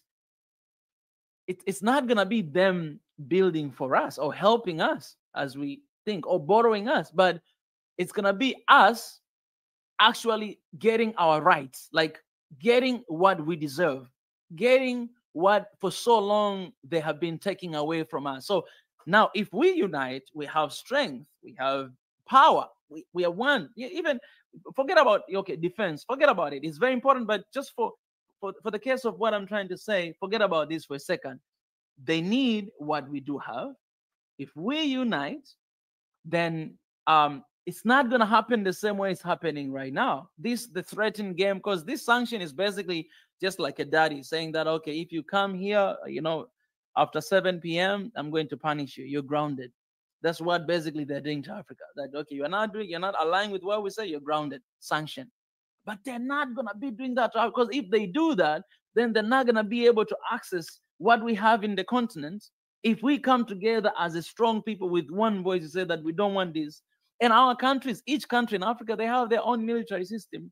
They had, if you go to South Africa, they have. You go to Nigeria, they have. It might not be as strong as it is there, but imagine if all of us come together and we use what we have in our continent to defend our borders. Because it's no longer going to be like, oh, you guys are Congolese, you're Tanzanian, this is our border. No, it's going to be, we're one Africa. Okay, you're a soldier, our soldier, we're fighting against the same war, the same war that is happening against them.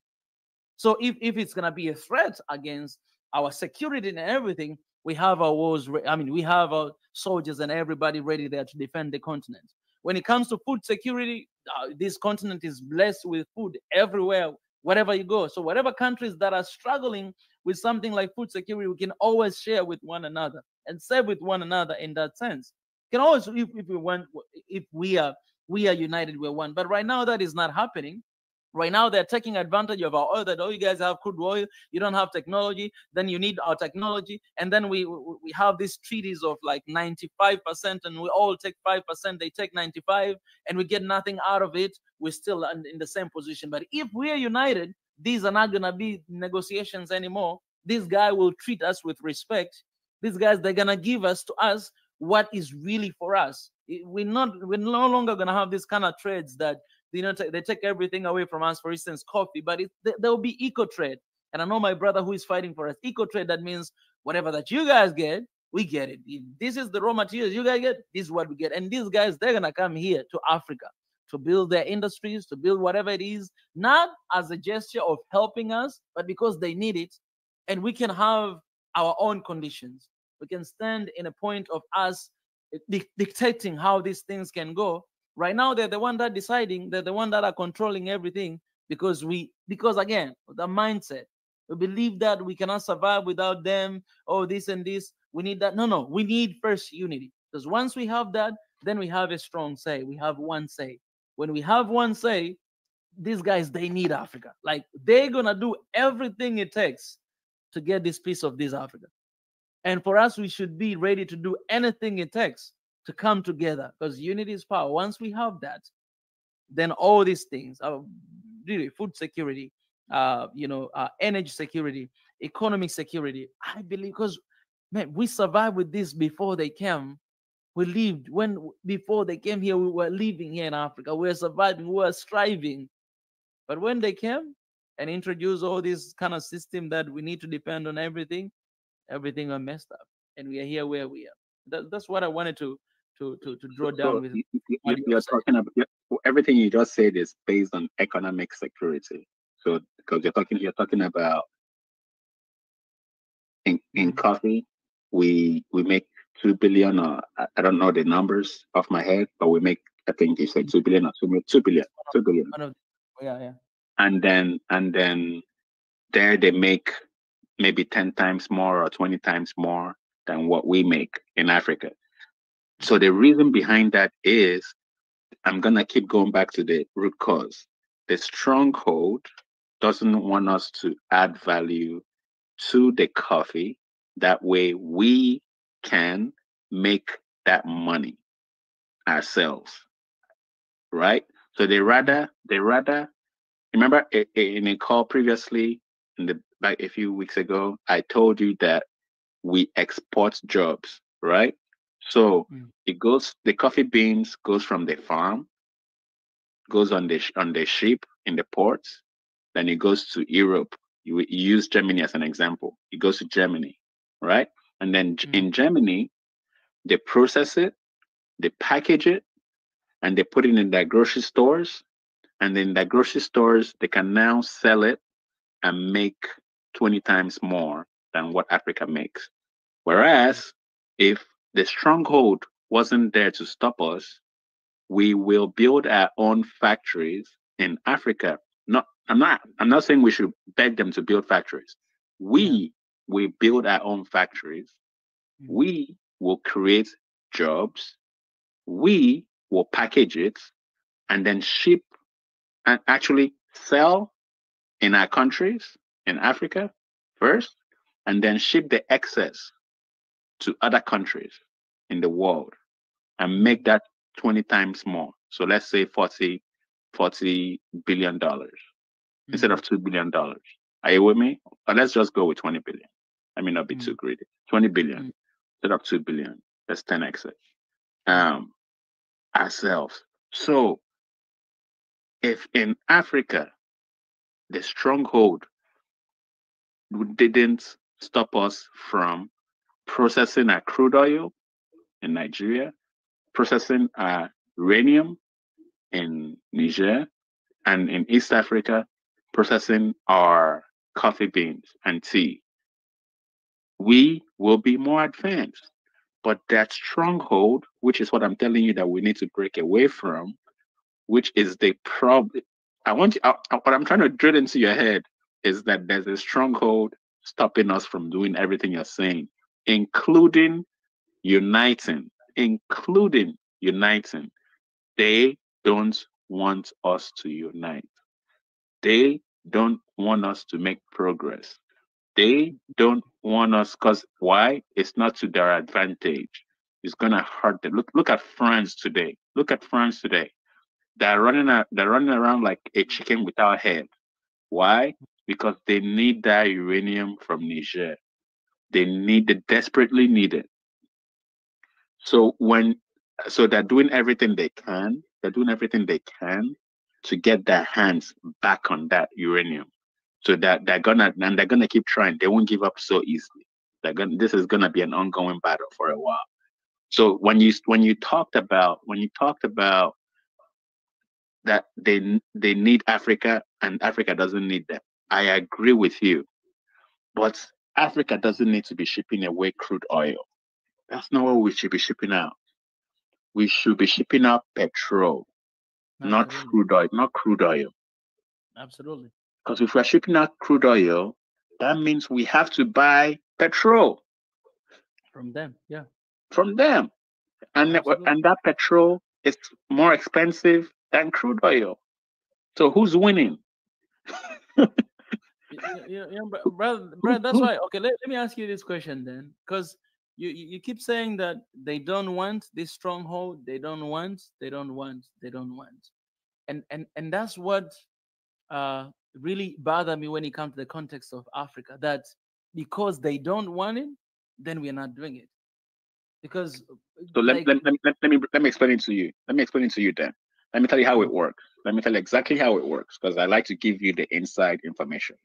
So, do you know there's an entity in different Western countries and China and Russia, just in all those let's call them advanced countries, that they work on intelligence. Are you aware of this? Yeah, like CIA and all these things, right? Because we always look at politics and we don't look at the intelligence community. Yeah. So, are you aware that the intelligence communities, they have people that creates files on everybody, like world leaders and people they think are targets and people they think are assets. There's the difference between targets and assets. So if they start building a file on you, for example, let's say they want to build a file on Micah, right? And they go back and find out what school you went to, who your dad is, who your mom is, what you like, what you dislike, everything about you, right? Yeah. All your weaknesses, all your strengths. They figure out everything about you. That way, when they hand your file over to something called, from a targeter, it's the people that do the work, to an operator. An operator is the person that goes into the field. So that operator might look like your neighbor. That operator might look like you. That operator might speak your language. That operator, you won't even know that person is a spy, right? And his job is to infiltrate you as an individual. And if you're talking about a country or a government, that operator's job is to infiltrate the government. Are you with me so far? Yes, I am. Okay. When they infiltrate the government, I'm going to use you as an example, but just keep thinking about government. When they infiltrate you, then they will start pushing their agenda on that they want to come out from Swahili nation. What they start shaping Swahili nation the way they want Swahili nation to be. If they don't want Swahili nation to become a powerhouse media, they will do everything they can, because they already know everything about you. They will do everything they can to stop you from becoming a powerhouse media. Yeah. And you might not even know it, right? Mm-hmm. So if the president of Tanzania, they have a file on president of Tanzania, if maybe if they want to get more information about the president of Tanzania, maybe one of his staff members is cheating on his wife, they go and tell that staff member that if that staff member doesn't start giving them information, they're gonna go and tell his wife that he's cheating on her. And then that way they've gained an insider to do that, to help them get information. So what I'm trying to explain to you is that the stronghold has a lot of different ways they work to manipulate us. And do you know why they do that? Do you know why they do that? Because they want to keep us down and they not, their goal is not to keep us down. Their goal is to make themselves stay as powerful as they can. But also because they are desperate. And someone who is desperate can do anything. Like for me, I'm well aware with that, because it's a very cheap game of them. They're desperate, Therefore, they're willing to do anything to shut people up. And this, they will only succeed when we have individuals who are outspoken. We have few individuals who are outspoken. We have like this country, that country. But if the whole continent, like right now, the people, because right now the people are standing with Niger, it's impossible to shut them up from the social media. You cannot even shut them because those are the people who are helping your social medias to earn your income. You can't shut out millions and millions of Africans away from your social media. You need them. So if all the people raise up with one voice, they're not gonna like. How are you gonna do that to 54 leaders of African countries? How are you gonna do that to 1.6 billion Africans? Because now we know all Africans they want this, but we just need the leadership also to stand with this. We need the leadership to take an action. The people, they are behind their leaders. Whoever that will stand for that, they'll be there. And that's how you take away the power from the stronghold. But my point is that these guys, they actually don't have power. We give them power because of our fear. And the fear is stopping us from bringing about change to our continent. But if we take the fear out of the picture, what is left is change there. In order for us to see change, we need to stop being afraid. We need to speak. We need to stand. We need to come together regardless of, and to face the consequences, because what we are facing right now is much more worse than what we'll face when we're united. And that's what I'm trying to tell you. For us to stop being afraid, for us to unite, for us to empower ourselves, we need economic security, food security, defense security. We need all those things. Why? Look at COVID. When COVID happened, what did we do? We started begging for vaccines, right? Because we didn't have that security. We didn't have that security, right? We're not positioned, and I'm telling you that this is by design.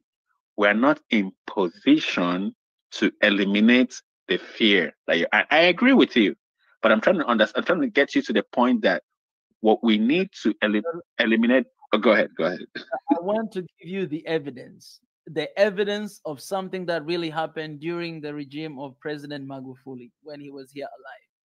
When that V19 came and people were begging for V to come, first of all, he refused it. And even when they brought it here, he had to test it. He had to test on something else. He did it and he came up with a report because he's the chemistry guy. He knows science. He's a scientist. And one of the countries in the whole entire world that had no fear when COVID-19, when pandemic came, it was Tanzania, because of what leader did. The leader at that time, and he was hated. And Tanzania were known with everybody else. And a lot of people moved here, not only Africans, but white people from German, from all these countries that did not agree with the lockdown. They moved to Tanzania to see this one leader who stood and say, I'm not going to lock my country. We're going to keep working as usual. And we're going to take precaution. Yes, we're not going to use your V. We're going to use our ways. And we're going to fast and pray for 3 days. He called the entire nation to do that. There were no fear. One single leader had no fear against this, what we call stronghold. He had no fear. And the entire country reflected that spirit. And because of that, because of the pandemic, a lot of countries, they dropped economically. But because of pandemic, Tanzania, it moved from the lower per capita income, it went all the way to middle within 5 years, within the time of pandemic. So other countries, the eastern part of Africa, they were struggling, but Tanzania, it was growing economically because he did not lock down. So things that went opposite, and this is just the evidence, and so many things. And I think this, a lot of Magufuli and a lot of people. This man was fearless. This man did not scare of them. He was the only one, but he's not scared of them. He's not scared to stand against them. He's not scared to speak his mind. He's not scared to put that mindset to the people of Tanzania. Even today, as I'm saying, what I'm doing, I was inspired by him. I started to do when I was in Korea. A lot of Tanzanians today, regardless of where they are, how they're going, that the same mindset they still have is still living in their hearts. They're still in that position of remembering what he did and what he proved to them, because what he was proving to them that you guys can do it, we can do it. So what he did, he built infrastructure. What he did, he revived this, airline of Tanzania, and right now it's operating. What did he build roads, build railways, electricity airways we started building. He built, Nyerere Dam. He moved the government from here to capital city. He did thousands and thousands of people without being scared. And that spirit, it went to the people of Tanzania, and Tanzania was just shining. It was just going like this. That's what in 5 years, it is impossible for economy to move like the country from the low to go to the middle. But that's what Tanzania did in 5 years. And because of the did the West like him? They did not like him, which is okay. That's why I'm saying but I'm trying to show you. I'm not saying that he's not a good guy, but I'm trying to show you that. And I knew you were gonna say yes without even knowing the answer to the question. The stronghold didn't like him. Why? Because he was making progress for Tanzania. And that's what I'm trying to show you. And my second question, how did he die? That is a $1 million question. Okay. And for the sake of, let me say a different way. What do you think happened to him? Honestly, for the sake of where I'm living right now, I'm not gonna say anything. Okay. Because I'm here in the continent. I need to be careful with that. But we all have different opinion on that. And whatever that you're thinking, that's what I'm thinking as well. So we can agree. We can agree that it's not natural. It wasn't a natural death. We can agree on that.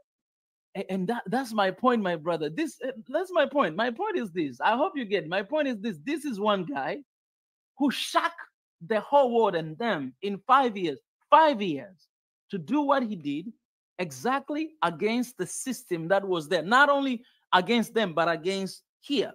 Their own people here. He did within 5 years to change the system upside down. He did that, and he was not loved by other leaders because he was actually exposing everything against them. So if this is the same thing happened in the entire continent of Africa, if all the leaders are this fearless, and which is possible because we are the people that we can choose these people. But as again, you say that a lot of leaders that are coming here, we are not choosing them. They're brought here by someone else, right? The leaders that we want, they're actually right now leading like coup in Niger. People that want them in Burkina Faso, Mali. People they want. So if you have this fearless leader, these 3 leaders in the western part of Africa, you see what they're doing you see what Mali did to France. Now Niger, you see what it's doing to France as well, kicking them out. If we have these leaders, none of the fearless leaders in the entire continent of Africa, man, these guys are not going to win. There's no more stronghold. And I agree with you because they either kill. I'm gonna say for you because you're Tanzanian. So I'm gonna say I'm not gonna use your president. I'm just gonna say that. So actually, do you know that what happened in Tanzania also happened in Haiti during COVID? Yeah, I know. And do you know what happened to that leader? Yes, I know. Okay, he got killed too. Okay, so I'm trying. Okay, so what I'm trying to tell you is you're 100% correct that if we unite, it's gonna make things a lot more difficult for them to kill us, manipulate us, and make us do their will. But the stronghold doesn't want us to unite. It's what I'm trying to tell you. So that becomes a challenge of its own. We can unite. So, but for us to unite, we have to have the same people with the same spirit of Sankara, all in position, right? They all have to be in position, ready to go, right? But because we don't select our own leaders, right? Because we don't select our own leaders, they do. And because they give our leaders incentives, and I don't know about Tanzania and some other African countries, but our leaders in Nigeria, they tend to have houses in Europe. They tend to have houses in America. They tend to have businesses in America. So their family and themselves are good, right? So because they're good, I'm using Nigeria for example, because they're good, they can then do whatever their puppet master tells them to do. So what I'm trying for me and you to now figure out before we get to unity, I want us to take steps to unity. So for us to get to the goal of unity, how do we get the right leaders in place? That way, when we say it's time to go, it's go time, let's unite, we can all unite. And not half of Africa is not willing to unite and half of Africa is willing to unite. Actually, it's not even half. It's going to be like 80-20, where 80% doesn't want to unite and 20% wants to unite. Are you with me? So I am with what is 100%. the I'm now trying to reason with brainstorm. I'm now trying to brainstorm with you. What are the steps we need to take that we can ensure that when it's time to say unity, unite, that we can achieve that goal? Because we can keep saying, if we unite, if we unite, if we unite. What do we need to do to get our leaders to unite? Right? Because a simple task like African free trade, simple. It's not even supposed to be difficult. Think about it. It's not even supposed to be difficult. It doesn't make any sense that Tanzania and DRC, for example, are not what you might call it, trading with each other as much as they need to trade. I don't know about Tanzania and Kenya. I don't know about Tanzania and Rwanda.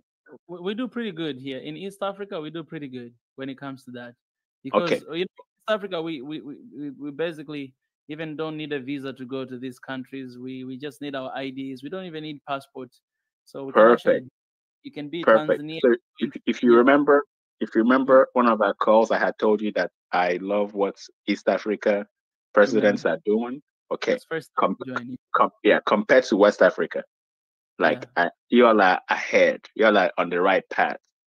Um, are you aware that what's his name? Is it Kagame of Kagame. Rwanda? Yeah. Are you aware that the Western media have been trying to make him look bad Yeah, yeah, yeah, because he's been in power for so long? yeah, yeah. I know that. Because It's like you said, our democracy doesn't have to be that democracy, right? yeah, If you look at Rwanda today compared to where Rwanda was, he's done a great job. Can we yeah. agree on that? 1000%. Okay, but Percent. they still don't like him. Why? Yeah, Because he's making the stronghold, he's making progress, and the stronghold doesn't want us to make progress because they want to keep controlling us and manipulating us. That's what I'm trying to get you to see. So, what my question was is, how do we unite? What are the steps we need to take in Africa for us to unite? That's my question. What are the steps we need to take in Africa for us to unite? this is what we do, and we gave this suggestion in our petition. I've been talking about this. I had an opportunity to go to African Union last year, and I gave that suggestion as well. And I'm talking about that all the time. Sankara, he said that whoever feeds you controls you. The step to unity right now, which is our petition here, guys. If you haven't signed the petition, please go read and sign this petition and share. We need 100 million signatures for One Africa right now. If we cannot get this done, then there's nothing that we can get done with our unity. All right. And we're not putting like 1 million, 2 million, no, 100 million, because we want to show these guys that Africans they're really tired of all this thing of division. It's costing a lot of our people's life. Like, anyways, but this is one of the solutions that we can take. We can ask us to answer that question. We can say this, that why we're not uniting. I'll start addressing with that. Why we're not uniting, and I think we already shared about that. But for the case of answering your question, I need to start with that. Why we're not uniting, and we have bodies like African Union that their job is to unite Africa. When you look at African Union Agenda 2063, right? This is 2063. You will love it. Now, if you are Pan-Africanist, if you love the idea of Africa's unity, you will love it, because everything that they've written for 2063, they're perfect. It's perfect. It's good. It's Africa's desire. Everything. Right now, they have continental free trade area. That's beautiful. In 2063, everything that you can mention, visa, everything. But why? Let me stop you real quick, just real quick, and then don't lose your train of thoughts, please. Man, do you know that all the leaders in power right now will not be in power in 2063? you gotta wait for me to finish my point. Okay, continue. Yeah, I'll address what I'm trying to say. That so this is the plan for 2063, and our petition, it says this. I'm going to answer you through my petition. Our petition right here. It says we want one Africa, united Africa, one Africa right now, not 2063. So the reason I believe, this is my personal assessment, the reason I believe why there's a vision of Africa we want 2063, the reason is African Union is not supporting itself. Someone else is supporting African Union. I'm highlighting these points right here. All right. Someone else is supporting African Union. And so I don't know what kind of agreements they have, because whatever loans, we all know that any loan or aid, any money that Africa borrows from other countries, they always come with condition. I don't know if the condition, and always like this, if they come here, they want to dig some gold, they will say that, okay, you have to give us this area for 100 years. After 100 years, we'll leave all this industry and everything for you. That's another generation. For 50 years, they love those numbers. So I don't know if in African Union, they say, okay, we guys are going to give you loan, but in order for you to achieve your goals, it has to be 40 years from now. And that is exactly 2063. So there is no urgency for one Africa. There's no urgency for visa, one visa. There's no urgency for passport. There's no urgency for African, currency. There's no urgency for one army. There's no urgency for these things because the vision is 2063. So whoever is in African Union today is not going to be there in 40 years. They're not going to be here leaders. Why should they do anything for 40 years, for the next 40 years? There's no that urgency. So I think this solution is this. We as a people, if we want to achieve the unity of Africa, first of all, we need to reform African Union. Because I believe in the vision of African Union, but also I believe it's corrupted because of the money that is coming, because of the whoever feeds you controls you. Whoever building your house is actually owning the house, even if you're living in it. So reformation of African Union is for us saying that, okay, African Union, you must withdraw from receiving partner funds to sustain its budget. We look at the budget of African Union every single year. How much do they need? And how much is coming from the outside? We as an African, can we not give that money to African Union to operate as an independent institution from international institution working for us instead of working against us? Because this 2063 is against us. So us realizing that, stopping that, and taking action to actually go inside our pockets and give that money to African Union, I believe that will be the very strong point towards the Africa we want and towards the Africa's unity. But if our bodies, very important bodies, this was founded by our forefathers who sacrificed their lives for Africa's independence.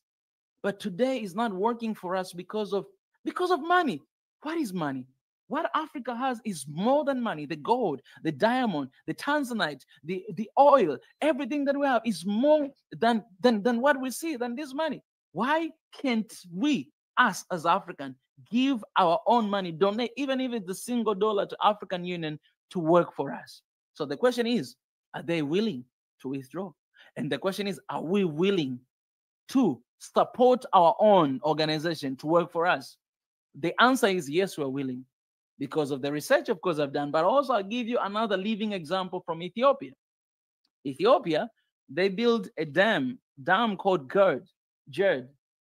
That dam, they did not receive even a $1 from outside. No Chinese, no Americans, no European Union. That dam, it has been financed by Ethiopians themselves. People, they gave their own money to build the biggest dam in Africa. That you produce electricity, not only, you said energy security. This is one of the energy security. The dam in Ethiopia, is not just going to support Ethiopia, but is supporting the rest of other African countries. They'll be able to give electricity to Kenya, and any country that wants that electricity, they'll be able to get it from that dam of Ethiopia, because it's the biggest one in Africa. Right now, they're filling, that dam, and they will be producing a lot of high megawatts in the entire continent. And that's why there is a lot of friction between Ethiopia and Western countries. And that's why the friction also is happening between Egypt and Ethiopia, because of the dam. Like, they're having friction because of the natural resources that we have.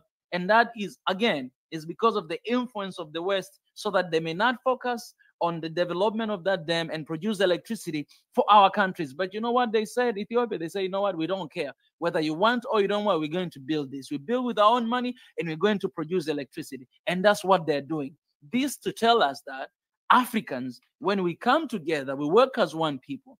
When we decide to do our own things, we can actually get these things done. Energy security, we can have it in Africa. We have that dam in Ethiopia. We have them here in Tanzania, Nyerere Dam. That dam is being built by Egyptians, not even Westerners, not Chinese. No, Magufuli, when he was building that, he wanted Africans to build it. So Egyptians, they're doing that. That also will be producing a lot of electricity here in Tanzania. In a couple of years from now, we'll no more have an issue with electricity, and also be able to sell to other people. These are sources that are going to develop Africa. In a few years from now, we'll be free from this. And that's why they jeopardize. Okay, not only that, we have this crude oil pipeline from Uganda to Tanzania, that them European, they say that European Union, they say, you guys, you should stop doing that because of what? Because of what is this? Environmental issues. Environmental, yeah. And I was asking myself, man, Africa is constitute only 3% of environmental, like air pollution in the world, 3%. But them, they constitute all kind of percentage. Like the rest of it is for them, for other words. But Africa only 3%. Today you say environmental, whatever. But this also oil pipeline is going to help and to give a lot of employment to our countries, to our people. Africa is awakening. Africa is always making moves. But if we're not going to step up like Ethiopia, the way they did, like Niger, they're doing right now, and be like, all right, you guys, you have to work for us, because we need African Union. We need them to work for us. And if we need to serve them, they need to stop receiving money, and we need to give them, to show them that this is what we are working on. Okay, here is the money. Now stop receiving from here and there. And we shall see if Africa is not going to be united. And the unity is closer than we think. Because right now, my brother can agree with me that right now, Africa, like Africans, we are united. To be honest, we are united. We are united. We just need that button to be pressed. We just need that encouragement. Like, we are the one that are encouraging leaders right now that, hey, we need this unity. We are. You see that everywhere. You see in here. Since we started here, we're talking about this unity, but look at people, they're not leaving. Why they're not leaving? Because they know that this is the time for unity. Like, because we're root cause analysis, we're gonna keep getting deeper. So I think from what you're saying and from what I'm saying, and let me know if I'm the right path, then we can maybe go a little bit deeper, is that the problem that we are having in Africa right now is puppet leaders, one, and external money from foreign people, like foreign countries. So I think those two things, external money and puppet leaders, is what's stopping us from uniting. Do you think that's the we're getting closer to the root cause? Yeah. Puppet leaders. Because if you don't have puppet leaders, so for example, you use Ethiopia, for example, they use their own money, economic security. They didn't take loans, they didn't get aid, they use their own money, and they're using their own people to build a dam. So that's energy security and economic security in one, right? So if African leaders can do the same all over Africa, then we will get to that. So if we can get away from foreign money to fund us, because we don't need it, like you've acknowledged it, God blessed us with all the resources. We should be the lenders and not the borrowers. So we already have everything we need. So if we can get away from foreign money, especially because like what Amaya was saying, and I agree with what Amaya, that AU is not working for Africa. They're not working for Africa. I agree with him wholeheartedly. They're not working for Africa. That they're serving the interest of foreign powers, not for Africa. So if we can get back and get AU, which was OAU in the past, if we can get them to do what they're supposed to do, then Africa would unite. But Africa can unite. And that's what I was trying to tell you before you made your speech.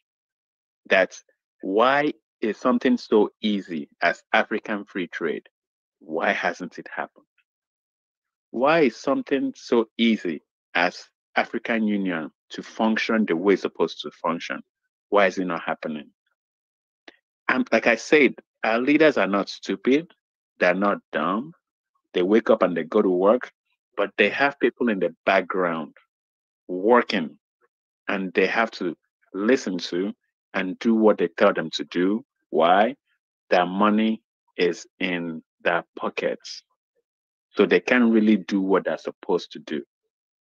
So that's what the problem is. Puppet leaders and taking money from outside powers. So if we can address those two things, in my opinion, this is my opinion, if we can address those two things, then Africa can become the Africa we need, because that will be the stepping stone for Africa to do what Ethiopia did, right? In Nigeria, that will translate to Nigeria building its own refineries, right? Not a dam, its own refineries, right? In East Africa, that will translate to East Africans building their own factories to process their own coffee beans and all that. In South Africa, that will mean South Africans processing their own diamonds, right? And not just harvesting the diamond and the gold.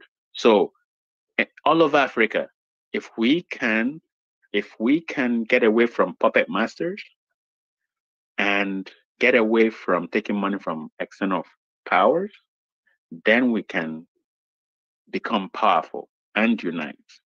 That's what I see. That's what I see. Absolutely. Absolutely. I know I love this conversation, my brother, that we really went all the way to the cause and tried to figure out what to be done, and these things, to be honest, they're not new. Like these people who are watching here, you guys, what should be done. And for me, I'll really say that like everything we say here is very important. We're going to try to cut this out and to share it as another video maybe tomorrow.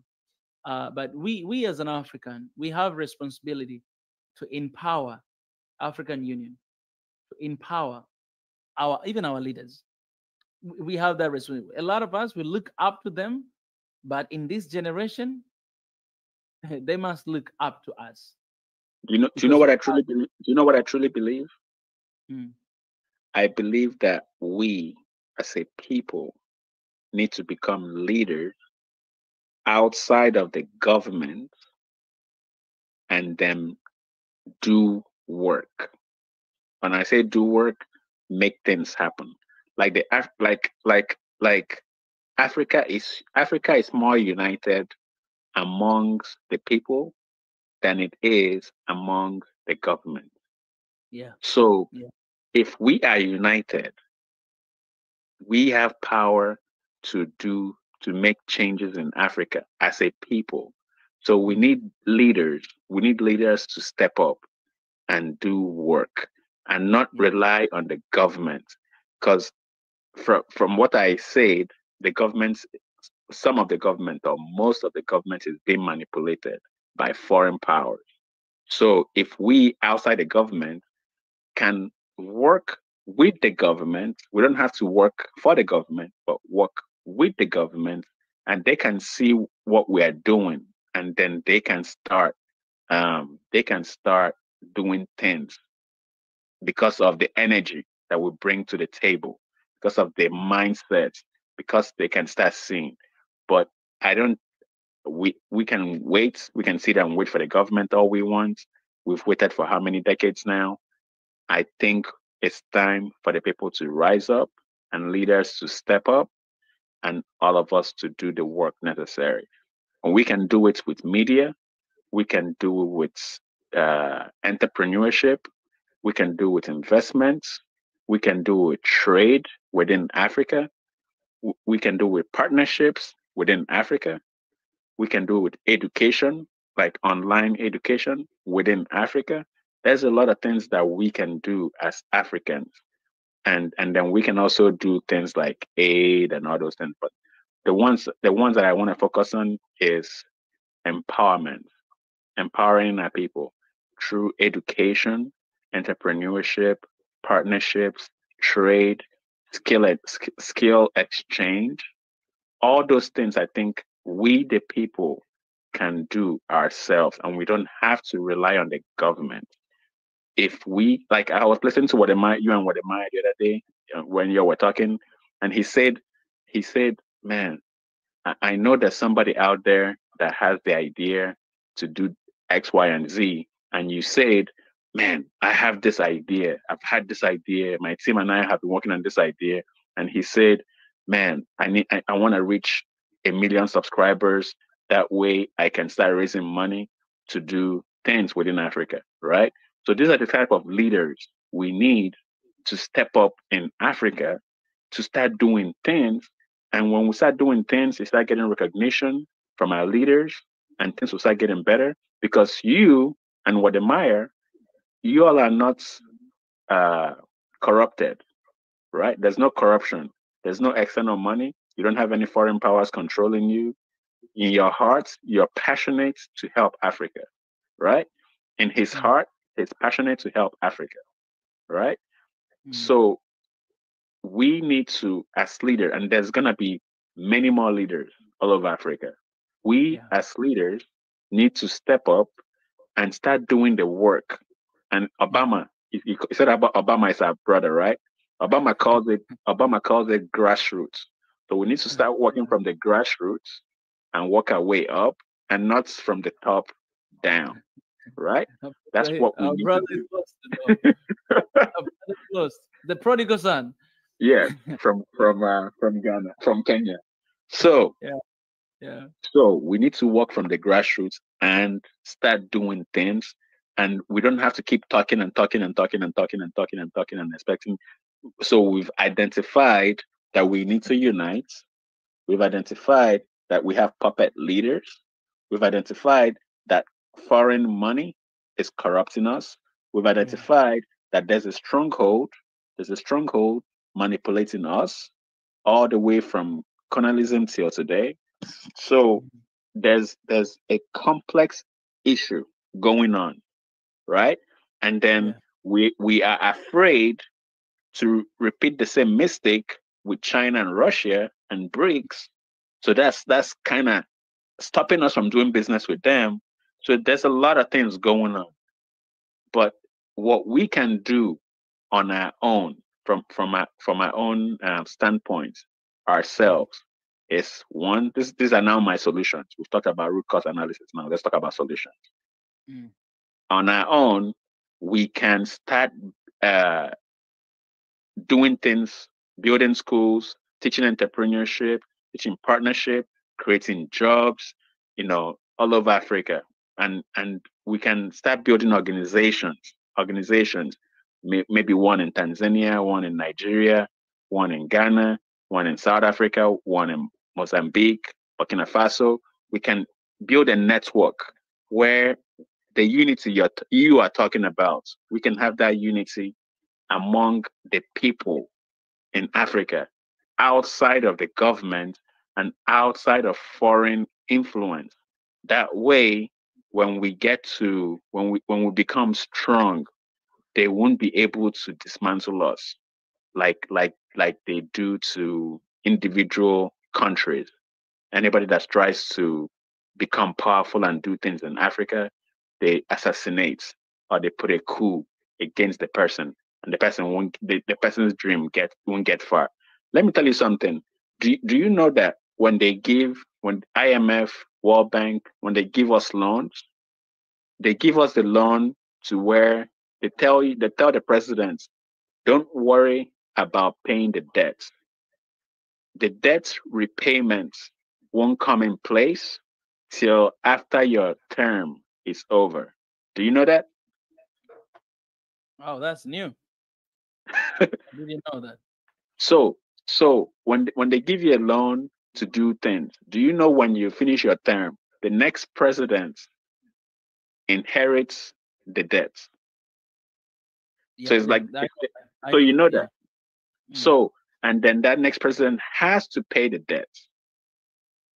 Not the person that was in power that took the loan. So how that yeah. So how are we gonna make progress if the next person is coming in with a deficit in negative? How is that president gonna make progress?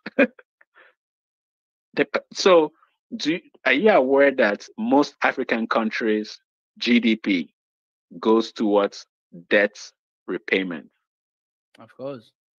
Yeah. So how are our leaders gonna build infrastructures and do things that will benefit our people when all they're doing is paying debts? And because they're paying debts, they have to borrow money again to have extra money to do the things that they want to do, because they cannot use their own money because their money is paying bills. Isn't that crazy? It is. It is, my brother. It is. So, it's just like everything that is happening like that. It's just slowing down the progress in Africa. And the good thing is that we know all these things, and knowledge is power.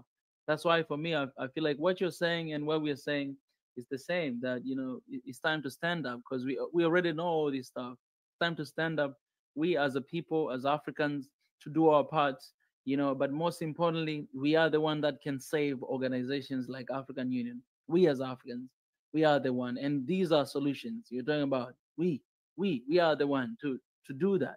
And I hope, the other thing is their willingness, if they'll be willing to really go through, that, to stop all this relationship that they have. But hopefully, the time is now, it's coming. I'll be glad if one day I see the leader of African Union is PLO Lumumba. I'll be glad. Or if I see somebody that, is talking about all this stuff that we talk about it, and willing to do, and they're actually doing the job. Because one thing that a lot of people, why do you think they kicked out that lady? I forget where she's from. Yeah, why do you think they kicked her out? It's because she was against. She was and, against. And who do you think suggested she gets kicked out? Definitely, I don't know. The stronghold. The stronghold. That's why we need to take back our organizations. And how can we take back our organization? Is by us funding them. Us as Africans. Let me just say this, brother. This is very important for the case of Africa. Like, you might find a brother. We had a brother here back in the days. They have brilliant ideas. And also, I'm not disregard the scammers, because we have also a lot of scammers who they always ask for money, and they just want to run away with the money. So I'm not disregarding them, but I'm talking about genuine African brothers who really wants to make change. If there's anyone out there wants to make change and need a support them. That's where we begin. Let's support one another. It's this support. We should not just talk, but we should actually put our action. Let's support our brothers who are brothers and sisters who are actually doing something in the community, in the continent, in the countries, to bring about change. Let's do everything we can to support that. I agree. I'm gonna end here, because I don't want to bore your audience. But you're aware that in America, that the private sector helped build America, not just the public sector. So in Africa, the private sector needs to do the same. So we don't have to. If we keep relying on the government, the Bible didn't tell us to rely on the government.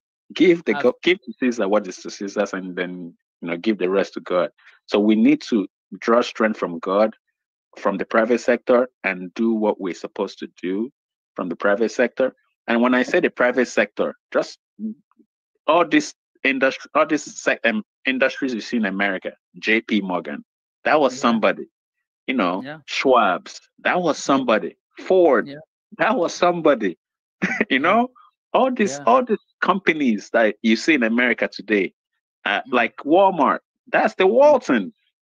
All these companies you see in America today were people that walk the earth like you and I, and they help build America. So if we keep relying on the government are being manipulated. So we have to, and that's why I said our generation or the next generation after us will be the one that will maybe say no to foreign powers to manipulate us. The ones that are in power right now came from the colonial era, except for the younger ones like Ruto and Kigami and the younger ones of now. But the older ones came from the colonial era, and they're still saying yes to the master. Yes, master. Yes, master. Yes, master. So we need to break away from that. But people like you need to take bold actions to create, like your farm, like your vanilla farm. You need to do more of that. You need to do more of that, like your nonprofits. You need to put it into action and get it going. Things like that, like what Maya plans to do. Raise money to do causes all over Africa. Things like that. We need people to step up and do it. But there's scammers. There's gonna be good and evil in everything. We know that, but we can't keep being afraid of taking bold moves. We have to make bold moves and not rely on the government. We have to stop relying on government. Government is not the solution. As much as we want to rely on them, we have to take that out of our head that government is not the solution. We are supposed to be the people controlling our government as a people, not our government controlling us. Our government is supposed to be, what that job truly is to put laws in place. They're supposed to write policies that will help us live civilized. That's what the government is for. The government is not to control the people. The government is to keep the people civilized and make sure that the people are prosperous and they're living a good life. That's what the government is for, not to control the people. But we have it backwards in Africa. We think the government is there to control us. And we're dependent on them, thinking they're going to be a solution. So I'm going to ask you, let's stop relying on the government 100%. And I'm going to challenge you, actually. I'm going to challenge you. You should start making bold moves, bolder moves. Like you're already making bold moves, but you need to make bolder moves and start implementing your thoughts. Because you're going to fail, but you're going to fail into success. You're going to fail forward. You're going to make mistakes. You're going to make mistakes, but you're going to make mistakes forward and then learn from your mistakes and then keep going. So I'm going to end here because I don't want to keep your audience bored. and no, I think no, man. I think we give them let me see if they're still here. I think we give them enough. So I appreciate that, Brother Niger, for your thoughts and for your contribution. Always a blessing, man, to have you here and to just navigate this journey together. I really appreciate you. I can't wait to see you face to face and to connect. Yes, brother. Absolutely. All right, my man. Remain blessed. Amen. Bye. Well, let me appreciate everybody that has been given here super chats. I want to appreciate DG. I want to appreciate Mesfin. You guys, you mean a lot. Appreciate. Mesfin again 3 times. Thank you so much. Nana Dreams, I appreciate you for your constant support as well. Thank you so much. It means a lot. It means a lot to see your appreciation. It helps us a lot to run what we are doing here. I also appreciate those people who, I share the link area for Patreon, and I have somebody here. Her name is Lorraine Cobb. Lorraine Cobb just joined my Patreon family here to support as well. So thank you so much, Lulaine. I see your picture right here. Thank you so very much for joining. We have like 18 Patreons there supporting us as well. So I just want to appreciate you guys. And let me just say this, let me shout your names as I always do to appreciate those who are actually, supporting, taking step, supporting financially as well. You guys are actually practicing what we were talking here about. So let me acknowledge you guys, because you did not have to do that. But when you find Africans who are actually standing with you and do that, so we have to acknowledge them and the amazing effort they made. So these are people Line just joined a couple minutes ago. So I appreciate all of you guys. I have 18 of them right here on this page. Appreciate you guys. I love you. Thank you for your support. And thank you for joining this family. Also, I'm taking just a moment to appreciate those who are supporting in that way. I want to take a moment as well to support, to appreciate the members in the family, yo. Members in the family, you guys mean a lot to this family. You guys are actually helping us to move forward, to make things done. I'm just gonna raise that appreciation, and then I'll be having my closing remark here, and to wrap up this thing, and then to get out of here, to let you guys go. All right. Let me appreciate members here as well. I'm gonna display your names here. We have a couple members as well who are supporting us monthly.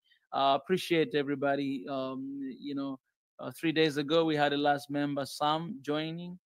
So we want to appreciate you guys and appreciate. Thank you so much for taking initiative to stand with us. What you see, we are not just a YouTube channel, but we're an organization, and we have an office that we run daily.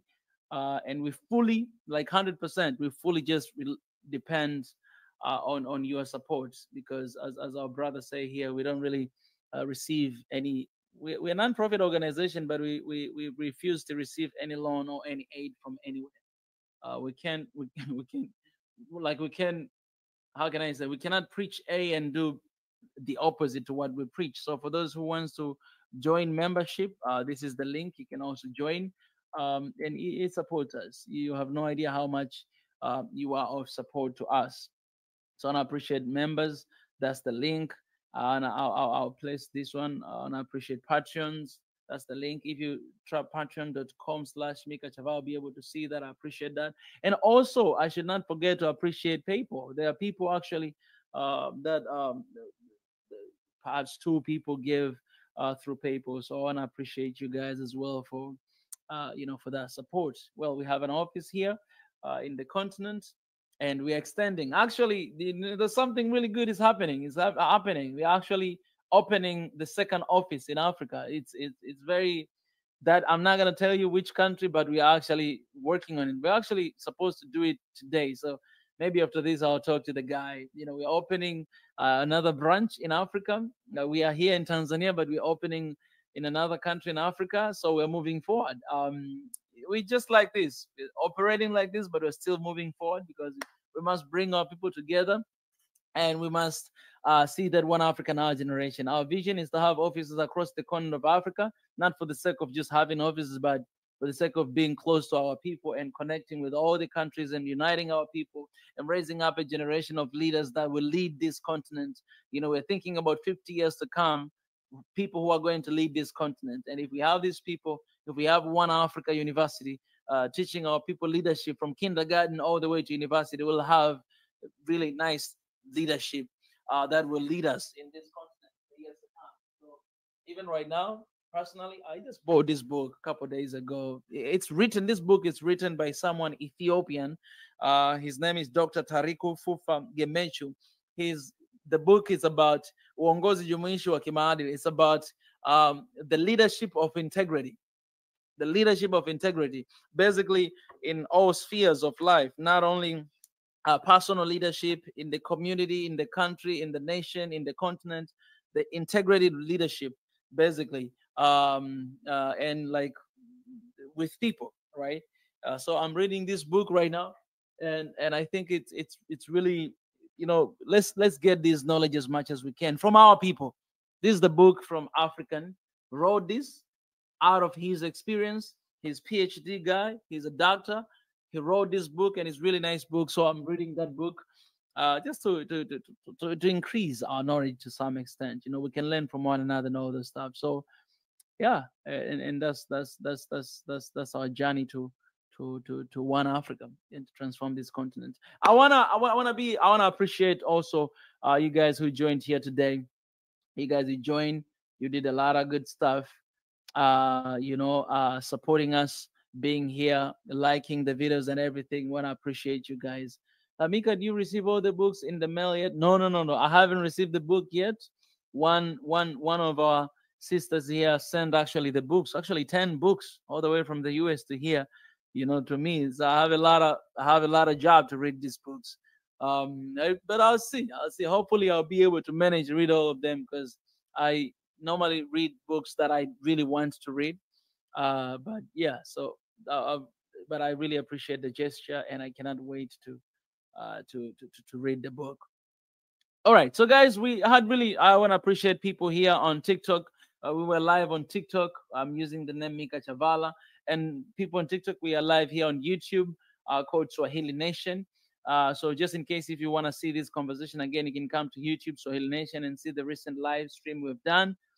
Tomorrow is Monday. We might be coming back here again for another conversation. And this week, that conversation of radical truth is coming back, and we might have a surprise. I'm still thinking about, we might have a surprise, but radical truth is coming back.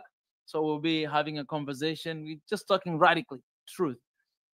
We say things as it is. So we can come anytime. Be connected with that family. Don't forget to subscribe. It is very important. 90% of viewers who are watching our channels, they're not subscribing. So if you got anything from today's conversation, help us to reach to as many people as we can by subscribing to this channel. Not only subscribing, turn on notification button, not only that, but also share this YouTube channel. It's very important. Also like our videos, because YouTube logarithm, it really depends on how much interaction you have in your videos. So you gotta like our videos. You just have to like. If there's one thing you like, just like this stream, all right? Just like it. Just like it right now. You can press it like right now. Let me see how many likes, by the way, we have. Just to do a little bit of research here. Because right now we have some people left this stream, but let's see how many likes do we have so far. Just to see, like, some people might be watching and don't even like both, man. 426. All right, that's beautiful. We have 426 likes. We can reach 500. So let's reach 500 before we finish this live stream. All right. If you haven't liked this stream, go ahead and like. All right. 427. I love that. Yeah, place like button. Some people, they don't have super chat to give. It's okay. You don't have to feel like I don't have anything to give. You can just like and subscribe. And that you support us to reach to as many people. You can actually go and watch our videos. For the past 3 days, we released all the speeches of African leaders from the BRICS Summit. We released those for you to listen and to hear what type of leadership we have in Africa, and to know what to do next. So go and do that. Listen, we released a lot of videos. All of the speeches of all African leaders, all of them were shared. Some of them, they are not even 1,000 viewers. That means only a few people have watched. So you guys kindly go and watch them. They're actually here on our channel. Go watch them, support them, share, and support what we do. All African content creators who are fighting for this good cause, then support them. There's a lot of brothers and sisters who are doing great job. Go and support them. It's very important for our generation. This is the only medium of news we can do right now. So let's take advantage of their own platform by spreading the word. Yeah, and also we have a backup channel called One Africa channel. So if you go at the home, you'll see One Africa channel of this. Let me show them. Let me show you guys here. It'll be very easy to see that. So that you may be connected, just in case. We all always have that, just in case if anything happens, then we have a backup channel. So this is our channel. If you go down, you'll find One Africa right here. This is One Africa channel. So go and subscribe. We have like 2,000 subscribe. Go and subscribe. We're still we posted before, but it's still it's kind of like quiet right now, but you go and subscribe to this channel. It's our backup channel. All right. It's a backup channel from this Swahili nation. Go and support us. Yeah, it is very important. Also, for the petition, let me share with you guys once again. Right now, we have 1,354 signatures. We have a long way to go, man. Go and sign this petition. Help us read, sign, and share. It is very important, man. It is very important. If you want to know how important is this, just go and read it. You will find yourself in this petition, man. We spent the whole week, you know, trying to work on this one, at least to bring something that is beautiful, it's good. So yeah, go, and the simple way you can support is to sign this petition, is to share with someone. That is us pursuing the Africa we want. All right, we are on a journey to one Africa, and this is what we gotta do. All right, I want to appreciate people on TikTok here as well. I see you guys giving a lot of gifts. I appreciate you guys for doing that. We have subscription as well here on TikTok, so I appreciate you guys. And by the way, on TikTok, I have series that I've started to upload. In order to watch those series, you actually need to pay a little bit to watch them. So yeah, if you would like to do that, just go and check them out. All right, there's very exclusive content right there, so you can go, you can enjoy that. And it's gonna be incredible and amazing. All right, so how do I end this? Obviously, I will end at the very end of this stream. We have been here for 4 hours, guys. 4 hours. Wow, 4 hours, and it doesn't feel like that. Hey, Ganito, I appreciate, man. I appreciate for everything you've done here today. All right. So let me just wrap up by saying this. What is happening in Niger is happening to Africa. And it is a time for people, Africans, me and you, to stand up and to act. It is very important. Don't be scared. I said this before, that what is stopping people from making change is the fear of the unknown and known. That if I'm going to do this, I will be killed. I'm going to die. This and this is going to happen. Nothing is going to happen to you. And even if it happens, it would rather happen while you have already achieved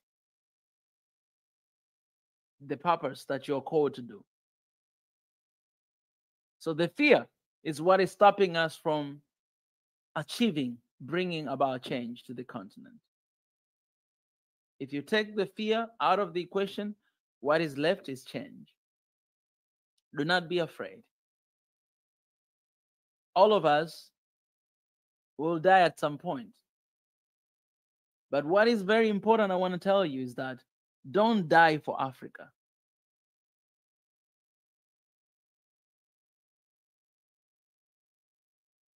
I'm going to lose some followers because of this statement. Don't die for Africa. You might think that is patriotism, but don't leave this continent. Live for Africa. Live for Africa. We must live for this continent. Don't die for your country. Don't die for Africa. Live for Africa. We must live.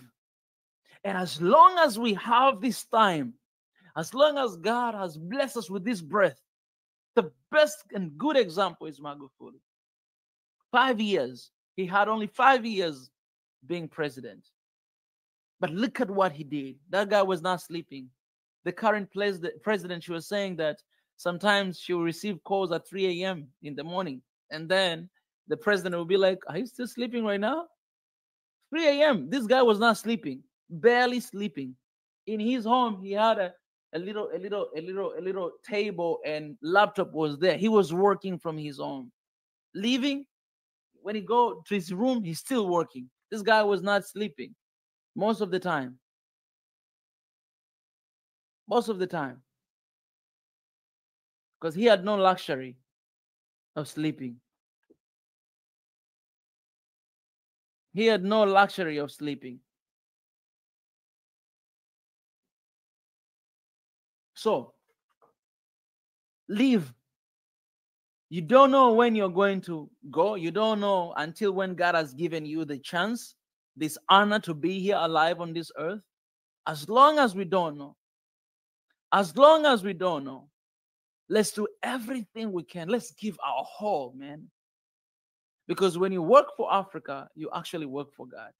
You're working for the people of God. And believe is the beautiful thing. So let's spend the time we have left to do what is right for our next generation, to do what is right for the next generation. Let's plant a seed of unity, love, and peace in Africa for the sake of our next generation. Let's plant a seed of redemption for this country. Let's plant a seed of revolution for our continent. Let's plant that seed of unity for our lovely continent for the sake of the next generation. You don't know how long you have left? I have no idea. But what I know is this: I've been given right now, and I'm here right now. What am I doing right now? You have a role to play. I have a role to play. And when we come together, 55 African countries, 54 in the continent, and 1 diaspora all across the world, when we come together, fear not, for I am with you. That's what God says. The word "do not be afraid" has been mentioned more than 365 in the scriptures, in the Bible. That is to tell you that every single day when you wake up, He's telling you, do not be afraid, do not be afraid, do not be afraid. The fear of God is the beginning of wisdom. The fear of man leads to destruction. Fear not. And let's bring change into this continent. We want people who love Africa, people who wants to do anything for, people who love Africa, who loves Africa to the point they want to live. Not to die, to live for Africa. That's what we need in Africa. And I'm telling you, the time is now, and you and me, we are those people. So cheer up, stand up, pick up yourself. Don't be afraid. Don't be weak. You're not weak. You have strength. You have everything it takes. Love yourself. Love your neighbors.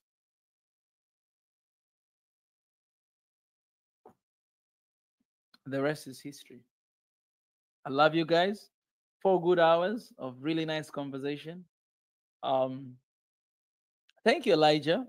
See a super chat from Elijah as well. Go Africa. Yes, go Africa. Appreciate. And yeah, let me pray little quick. God, I thank you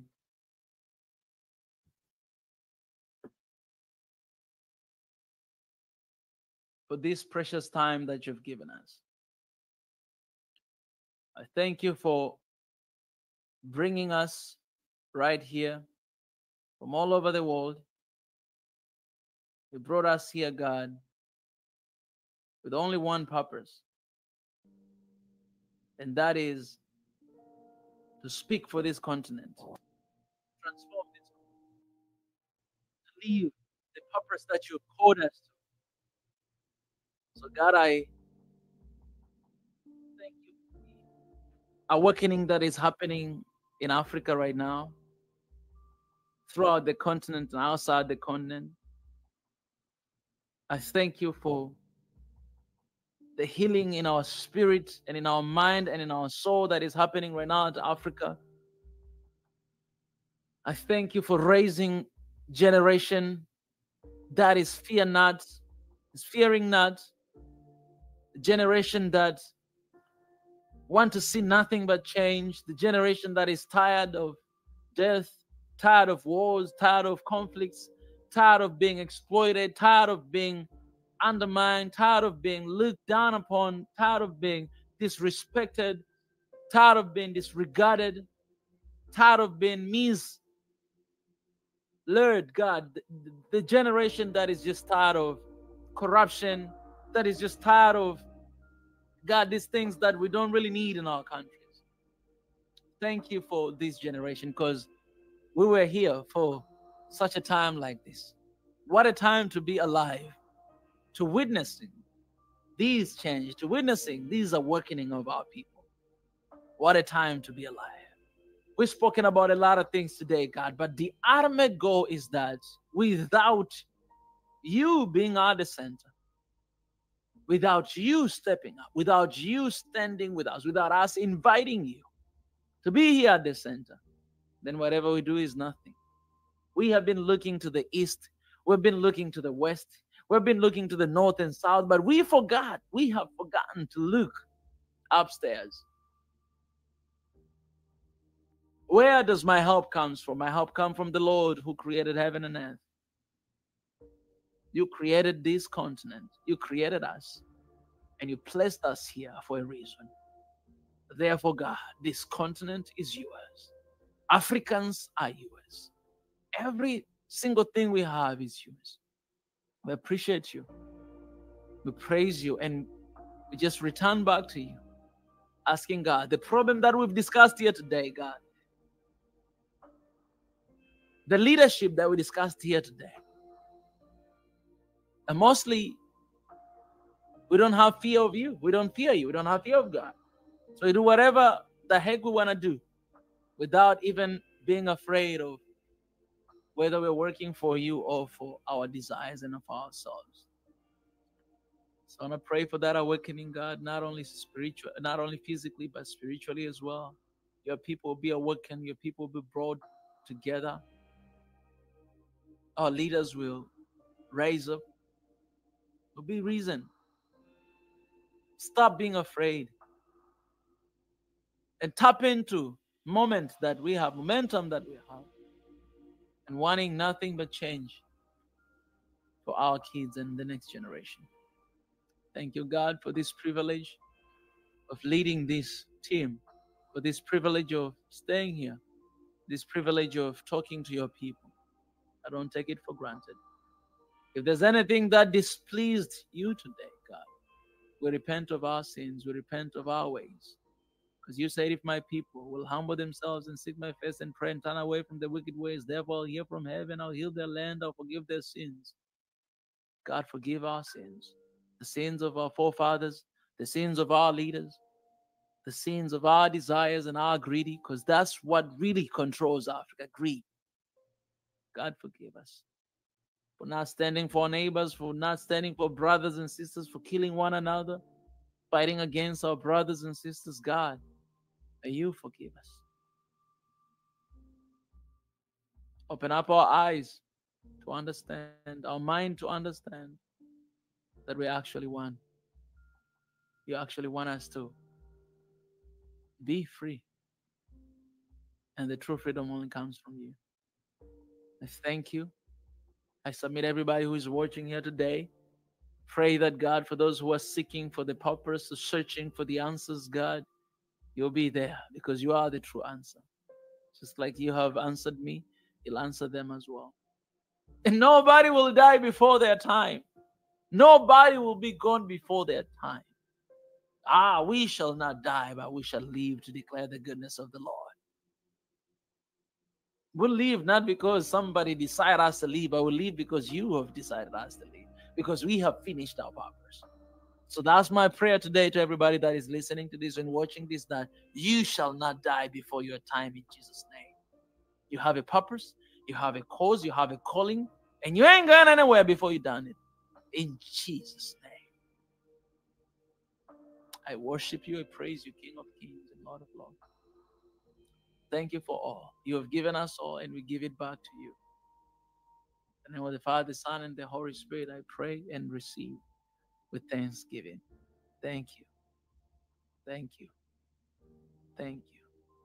Thank you for the shalom of Niger. All the strategies that have been planted and planned for so long. God, they will not be successful because you're standing with the people of Niger. And the liberation is just around the corner. All the sanctions that are affecting Uganda, Eritrea, Zimbabwe, and other Niger, and other countries in Africa and the continent. And I pray that you'll give us wisdom and understanding and knowledge to do things, to work towards the change for our continent. It's not a time to rely on anybody, but relying on you. And actually act, because faith without action is dead. So God, I thank you for this generation that you're raising right now.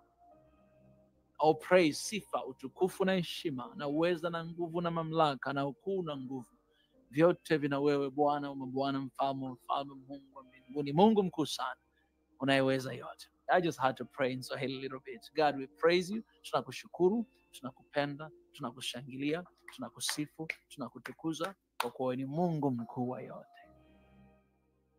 Therefore, I pray for different kind of needs. Some of us are sick. Some of us, we need a breakthrough. Some of us, we are depressed. Some of us, we are stressed. Some of us, we have family issues. God, I pray you're not going to leave even a single person who is watching this right now, but you will touch every single one of us accordingly to our needs. But most importantly, we'll get to know you, because that is all in all. Above all, we shall have a good relationship with you. Praise you. Thank you. In your precious name. Amen. Amen. Ah, you guys stick around. Stick around here. Amen. Amen. Bless you guys.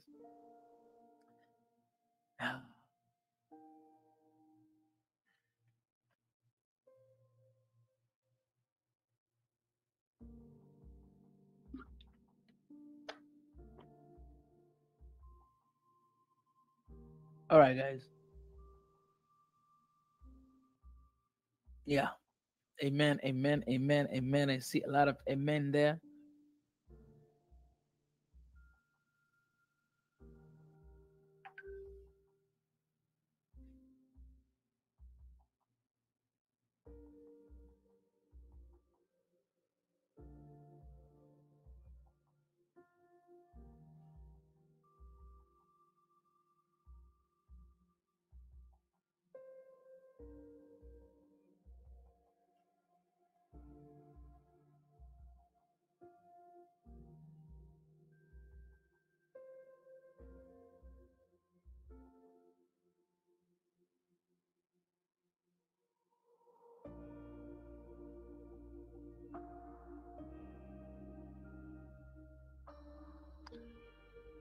All right, guys. Hey guys, 93% of people who are watching our channel, Swahili Nation, have not yet subscribed. Only 7% of the viewers in this channel have subscribed. What does that mean? It means a lot of people are coming in this channel to watch videos, but they do not want to be engaged, to be a part of this family and to support this movement and what we're working for towards One Africa Now generation. So my request to all of you guys, if you really like our content, you like what we're doing here in Swahili Nation, please do me a favor and subscribe to this channel. Don't do just that. Turn on notification button. Don't stop there. Like the videos we share. Share with your friends.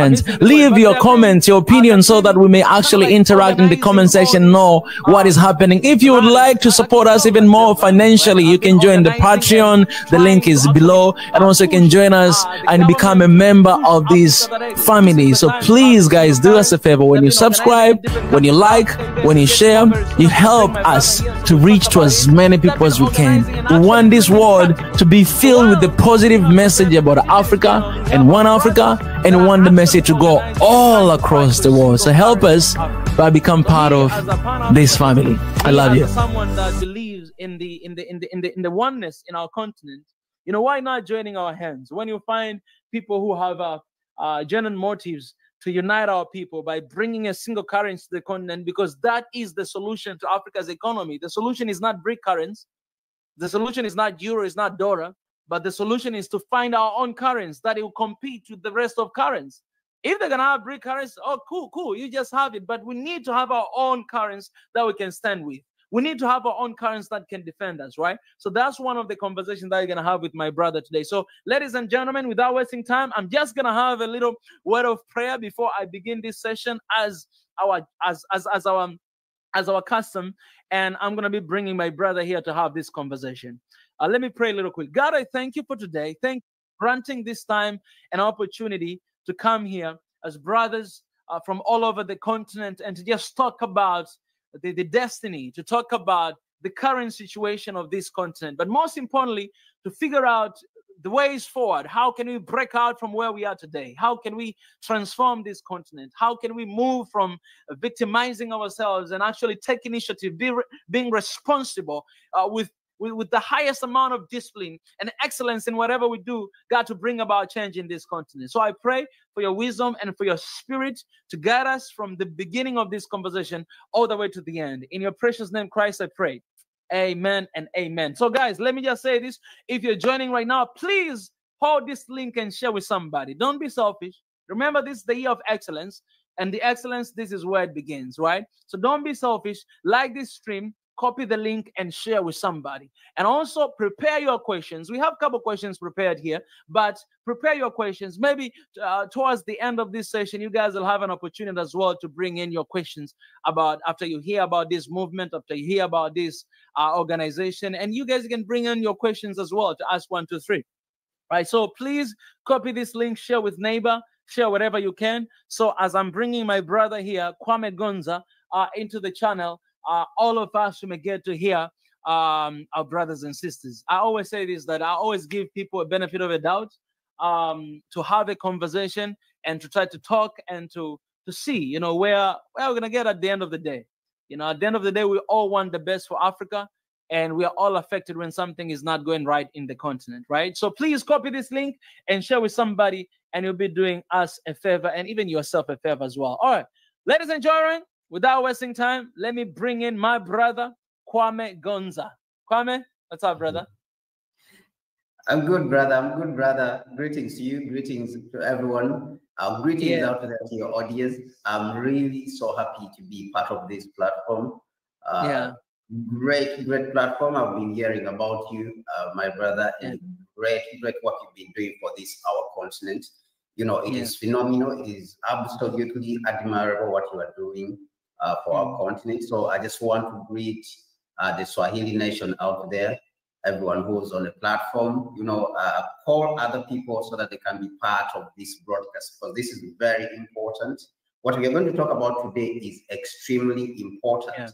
Now, what we are going to talk about is action. It's not just people who are talking about things that they are not doing. We have been in Pan-Africanism. We have been pushing Pan-Africanism for the last 10 years. Okay, more than 10 years. Some of our group has been pushing more than 15 years. Other people, they have experience of more than 20 years. So we are talking about people who are, you know, are on the ground and are active. We have projects which we are even pushing with the Africa Continental Free Trade Area. We have peaceful demonstrations, like you've mentioned, the campaigns going on.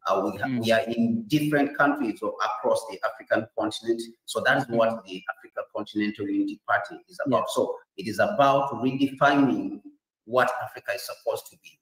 You know, we came together is a group of especially young people, but this does not mean we don't have the elders. We have the elders in there to advise the Africa Continental Unity Party in its journey, our movement in its journey, which it is taking in order for us to build a new Africa. Because we understand that what our continent has been facing is the challenge of lack of power, because we lack power as a people. That is why you see that when our heads of state go to the United Nations, for example, United Nations General Assembly, they are disrespected, you know. The room is empty. They are speaking to empty rooms. The African people, people of African descent, George Floyd, they kill them however they want. So we find that we, the Black people, are not respected, whether it is in China, whether it is in India. So all this is the problem of lack of power.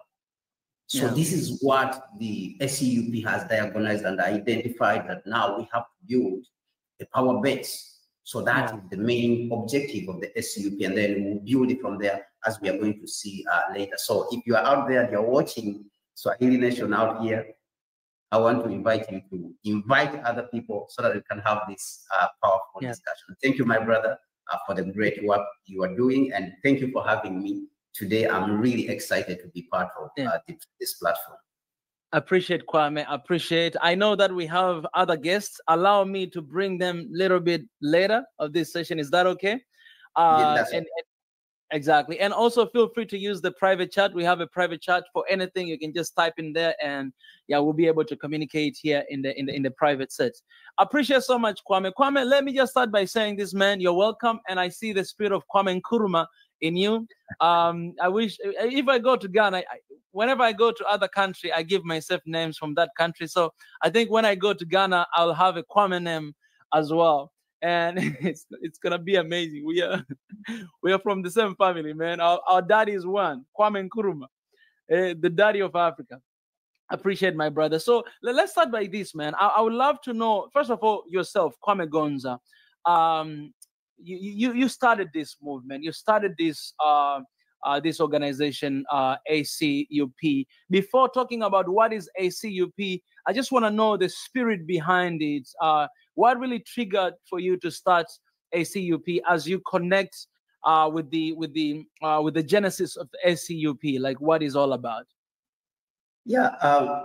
So basically, the ACUP, I did not start it myself. I came and joined, and like I said, the group was started. The movement was started by a group of people, a group of young people who identified a problem on the continent.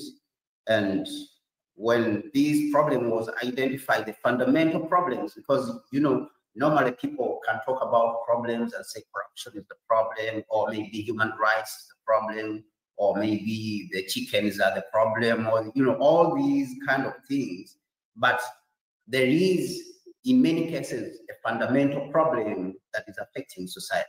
You can see in one speech when President Museveni was speaking at the World Economic Forum, he came and said, and I've seen you play President Museveni's speeches a couple of times, and he said that when the World Bank and the IMF used to come to his country, Uganda, they would tell him to concentrate on human rights, and another time they would say children's rights, another time they would say women's rights. But the fundamental problems of society were not being addressed. Problems like infrastructure, because if you're talking about building an economy, then you have to build infrastructure. Because infrastructure is the basis of economic activity, is the platform on which economic activity takes place. And then people develop from there, because now they are able to carry out trade. Then you can be able to take care of yourself. People can be able to fish for themselves so that people will not fish for themselves. And then you don't need even somebody to come out from Europe, from the United States or Australia to come and tell you human rights, because you already know what to do. And you have taken care of the fundamental problems that are affecting society, because most of the problems, the smaller problems, social problems, like, for example, prostitution and robbery, they emanate from lack of economic activity, lack of social upward, what we call upward social economic mobility. So when this is solved, when you build the infrastructure, you can see that you have solved the majority of the problems. Now, I don't want to go so much in that. What the SCUP identified is that our continent is lacking power. Now, a group of people came together.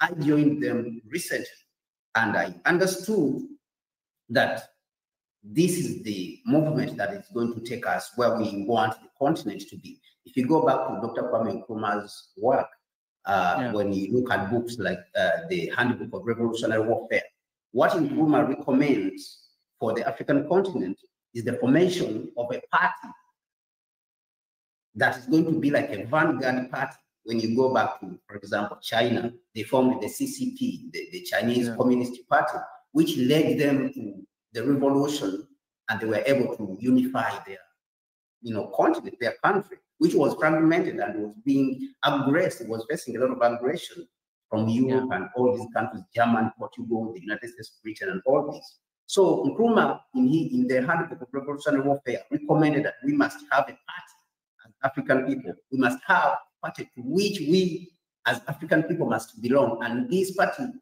will be able to unify all the African people and lead them to that revolution that we desire as African people, because this party will be able to take the power for the people. So my brothers, when they formed this organization 3 years ago, because the SUP has been around for the last 3 years, I also, found them. I used to hear about them that they are working on the ground. So they reached out to me and we spoke, and they said, we are looking for talented people. We are looking for people who are passionate about our continent, people who understand the price that is supposed to be paid for us to be able to liberate Africa. Regardless of what price is supposed to be paid, we should be willing to pay it. So when you talk about the Africa Continental Unity Party movement, these are people who understand that the price is supposed to be paid, and they are willing to pay that price to liberate, the African continent. Not to go out there to beg that, we should beg a group of people to give us aid. We understand that we have the resources, and these resources which we have as a continent are supposed to be reorganized, and they are supposed to help us rebuild our continent. But those resources to be organized, you have to have power to one of the external, influences. You've spoken about here the external influences, that the external powers are always interfering in Africa. East African community was operating very well, but the interference is unbelievable. The whole of Africa right now, Ethiopia was very friendly to the neighbors.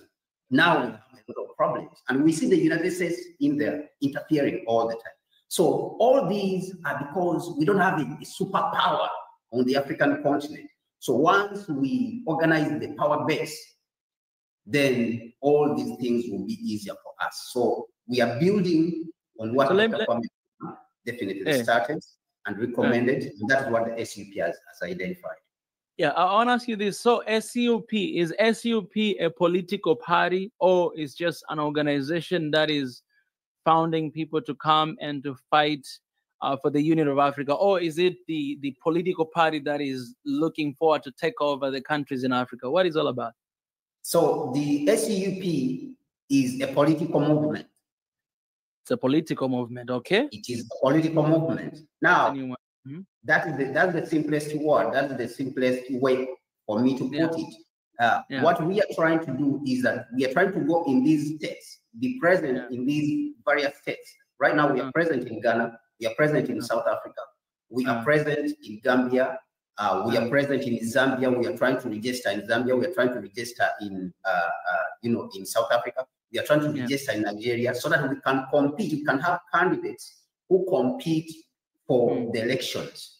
Now, for us, these are all organizing tools. This process of competing for these elections is an organizing tool, but we are a revolutionary movement, that we are not going to run politics in the normal way of things. Because we are focused on the whole African continent. We are not just focused on these small countries. So let me want to start from the base and organize the people and tell them about the SCUP. And like I said, we understand that the work is a gigantic, the task is heavy, but in understanding, in appreciating the heaviness of this task, we have also accepted. This acceptance has been tempered. The understanding of the heaviness of this task for us has been tempered by our acceptance of the responsibility that comes with it. So for us, we have accepted that somebody has to pay the price, and we can't wait for another generation. So we think that some of us who have children have a daughter. So we think that some of us who have children, we have to leave a better Africa for these children. So regardless, Nkrumah said, Nkrumah mentioned that the secret to life is to have no fear. So there's a small book which he wrote, it's called The Axioms of Dr. Kwame Nkrumah. Now, he said that the secret to life is to have no fear. And this is someone who achieved so much for the continent and black people all across it. So we understand that there's risks, there's challenges, there's heaviness, but this, for us, we have accepted the responsibility. All right. Let me ask you this, Kwame. What does the ACUP, because right now, as I'm saying, one of the things that I see all the time, and I think you can agree, we almost every single day or every single time, year, month, we have a new organization or new party in Africa that is being started, whether here in the continent, starting from here, or even from outside of the continent. We have until right now, we have so many organizations, we have so many parties that they actually speak the same thing. You can start talking about even us, SNOA. You can talk about, you know, a couple months ago when Kenya to launch the Pan-African Institute by PLO Lumumba and some other people. Ghana, they were there to launch another one. We have this ACUP, you guys. We have EFF in South Africa. All the time, there's new organization and all these things started. What is the difference with ACUP? Why does ACUP, and what's the difference ACUP is bringing to the continent, or the test is bringing to the continent that is not there yet? Or is ACUP just like the same all these other organizational parties that we find in the continent right now? Because we want to be effective and want to be productive. But I think, and you can agree or disagree with me, but I think one of the reasons why in Africa we are not really effective, because I feel like we have so many organizations, we have so many parties, all of us, we have the same vision, but we don't really want to interact with one another. So everybody's just working from their own corner, trying to find their own people to support them. So at the end of the day, we have the same mission, have the same goal, but we are pretty much divided because everybody wants to work their own, right? That's one of the major problems. And I feel like if all of us Africans, we come together and be like, all right, I do not care about my organization or the name, but what I want to see the betterment of this continent and our people. So let's come together and form something. I believe we could have reached maybe where we want to reach like long time ago, but it's taking so damn long time because it feels like everybody's just one. We don't really trust one another, if I can say. Like everybody wants to work from their own corner, but we all have the same mission and the same goal. You know what I'm saying? What would you say about SCUP? Just this is just very tiny question. I'd love for you to reply just in short, and then we'll move on. Yeah, it's a tiny question, but it's very important. A very important question. I would just like to first say that I've been in Pan-Africanism for the last 10 years. I've been practicing, and I came and I read Dr. Kwame Nkrumah, I read Marcus Garvey, and I read all the great Pan-Africanists, Malcolm X, Dr. Martin Luther King, all these great Black leaders who came to see that we have our dignity as African people or people of African descent restored. And of course, we have seen this, what you've spoken about. I feel it because myself, I've been to numerous Pan-African organizations, but when you reach somewhere, sometimes there's a feeling, there's a special feeling where you feel that this time I think I've reached the place. This is what I've been looking for. Now the SDUP is open to collaboration with other groups, and trust me, we are reaching out to other groups, to other organizations. We are extremely organized. As you are seeing, I'm not the one who reached out to you. We have someone who's responsible for our media, directorate. So he reached out to you, and this is the spirit that we are pushing right now, that we are trying to reach out to all Pan-Africanists and all African groups who think that they are contributing, they have something to contribute. And we are telling them that let us share, let us, come and bring on board what you have, and let us see the areas of cooperation. If it means signing treaties, we sign them. And fortunately for us, we don't only stop, on Pan-African groups. We also reach out to governments for us. That's the good thing about us. Once we identify that we see a government is Pan-African in orientation, for us we attempt and reach out to it to see how we can work with it. Now, this is what distinguishes the SCUP. Another thing is that the SCUP, we have men on the ground, we have people who are dedicated to this full time. You see, one of the things, the many years I've been through Pan-Africanism, one of the things I've identified is that people talk about Pan-Africanism, but you see that people are practicing it at a basis of what you can call free time, during free time, part time. Yeah. Okay. But now the SCUP, the seriousness of the SCUP is that for us, we have people who are working with the directorate full time and they are running the organization. This is the extent to which for us we have organized ourselves. When you talk about people like Nkrumah, because we pick a lot from what Nkrumah achieved and what he did, when he came back to Ghana in 1945, he came and started working as a full-time Pan-Africanist in organizing Ghana. So for us, we borrow from this and we talk to people, we talk to great Pan-Africanists, we talk to veterans, we talk to elders, all those ones who can contribute to the movement and the moving forward. We call them and then we talk to them. So this is the good thing about the SCUP or the Africa Continental Unity Party movement, that things are moving on the ground and we are aggressive. We understand the task, we understand the challenge. We have set goals. We are working towards something that is very clear. I'll give you an example. Even though we have said that we have identified the core problem of the African continent, the lack of power, hence everyone comes and bullies. You know, you have seen that US Africa Summit, you have seen Turkey Africa Summit, you have seen Russia Africa Summit, you have seen India Africa Summit. Even some of the smallest economies which are smaller than Africa's economy, like Turkey, for example, its economy is around $800 billion. Africa's economy is around $3.5 trillion. But Turkey, someone's African leaders.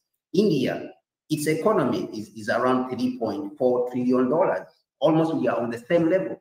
Our economy is around 3.5. So we are the same size of the economy. So all these small countries, they summon Africa and African heads of state because we don't have power. Now we have identified that as a core problem. But aside the identification of that, we have set goals. For example,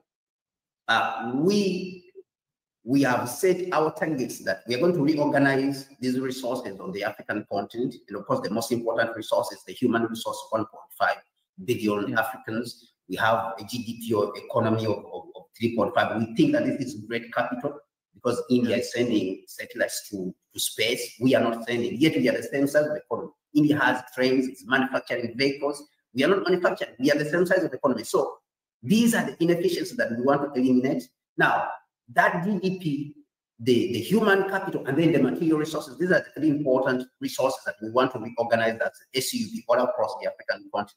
Now, this will help us to achieve our set target. The target is for us to rebuild Africa in 20 years. Once we build the power base, in 20 years, we want to rebuild this continent to a GDP per capita of $22,000. Now, when you are talking about fully developed economies, $22,000, that is it. Now, many people, of course, when they hear this, they say this is unachievable. But for us, sometimes we laugh at them. We tell them that this is achievable. Because it is achievable. Yes, I think the good question is, how are you going to achieve that? I think that is what you have to share with us. Yes. So then we will come to that, to the issue of reorganizing the resources, because we identify that we have everything. So the African continent, we want to rebuild it to a GDP per capita of $22,000 in 20 years. And this is very possible because Dubai has done it, China has done it. So this is our target as the SUP, the Africa Continental Unity Party movement. And this is the reason why we are inviting people that they should join and support the party and make a contribution. Most of all, make a contribution. We are not coming to build it for you. We are trying to show you the possibility. What is the possibility? Because many Africans have lost hope. When you speak to Africans on the continent, you see them, you my brother, you have been all across our continent. All the experts of our continent, in the south, in the east, in the north, you have been everywhere. But you see that our people have lost hope. So what we are coming to do, the SUP is coming to do, is to show you the possibility. And that's why we are painting for you this picture. And when you go to countries like Gabon, you just pick up one country, Gabon. Gabon, already the GDP is around $14,000 GDP per capita. So what we are talking about is very achievable in less than 20 years. So now when we achieve that with our population, imagine when you add the whole GDP of the African continent, what it is going to be. It's going to be $65 trillion for the African people. Now, this is bigger than all the other economies. It could be bigger than all the other economies. But we understand the challenge. Like if I go back to the original point, which you asked, how are we going to achieve it? We understand the challenge is huge. And the biggest challenge, of all, even which gave Nkrumah so much trouble in 1963 when he was trying to unify Africa, is the challenge of reorganizing the people. Because everywhere where you go, the challenge will always be how to synergize people so that they are always in the same mind. They are thinking, alike, and they are talking about the same thing. So that is where we are concentrating our effort as the African Continental Unity Party at the moment. Do you okay, I love that, but do you have any other ways to achieve that goal of 20 years from now? Because I think you said something very important, that people are the asset, is everything. If you have people behind you, with you, then obviously this is something doable. It could be even less than 20 years. But any other strategic plan that ACUP has to reach to this goal that you guys have written for yourself? Just to mention, if there's 1, 2, 3, I would just love to know that. And I think that so the basis of all the other strategic plans is the understanding that we have the resources. That is number one. Now, we understand that we have the resources. We are going to bring together all the smart people across the continent and in the diaspora. When you go back to Ghana, we don't even have to reinvent much. We are Africans. We don't have to reinvent very much. We are assembling some of the smartest people on the planet to build the new systems. And of course, if you are talking about building new systems, it includes a new political infrastructure. So if we are going to build a new... Yes, I'm sorry for cutting you out, but I think I got your point. I think I was asking the question that you already answered, because I think if I can say that, I think your focus is to organize people, first of all, getting the people, because that's where all the solution lies. If we want smart people to deal with infrastructure, we have. We need people to plan, IT, whatever we have. People are the capital, and they can do everything. We're just we're coming up with this an idea of the organization or the party where people can join and they can actually work. Not like it's not like we have a solution already, but we have an idea of how we can get solution through the people of Africa to bring about this. That's what you're trying to say, right? Absolutely, absolutely, my brother. You got it. You nailed it on the head. So that is the point, right there. So there is a gentleman I met. Is one of the great elders. He lives in the United States. He's called Professor Huntington Mubai. He's a development engineer, and he came from Zimbabwe, and he has stayed in the United States for more than 25 years. And we met through this Pan-Africanism. We are looking for solutions for the continent. So he told me one thing. This is why it's very important to listen to elders. He told me one thing, and he said that if you are looking at transforming society, my son, don't look. The visionaries, they don't think like people they don't think like people who are, for example, who's sweeping in the room or the mechanic. That's not how a visionary thinks. The visionary looks at the top of the whole situation and sets the vision and concentrates on the vision. For example, if you have set a target that you are going to reconstruct the African continent, that is the target you set. Now, what you ask yourself is, what do I need to reconstruct this continent? So you concentrate on that I want to rebuild, like the SUP is talking about, rebuilding Africa to a GDP per capita of $22,000. Now we ask ourselves, what do we need? For us, we just need to reorganize the resources. We need to get power, first of all, and that power will give us a basis of reorganizing the resources. So we have the people, like, for example, Africa has a GDP per capita, which we have mentioned. We have mentioned the whole GDP of the African continent, but even the literacy rate, when you look around the African continent, you take the literacy rate, we have a literacy rate of more than 70%. So this is all you need. You have all you need. You have all you need. Now, what is happening today is that our smart people are being extracted to go to work in Europe, to go to work in the United States, because those countries, the populations are dropping down. They don't have people who are working. Today, news came out that China's population, just today, I read this news today, China's population has dropped for the second year. So now these countries, Russia is also, the population is dropping down. And I saw that Russia signed some contract with, I think, with Kenya. They're going to export labor. We saw Malawi exporting labor to Israel. We saw Kenya is exporting labor to Germany. So our labor, educated, is being extracted out of the continent. And these are the basics of our economic growth. So for us, this is what is paining us as the SCUP, and we are saying that this should not be happening. This is the future. This is the future. These are the people who are supposed to, reorganize the continent. So for now, we are still struggling with that basis of making our people understand that come and support the SCUP. And then we are going to show you, we are showing you how you can reorganize your society, how we can work together. We don't have to go outside. How can we reorganize our society and resources so that other people can store, depending on them, whether it's material, and now you have seen human is being extracted in the same way like how they used to extract during slavery. They are extracting skilled labor to go to build Europe.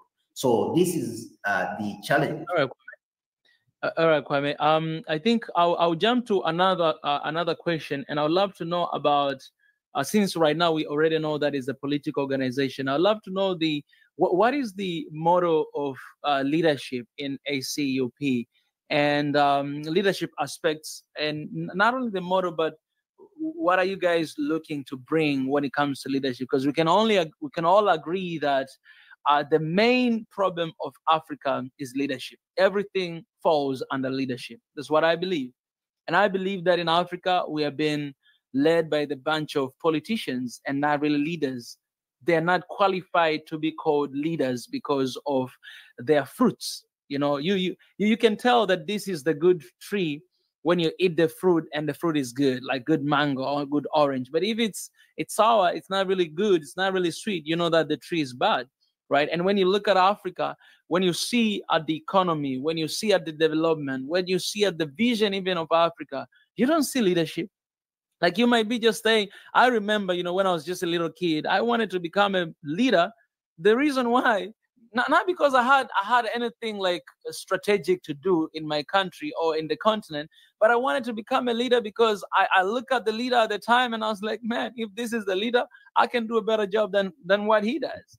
So I understand that as a political organization, you have a big role to actually bring about leaders and leadership that can actually transform the continent. Leaders, these important figures that we mentioned today, Kwame, we mentioned Nyerere, Kaunda, Mandela, these, Sankara, these are leaders that we always refer to, but it's simply because we don't have the current leaders that we can refer to, right? We don't really have, like in the recent couple of years. I mean, I can name few. I can name Magufuli, which most of us we can all agree that he was really the rock.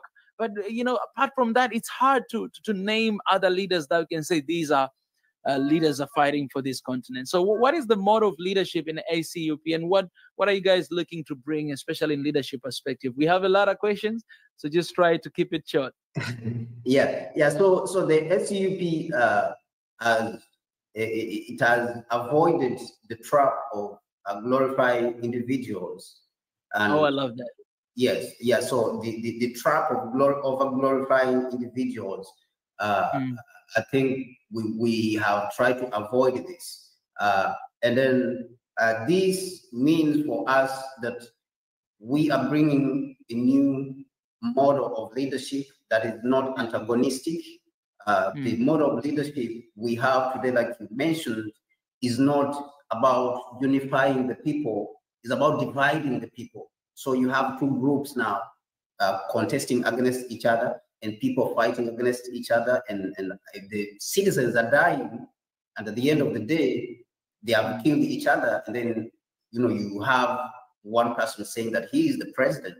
But even when you examine really this Western form of democracy, you can see that I'll pull out one example, a country like Ghana, for example. It has over 30 million people. The people who vote, who are registered to vote, they are 9 million people. Now, the people who vote the president, whose existence is around 5 million people. So, out of 30 million people, the people who voted the president who is in power, who's saying that he represented the majority, was voted by 5 million people out of the 30 million people. Now, this is the form of democracy, whether you are going to the Western world, the United States, everywhere where they tell you that this is it. You look at President Trump, for example, or Biden, they got around 75 million votes. Yeah. But the country is around 350 million people.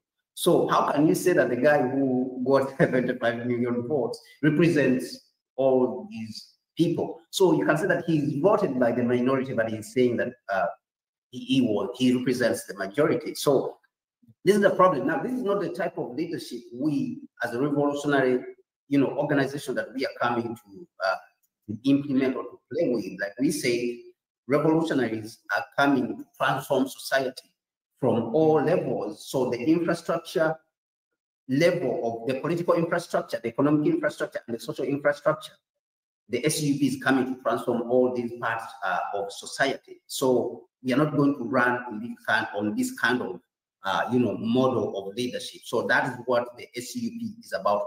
It's about serving the interests of the people. That is number one. We want a model of leadership where people vote on policy. So every policy, when the MPs, for example, in the system we have today, the MPs can increase their salaries without consulting the people. Now, our model of leadership, our people are going to vote on policy, mostly to vote on policy. Do you want it? Our system will be examining and asking people, what is your condition in society? So we have a system whereby people are constantly, voicing their concerns about the concerns in their society, in the part of society. Then that system which we have is constantly filtering out the concerns of the people and attending to them. So we think that this is a more responsive system of leadership, because after all, democracy is supposed to be a system which delivers for the people. Democracy is not the end in itself; it is a means to the end, and the end is the upward social and economic, mobility. Social and economic upward mobility. That is what we are supposed to achieve with democracy. But when we are not achieving that, then the system of leadership has to be scrapped, has to be reformed, or has to be transformed, completely. And that's what the SUP is going to do. I appreciate that. I appreciate it. Let me just, first of all, appreciate everybody who is joining and watching us from everywhere. Let us know, guys, where you're watching from, where you're joining from. Just minding you that we are live on YouTube, Swahili Nation, TikTok, Mika Chavala, Twitter, Mika Chavala, Instagram, Mika Chavala. So we are live right now in 4 different platforms, and I can see your comments. I can see you guys watching us and joining us from everywhere. We're sending our regards to you guys. Thank you so much. And on TikTok, you cannot see us really, because I'm using different channel, but on Twitter, Instagram, and YouTube, all of you guys can see us. So if you're watching this, joining from everywhere, do not hesitate. Don't forget to like the stream. It's very important, because when you like, actually, these social media, they tend to suggest your stream to other people as well to watch. So if you're joining, make sure you like, smash the like button, but also you can subscribe if you haven't, you can follow if you haven't, you can share with neighbor. It's very important for people to actually see what is happening and joining us. So let me ask you just this one more question, because we are going, with the policies and everything. I really want to know. So I studied economics.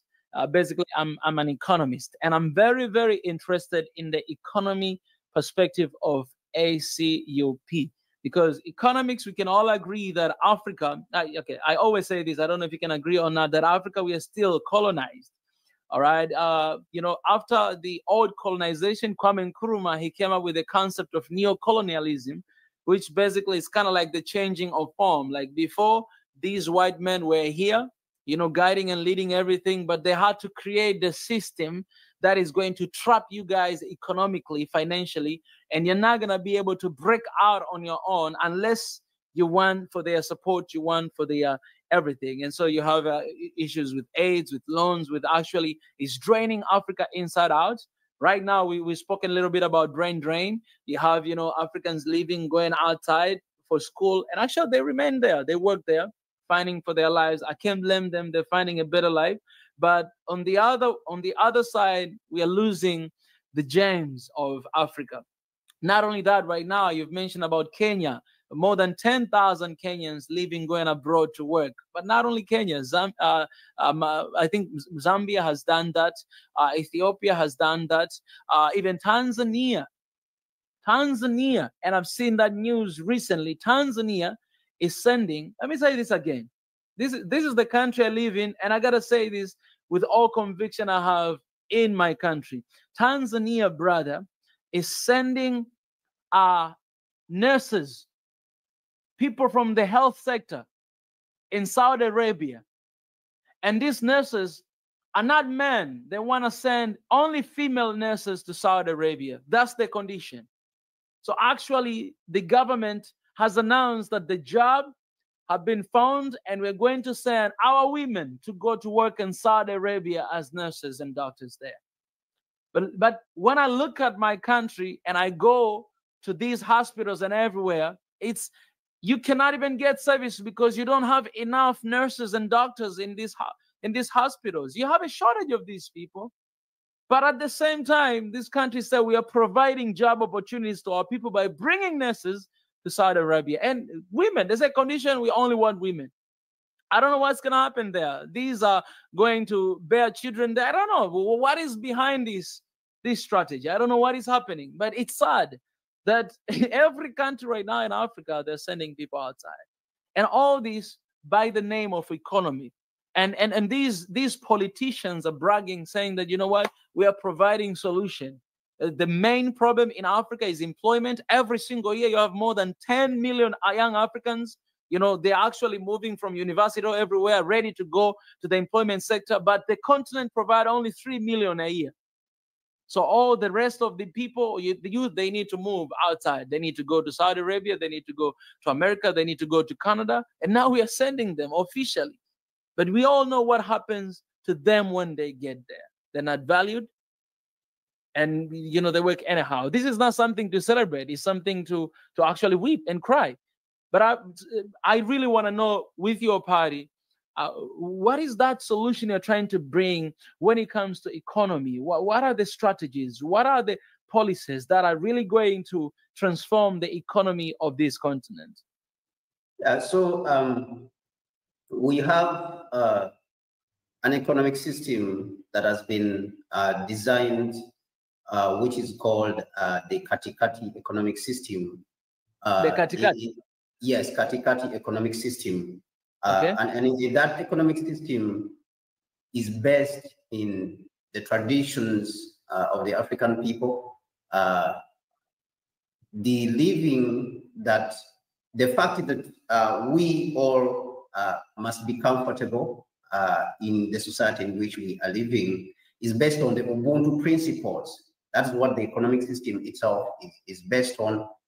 The entrepreneurship is there, but we have limits to which we can go. There's no whereby we allow people to accumulate wealth which is unnecessary, which they don't need. And this requires us to live mindful of our neighbors, just like here. Ubuntu means that you should be mindful of how your neighbor is living. If someone is in trouble, you should be able to help them. And so this means that the youth for us are central to our economic strategy as the SCUP, that we understand that's where the energy is when you're talking about building an economy.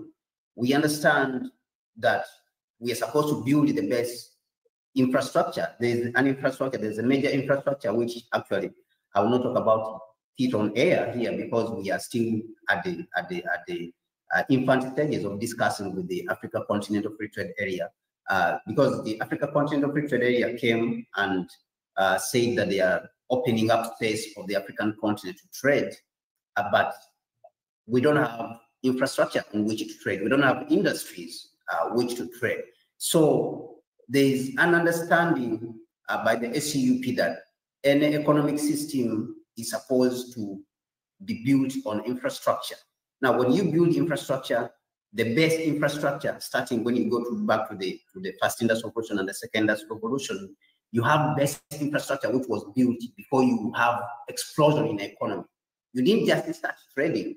So you have best infrastructure, you have factories which are running and manufacturing goods for the different parts of the continent. So you're talking about import substitution and all these things like agriculture alone, for example.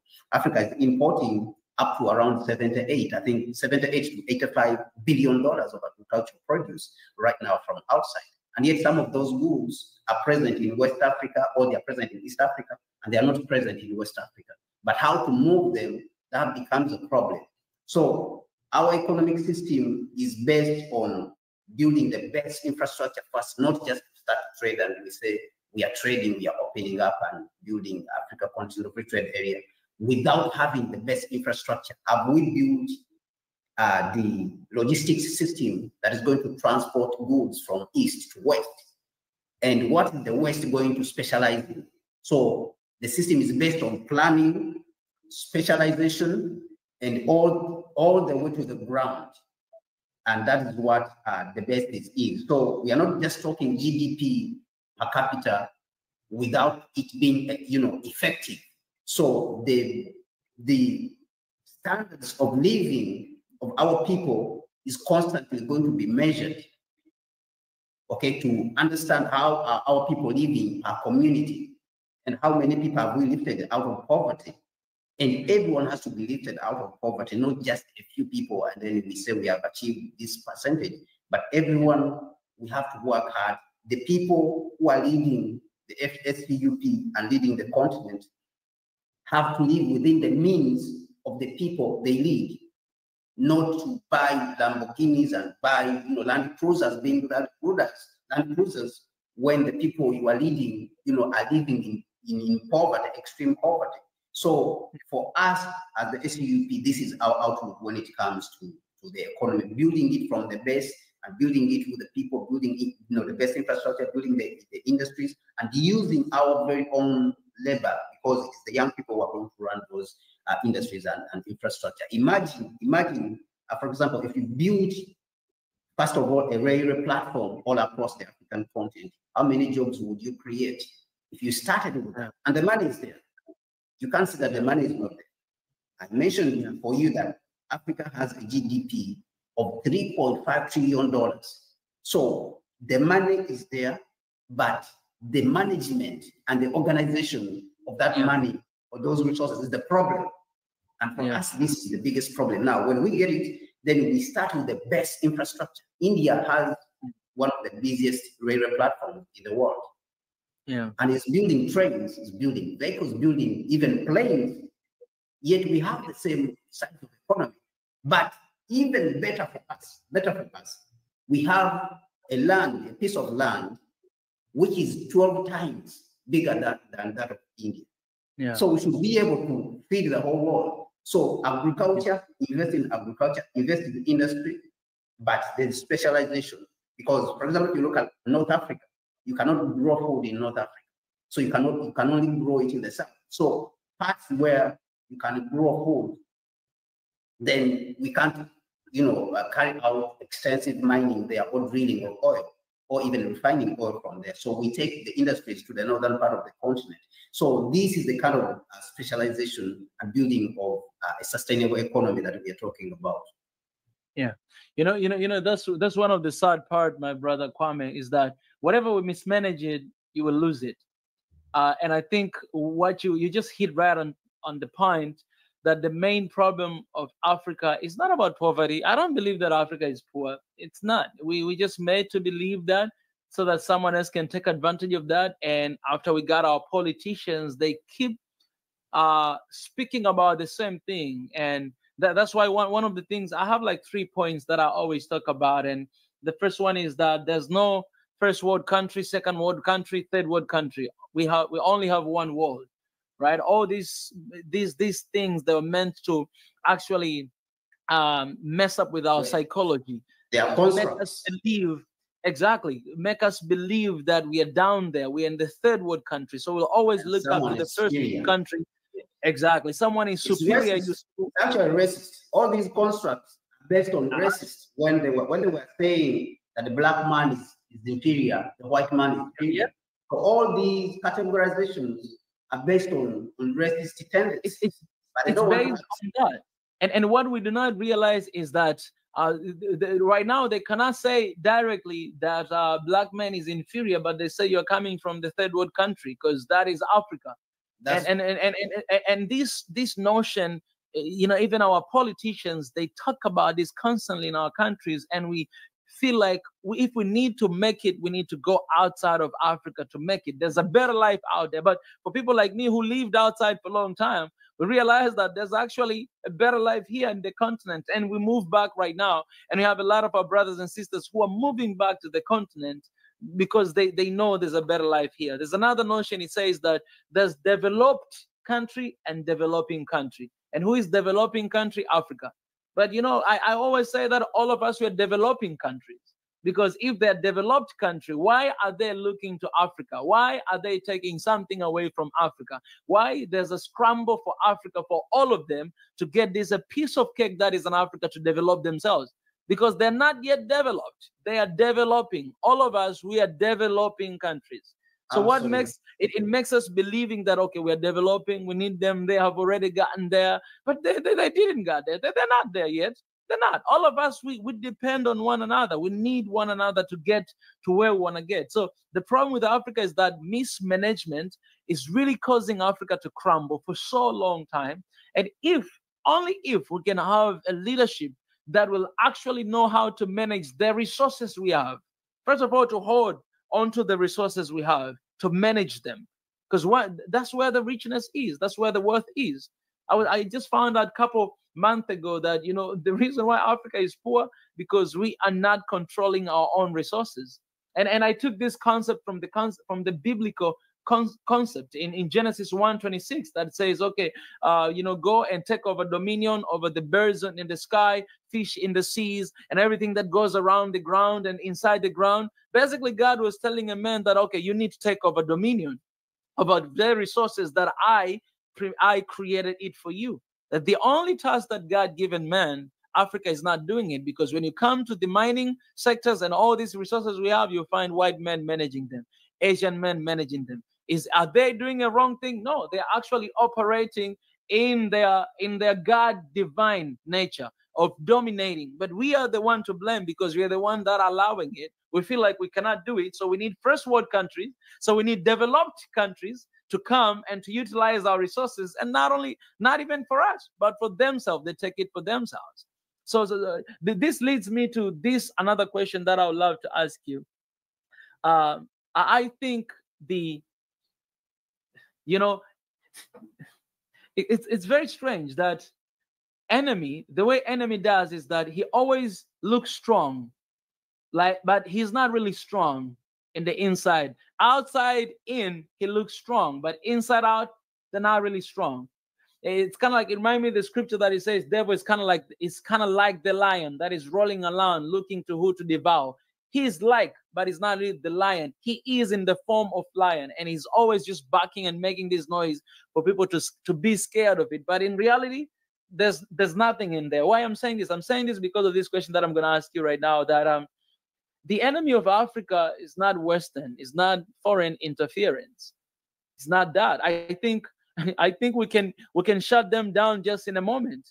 I think the problem with Africa is, we say this at the beginning, is organizing Africans, is bringing Africans together.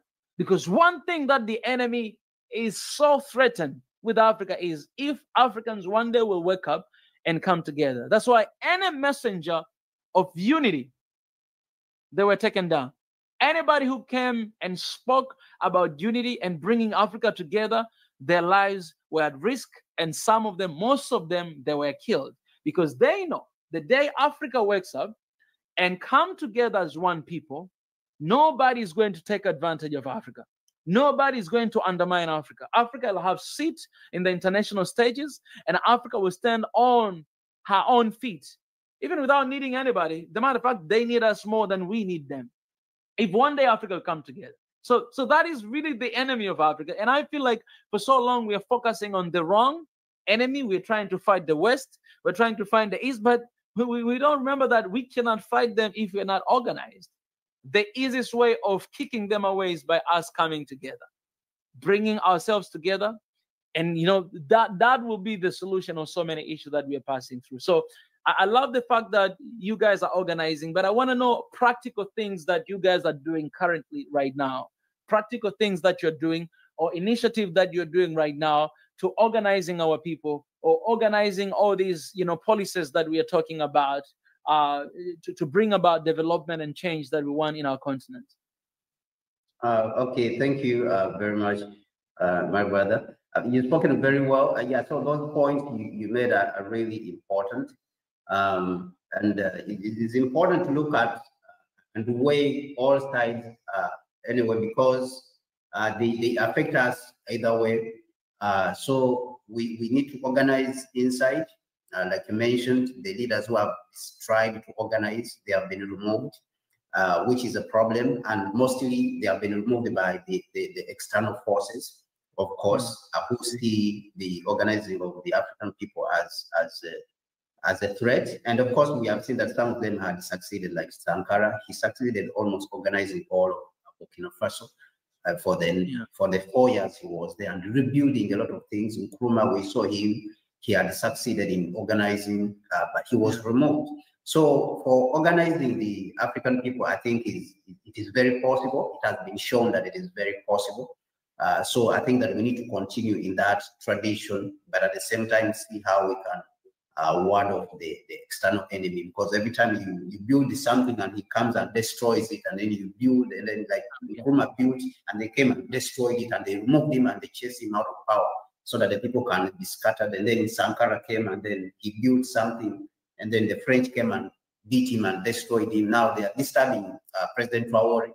President Traore is trying to build, he's trying to put the country together. They have come together with Niger and Burkina Faso and Mali.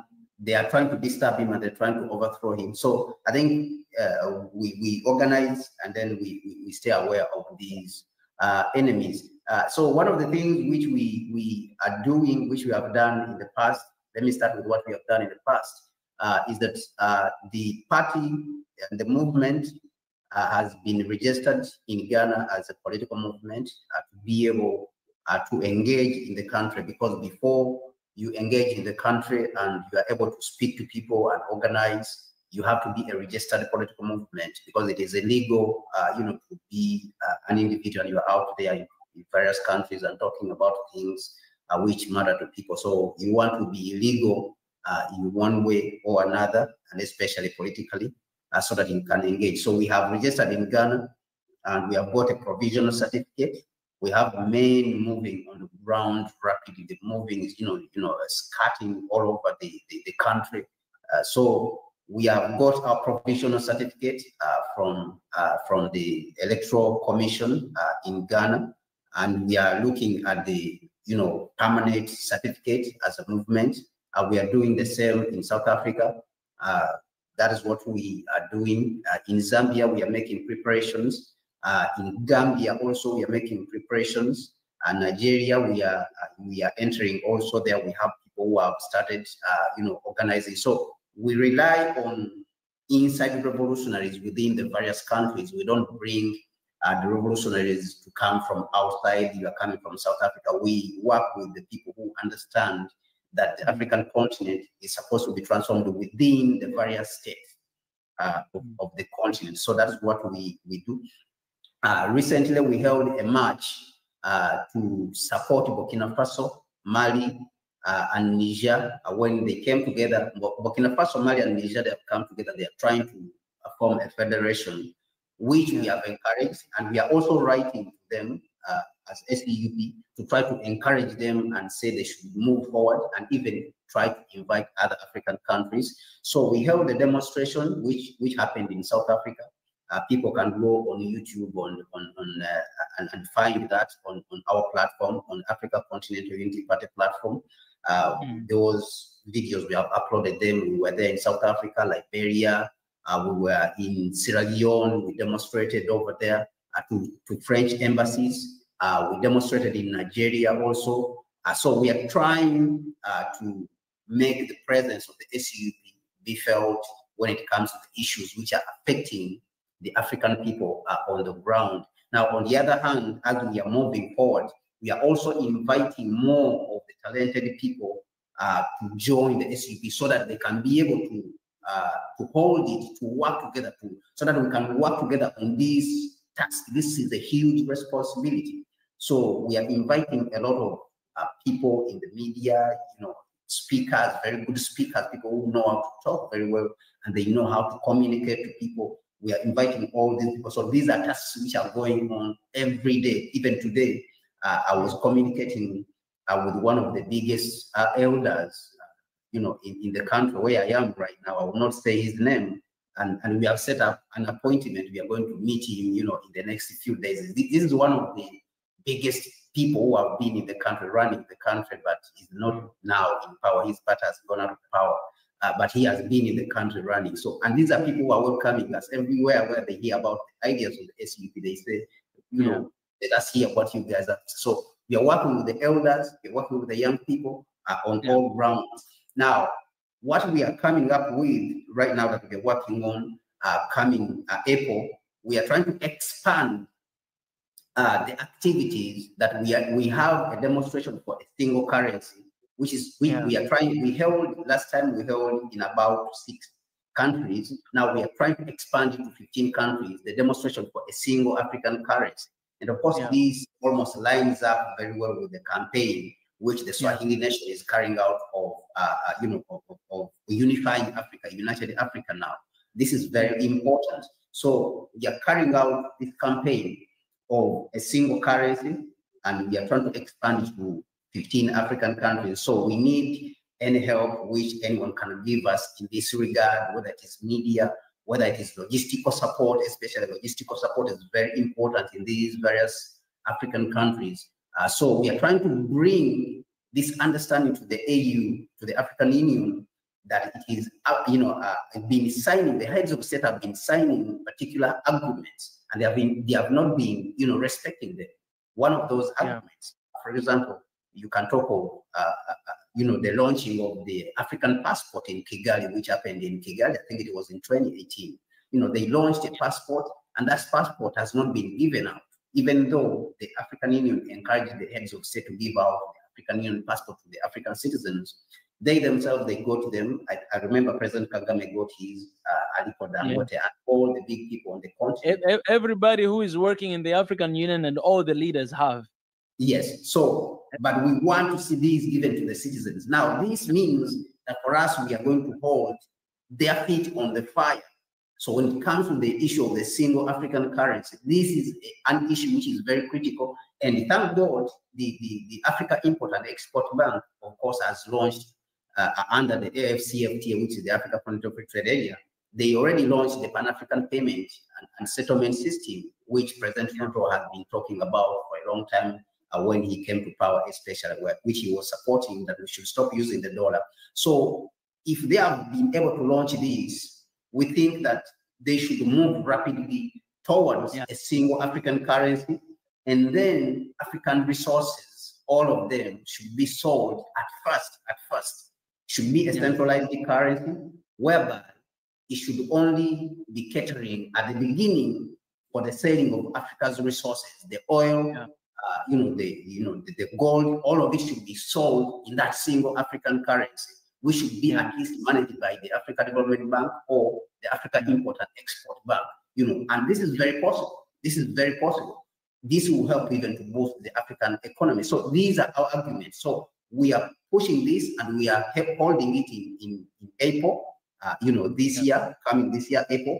and we are marching to the parliament, the various parliaments of the African continent, and we are delivering these letters, our petitions, letters of petitions to the various speakers of parliament of the various African countries, which we are going to choose and work on. And later, we will follow up to see what has been done on these various letters. We will not stop at demonstrating peacefully and delivering these letters, but we will also follow up to see what has been done about this and keep demanding, because we understand that without pressure, nothing can be done on the African continent. Yeah, I appreciate that. I appreciate that. I think everything you said, it's very important. And I want to say this, Kwame. I said this behind the scene, and I say this here.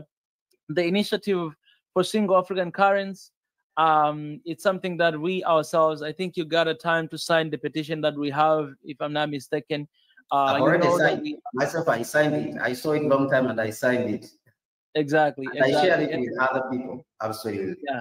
We really appreciate that, because it's for the continent, it's for Africa, and I'm just so grateful for you to do that and to share with your friends as well. You know that this is one of our main thing that we are actually fighting for. A single passport is something that we've spoken all the time. Actually, for the entire last year, our thumbnail on YouTube, it was One Africa, One Passport. It's one of the things that we advocate all the time as well. So I say this behind the scene, and I say this here, that during the demonstration for single currency, we as Swahili Nation, we're gonna give platform to you guys, for you guys to actually stream live. We'll stream live straight from where you guys are demonstrating for this as single currency. We'll do that, because regardless of the I might not know all the policies that you guys have, I may not know all the intentions or everything deep inside, but one thing I agree with you, single currency, I agree with you. The unit of Africa, I agree with you. So if you're fighting for that and I am fighting for that, I am willing to hold my hand together and to support that, because we all want the same thing, and that is single African currency, for the continent. So on that day, hopefully we'll get somebody from your side who can actually be streaming live there, just like right now what we are doing. Somebody can do it, and we'll put him here on the screen. And everything will be just going live throughout the demonstration, so that other Africans who are not going to be there on the spot, maybe they're in other countries or outside the continent, they'll be able to join actually, and to see what is happening on the ground. And I know all Africans, we've even done a research here in Swahili Nation, and we found out that all Africans, they want African currency. They want it. But a lot of people, they just say, oh, it's difficult. This is not an easy thing. Look at what happened to Gaddafi. Look at that. I'm like, why are you looking at the negativity of it? Why can't we say that, okay, those people, they tried their best. They failed because we failed them. But they were determined and they wanted to achieve that goal. But we failed them as fellow Africans. But right now we can correct those mistakes, but not by not failing one another, by actually standing with one another and support initiatives like this, so that we can see the Africa we want. Yes, it is our turn. It's our turn. Yeah. I was listening to President Seven, one video he was speaking. Yeah. I think it was in Mozambique after the death of Samora Machar, and he said that if you are saying that it is a revolution, then you have to know that some people are going to give their lives, because that is the nature of the revolution. Yeah. If you're talking about a revolution, then there has to be sacrifices. This is the statement he was trying to make. So if you don't want to make sacrifice, if there's not supposed to be sacrifices, then it is not a revolution. Yeah. It is not. It's okay, it is something. It is a joke. So people have to sacrifice. People have to learn to sacrifice and stop fearing and saying, "Oh, because President Nkrumah, died and they removed him from power and he died in exile, then everyone, now cannot attempt." No, Sankara came and attempted, and Gaddafi came and attempted, and our enemy is becoming weak. But like you mentioned, so we don't know at what point our enemy is going to be completely weak and distracted. And now we are seeing all these wars that are going on. Our enemy is completely weakened. He's fighting wars in Ukraine where he's being defeated. He's fighting wars in Afghanistan where he has run. The United States has run from Afghanistan. They are fighting other wars, where they are being chased. I saw news yesterday. Iraq is dismissing the United States, is chasing them out of their country, and they are being defeated in Palestine. So our enemy is becoming weaker and weaker every day, like you mentioned. So it's an opportunity for us to take, that we should be able to continue to agitate and build a better continent for ourselves. Yeah, indeed. Kwame, let me just say this, man. Okay, I want to tell you this right now. This is gonna be the first of many conversations that we're gonna have, and I want just for today for us to stop here because we've been here for 1 hour and a few minutes. But this, let's say this is the episode 1 of our conversation. I know we're gonna need to plan for another talk before the demonstration starts. Even if we want to have a little bit more than that, we can reflect on this conversation that we have here. And I believe that I know there's so many other things we haven't talked about, but we can definitely have another session to come back here and to carry on with this. I would love to be as a part of this conversation, because I think what you're doing is great, and I think it's good for our people. So I would love to see how everything unfolds. Right, you and us here at SNOA, we started basically like four years ago as well. We didn't start that long, so it gives me courage and so much joy to see these movements are coming up, and we want nothing but to see our continent in a better place for our kids, because we are doing this for the future generation. We ain't doing for us. We're not gonna be here, but our kids will be in a better place. Just like what the forefathers fought for independence of Africa, and today we are here to talk about we are enjoying the fruits of what they saw right long time ago. So I really just want to appreciate you for coming here and share this with us. I know there's other people that we're gonna have to talk about, but let's plan that for the next time. I think it's gonna be more good for that. Absolutely. Thank you so much, Mika. And I also just want to appreciate the great work you're doing for our continent. And just to say a few words, to the Africans who are out there, that this continent, it is our time to build it. And like we mentioned, sacrifice has to be made in every generation. A sacrifice has to be made.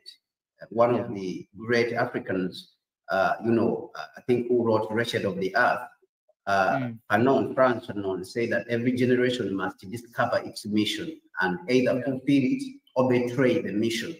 So our mission in this generation, as is always, articulated by the daughter of Dr. Kwame Nkrumah, who's called Samia Nkrumah.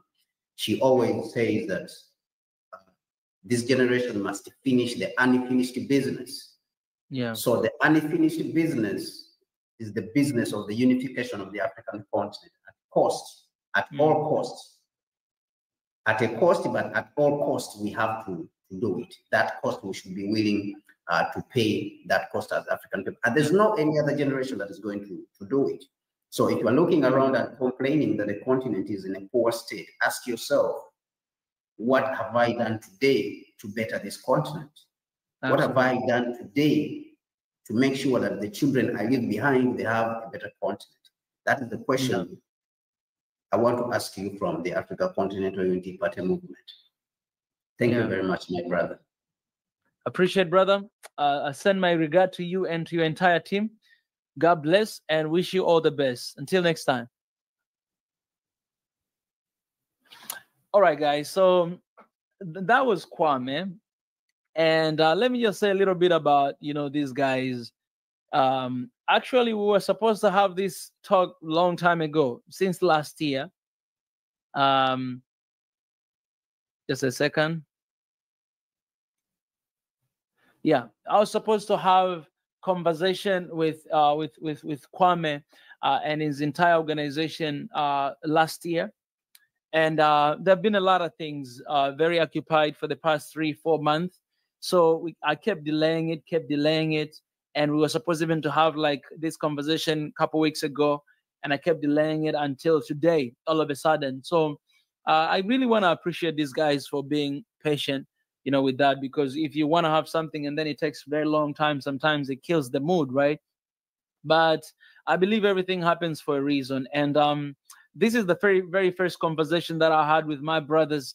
But we're gonna have another conversation, you know, again in the days to come. Just follow up to get to know deep. So you guys, all the questions that you have, don't hesitate to drop in the comment section, not the live comment section, but the real comment section, so that even later on when I go back and we go through this video, we can actually just go through those questions and ask in the next live stream that we're going to do. But right before I finish, I want to talk about some few things that we talked about here and things that are dear to my heart. And I feel like these are things that we need to address, and these are things that we need Africans to keep our eyes open day and night. If there's a time that Africa needs to be open and wide awake, is right now, man. Is right now. Not physically, not spiritually. It is the time that Africa needs to be awake more than any other time. 2024 is the time that Africa needs to be awake all the time. We cannot afford to sleep.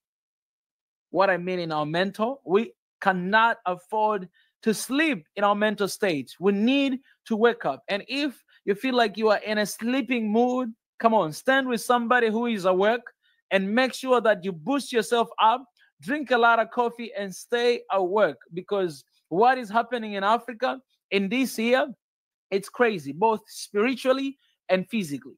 And all of these things, they have only one reason, main reason, is to break Africa down. To break Africa down. The reason why Africa is standing today, I'll say this again, it is because of the fear of God in this continent. It's because majority of Africans, whether they're Christian, whether they're Muslim, whether they are coming from anywhere, majority of Africans, they believe in God. They pray to God. They seek God.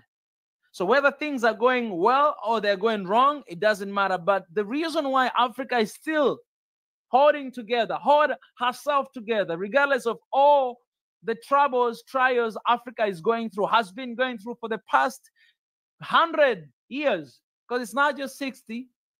Before colonialism, we had slavery, and we had slave trade and colonialism and everything, things that Africa had to endure for all these years. And still, yet Africa today is still standing. It is not because of a good leadership, because God knows when we had good leadership, not because of intelligence, not because of the lack, not because of anything, but it is because of the hand of God in this continent. Whether you believe in God or you don't, let me tell you today loud and clear, God, He's watching over Africa, has been watching over Africa entire time, because Africans, they have fear of God. So whether they believe in the Africa's gods, African gods, whether they believe in the God, whatever that they believe in, but Africans have fear of God, because when God created a man, He left that empty space inside of their heart. That empty space, nothing can satisfy you except God Himself, except the fear of God. So you could have a lot of money, all the money that you want in this world. I've been listening a lot of the #1 rich people in this world. Number ones, 1, 2, 3, all of them. But they're all worried. Some of them, they call their mind storms.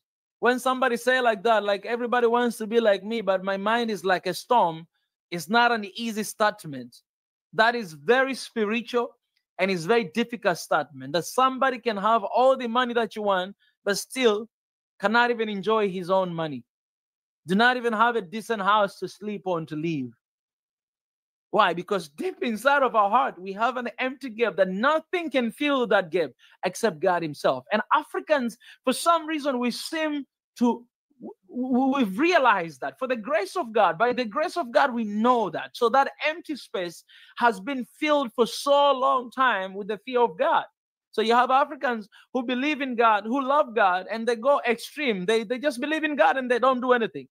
So we say this is the year of excellence. It means that you believe in God, but you need to put on the effort. You need to put on the work. You need to put on your effort. You need to do everything you can to bust your battle, to make sure that you get what you want. You get what you work for. It's the excellence in every levels.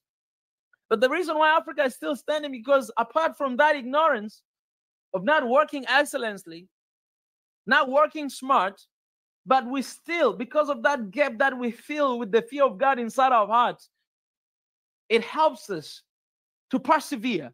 It helps us to have hope. It helps us to have joy, man. I've never been in a place where people, they don't even have a meal to eat, but they have joy, but they have peace, but they have celebration in their heart. Most of funny videos today, if you go on the internet and search them out, you'll find Africans having fun. Kind of fun that Africans are having, other people, when you look at the Westerners or everything, or people look at like, what the hell are they doing, these people? What kind of life is this? But Africans are enjoying, having fun, have joy, smile on their face, joy inside their heart. A lot of Western people are coming here for what? For mission trips to preach God. But when they come here, they realize that, man, I better go back to my country and preach God there, because there's God in Africa. There's more God here in Africa than in my own country. Why? Because that gap, empty gap, Africans, they figured out that only God can fill that empty gap. But this year, we need to go extra mile. Apart from just believing in faith, we need to put on action, put excellence, and try to redeem this continent, because that is kind of work that God is not going to come down from heaven to do it for you and for me. That's kind of work that me and you has to do it. That's kind of work that me and you has to sacrifice our time, has to sacrifice our resources, have to sacrifice everything we got, sometimes even our lives, in order to see the change that we need in our continent. That's the work that we must do it. No angel is going to do it, no miracle. You can't sit down and pray for development to happen. No, you need to step out, to work smart, work with the Spirit of God, and to bring about that development. And that's why I believe that we, SNOA, we can bring that, because God is at the center. Because the fear of God is the beginning of wisdom. And once you have that, then the change can happen. But why I'm sharing this? Because Africa is under attack. Guys, let me tell you this. The reason why, in Africa, just recently, the father of Catholic, Papa, he said that, the church, can bless the single-sex marriage, can bless it. They don't have to carry it, but they can bless it. He said that. But you know what Africa did? The Catholic in Africa stood up and they say, no, we ain't going to do that. You say no to that. So let me tell you this. If you don't understand, this is the father of the church. Everybody, every Catholic people believe in this guy. Every one of them respect. Every one of them follow them. But they say, no. For this, you cross the line. We ain't going to bless a single sex. We ain't going to bless that. We ain't going to bless that. That is against nature. That's against God. We're not going to bless that. They say no.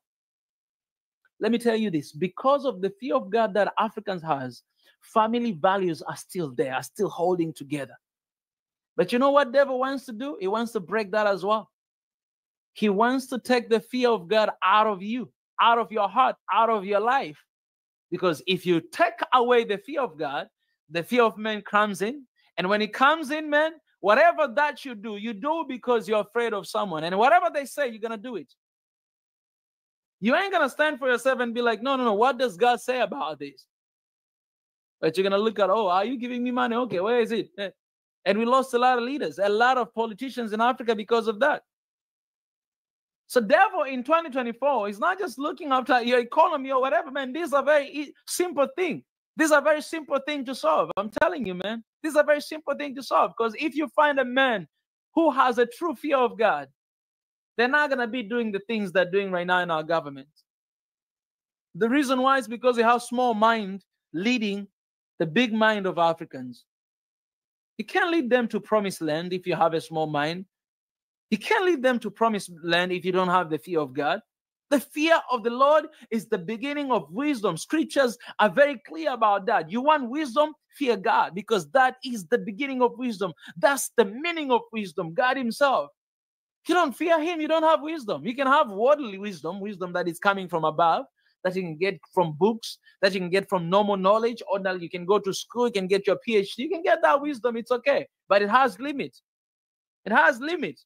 That's when you find everybody with everything, has all the money, have all the power they have, but they don't have peace. Because that peace cannot be brought by money. That peace cannot be brought by women. That peace cannot be brought by music. That peace cannot be brought by entertainment. That peace cannot be bought by easy talk. No, only God can fill that empty gap that inside of our hearts.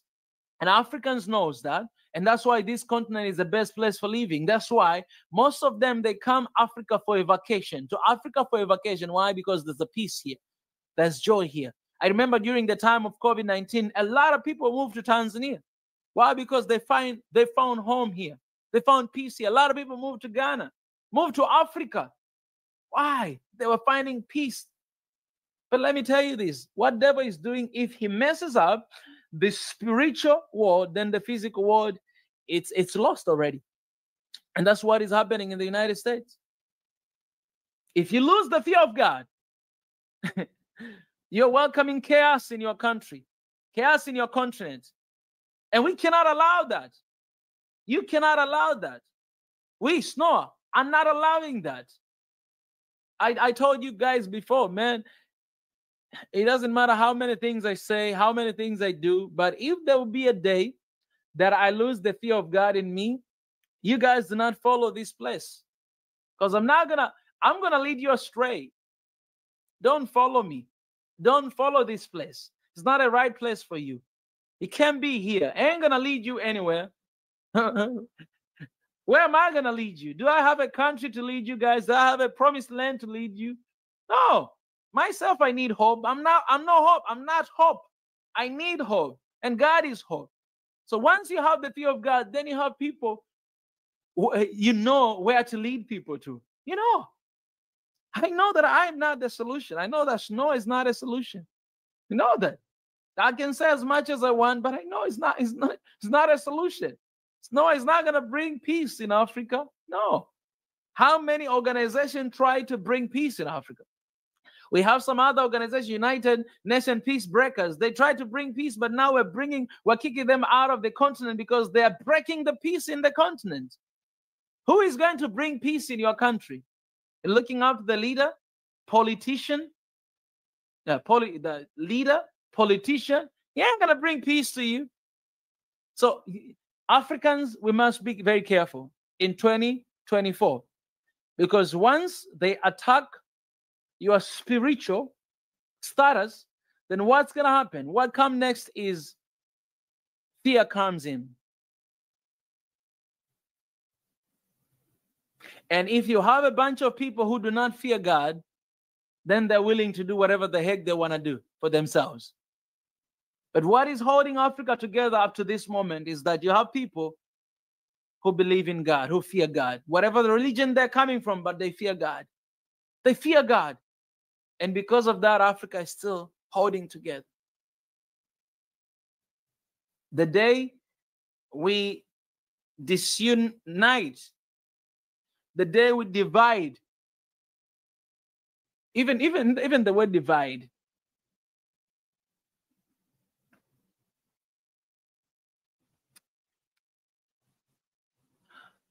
we welcome devil in, man, and we can't afford to do that.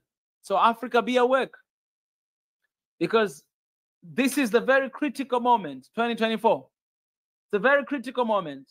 And if you don't see that, I pray to God today that may your eyes of your heart be opened and see what is really happening in the spiritual world, because everything that is happening physically is starting inside. Whether you're a spiritual person or you're not, hear me very loud, because one day you remember this, that everything you see is happening from the outside. It is the manifestation of what is happening in the inside. So if you see someone is in the hospital trying to take in medicine, it is because something inside of him or her is not right. Do you understand that? So if you see Africa is bleeding from the outside, it's simply because Africa is bleeding in the inside. And now we see what is happening. Now we can know what is happening inside just by looking from the outside. So if you have faith, if you believe in God, it's the time to back it up. It's the time to pray. It's the time to call upon his name. And it's the time to do that every single moment. And go out, go to work. Go out, go to bust your butt off, and make sure that you work excellently, diligently, effectively, seriously, and bring about change, whether in your company or whatever you do. We must bring on that excellence in everything that we do. Pray, act, faith, and action. Otherwise, your faith is dead. So I hope in this year, we ain't just going to sit here and complaining about that are happening in our countries, but we'll take actions to do. We'll speak and we take actions. That's one thing that I wanted to share. And second thing, I came here, I shared with you guys last week. I had a live stream here. I spoke about, specifically, I talk about 10,000 Kenyans who are being exported to different countries outside of Kenya, Saudi Arabia, Canada, and other countries. And I'm here today, and I'm going to come talk about it even more. And I'm going to raise my voice no matter what happens to me. But I'm going to say this again. I share this area about even my own country, Tanzania. There are people that are going to be exported to Saudi Arabia for work. And specifically, ladies. They're going there as nurses to work. That's the only people that need to be exported. It's a big mistake Africa is making right now. One of the biggest mistakes Africa is making is sending Africans outside of the continent to work. It's finding jobs for Africans outside of the continent. It's the biggest mistake. I'll tell you plain and clear. If you want, let me tell you this. If you want your people to have experience and skills, and you want to take them out of your continent, sending them away, while at the same time you have African descendants who were taken long time ago because of slavery. They were brought to their countries there. They have skills, they have knowledge, they became part of that society, part of that community. They became citizens in those communities. And today you're still sending more people to go out there to work for them. What does that tell you? What does that tell you? Those people, let me tell you this. These Africans who are going there, they're not going to work in a better position than the local people there. They're going to be slaves out there. But African government, the simple thing you could do is open up the doors for African descendants to come back home with the knowledge, with the skills, with the expertise to bring to the continent, to train our people here in the ground. Why you cannot do that? That's the reason why we have a petition of One Africa right now. We are saying that, hey, give One Africa passport to African descendants to come to the continent. They come with skills. They come with companies. They come with knowledge. Our people can be employed and learn from our people that were taking long time ago outside of the continent. It's very simple. It's very easy. This is not complicated thing that you need to take more brain from Africa to bring them to Saudi Arabia, to Canada, to work for the masters there, for colonizers. No. This is ridiculous. You can simply bring our people from the outside, give them land, give them places to sleep, give them access here, change the policies for them to move back in the continent and to work here.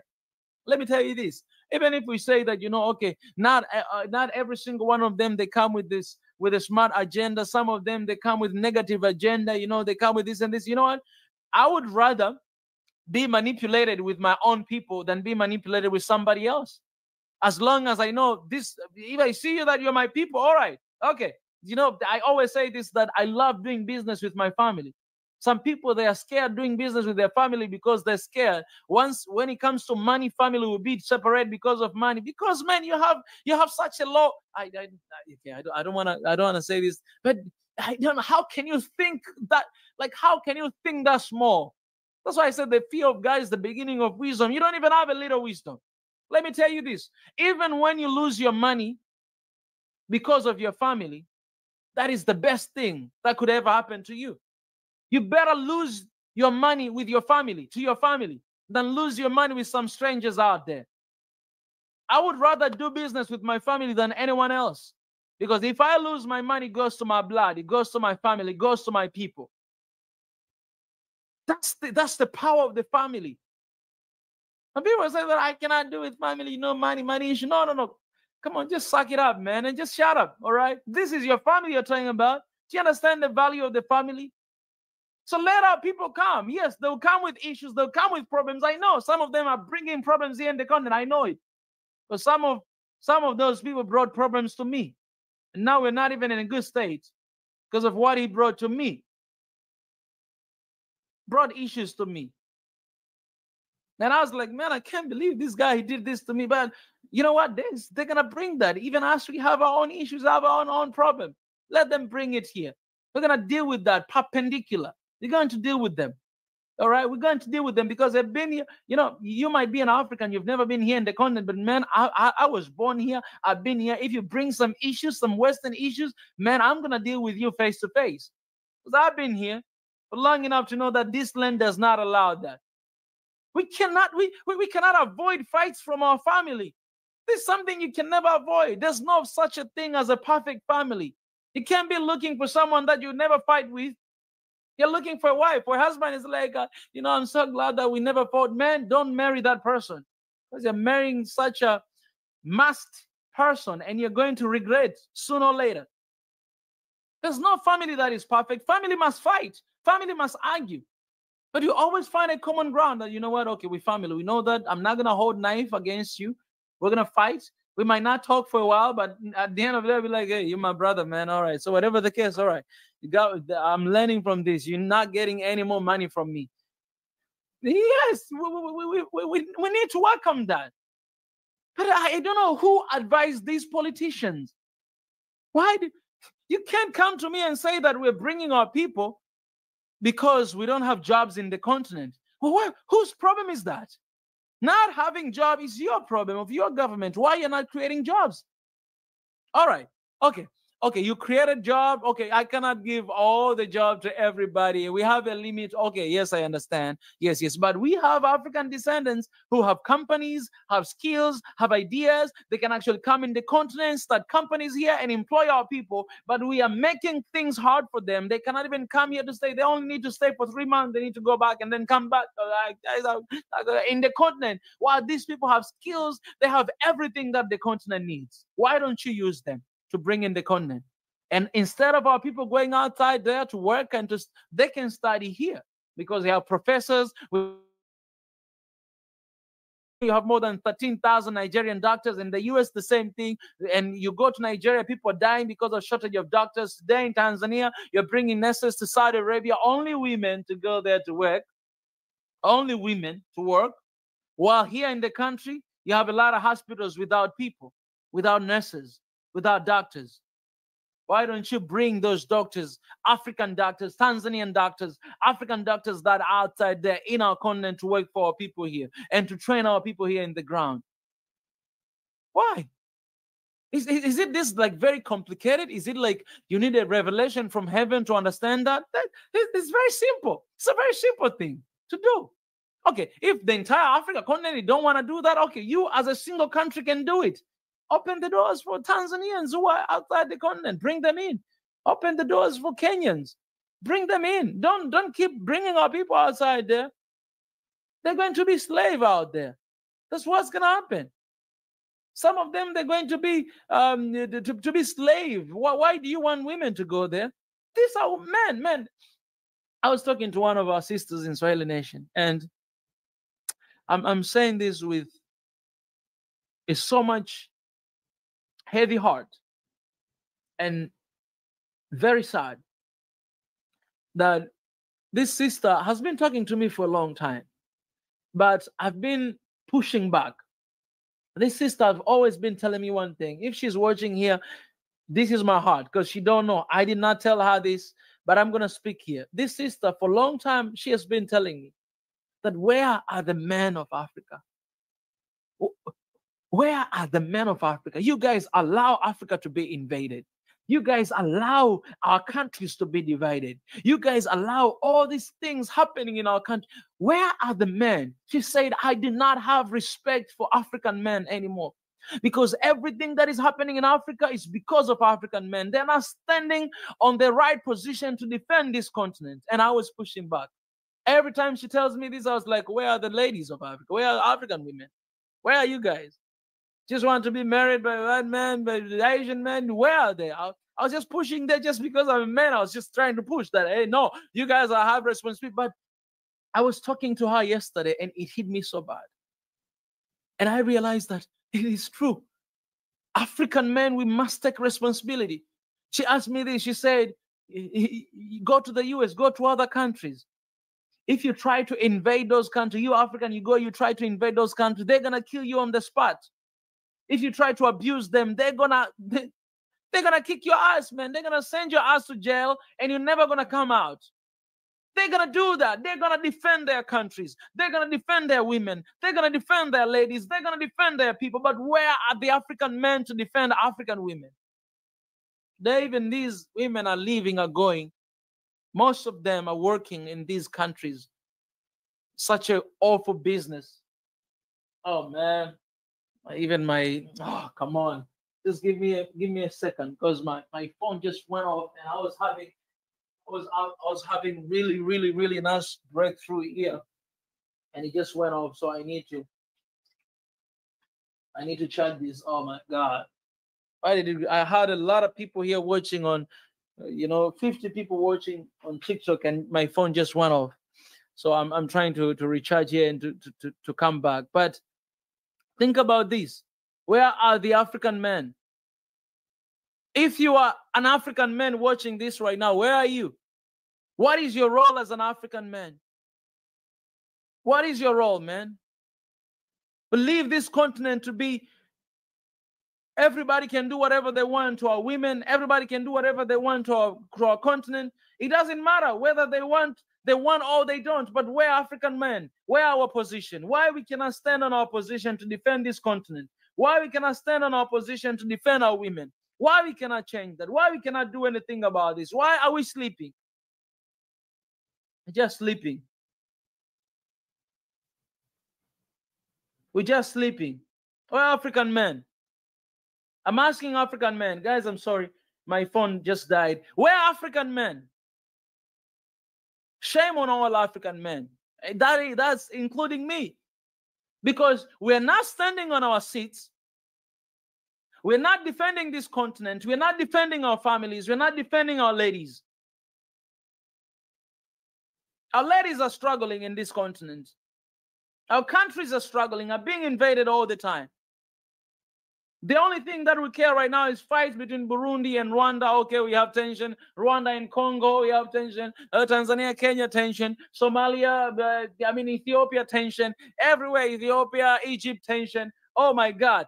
Everywhere is tension. Sudan, Ethiopia, tension. Everywhere is tension. Everywhere, man. Everywhere. We're African men. We and you and we have a decency to stand and be like, I am an African man. Get out of here, man. Get out of here. That's why now you have men who are women and transgender and everything. Things are just changing every single day because we don't have a position anymore in this community. We don't have a position anymore in this society because you're not standing on our ground to defend this continent, to defend our people, to defend our ladies. African men, we're supposed to defend our ladies with our blood. That's what we're doing back in the days. That's what we're doing in our kingdoms, guys. I'm not talking about the new things. This is what we're doing in our kingdoms back in the days. We're fighting for our ladies, fighting for our women, fighting so much, fighting for our borders, fighting for our countries. But today we are fighting with other men. We're killing one another. When I look at these numbers, some of you guys are commenting the number of people that have been killed in your country, in that country. When I look at these numbers, man, these are our people that have been killing with one another. This is where we are at. This is what we've been struggling with for all this long time. And it has to come to an end. African men has to wake up. We must wake up, man. We must come to our normal sense. We must defend this continent and defend our families. Fight for our families. If you're a man and you don't have a kid, you don't have a wife, you don't have a husband, you don't have a... Man, you need to fight more than anyone else. Just like me here. You need to fight more than anyone else because, man, this world, this Africa, if we're not going to fight for it, man, our kids, imagine if our kids are going to be born in a society that just allows everything to happen. Today you can wake up and say, I want to be a girl. You be a girl. Okay, go ahead, be a girl. Oh, I love another boy and you're a boy. Okay, okay, yes, yes, yes. Get married. Yes, yes, yes. It's okay. No, no, no, it's not okay. And men, African men must stand. And I'll tell you the truth, man. I'm saying this to African men because we're sleeping. African women are very strong. They're doing more than what we do. They're fighting their asses off to stand for our families. How many single mamas we have in the continent or even outside of the continent? Why? Because men are running away. Okay, we can talk about system. System takes the men away and everything. We talk about that, but some other part, we can talk about that just victimizing ourselves, but we must be honest with ourselves. But the huge part of it, because men, we are cowards. We're cowards, man. We're not doing enough for our people. We're not doing enough for our continent. We're not doing enough for our ladies. And it is a time for us to do something for our people, for our ladies, for our continent. It is the time. It is the time, man. The day African men stand up, wake up, this continent is never going to be the same again. And that, since yesterday, after that conversation, tears were just running down my face. And right now, as I'm saying with sadness, with heavy heart.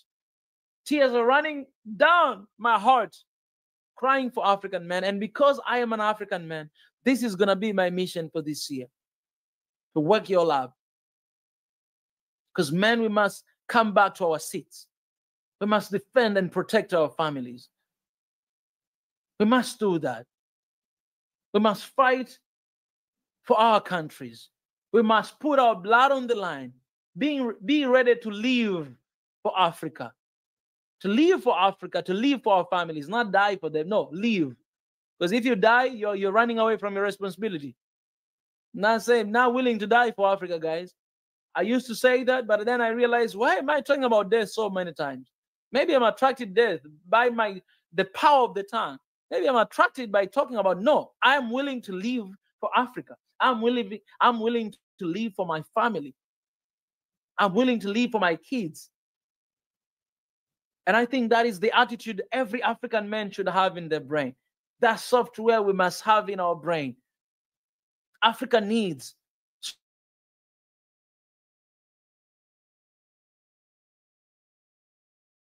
protecting our families, keeping them safe day and night, praying for them. One of the strongest person on earth is African women, black ladies. I'm giving you flowers, guys. I'm giving you flowers, you ladies. But men, where are you, men? Where are you hiding?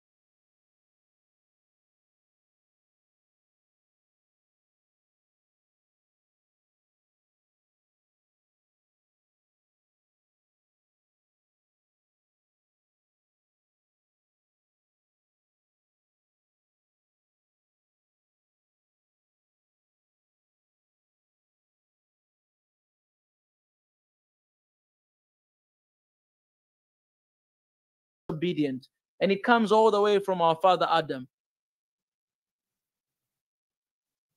And we must reclaim our seat back. And we must stand on the position of protecting this continent once again. We must be confident enough and strong and courageous enough to stand in between, defending our families, defending our countries, defending our societies, defending our communities, defending our companies, defending our continents with everything we got. Man, this is your calling, man. This is your call. This is the call for you. If you coward today, you have a chance to change.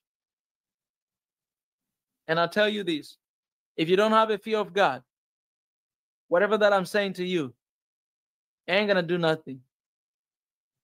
Because you don't understand your responsibility as a man. Every single man, every single African man, you have a responsibility. You have a responsibility.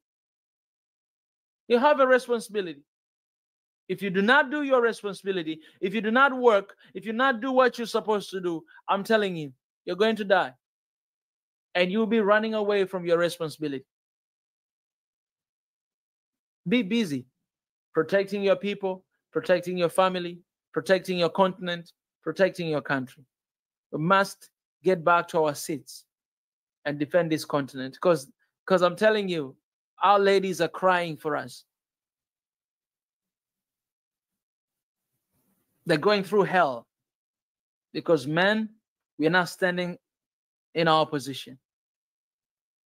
I can say this in every single country. I can mention one country after another in the continent. Every country that is going through something, it's because men, they are not standing on their right position. Instead of doing A, they're doing B. Instead of fighting for, you're fighting with. Instead of fighting for the country, you're fighting with your neighbors for the sake of tribes, for the sake of religions, for the sake of colors, for the sake of whatever this nonsense. It's all nonsense. It's all garbage. It's all bullshit. We're fighting for this. We must fight for and not with.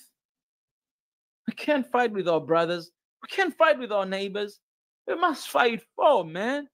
Is it a difficult message to hear? Are you happy when you see your countries broken down? Are you happy seeing your families broken down? Are you happy seeing the continent of Africa broken down? I said right now, man, there's a scramble for East Africa. East Africa, one of the strongest community in the continent, is falling apart. Guys, it's falling apart. It's just a matter of time. If you do not talk about it, if you do not see it, I'm telling you, East Africa is not going to last. Community is not going to last. It's falling apart. Congo joined, Somalia joined, but it's falling apart. I hear Ethiopia is going to join, but it's falling apart. How can you join two countries that are not even on the same page right now? Somalia, Ethiopia, they're scrambling. Burundi, Rwanda, scrambling. Rwanda, Congo, scrambling. Kenya and the rest of East Africa, scrambling. We just share the news here. Thank God that they renew, but Tanzania stopped Kenyan airlines to come to Tanzania airport from like the date of 20-something January. They say, you guys, you're no longer welcome to come here. Why? Because Tanzania wanted to send the Tanzania airline cargo to Kenya, and Kenya Aviation, whatever, they say, no, you cannot do it. So because of that, in response, Tanzania also stopped them from coming here. But thank God that today news came that they allowed them to come. That means they already talk, and they resolve the issues. But there's so much tension in the East African community, because this is the community that right now we're looking for to come with a single currency. They already have single army. They have they want to have this political organization that is the same for the entire East African community, and it's a threat. So what is happening right now? There's tension going on inside this East African community. And where are the men? Where are the East African men? Where are you guys at? We talk too much and we act less.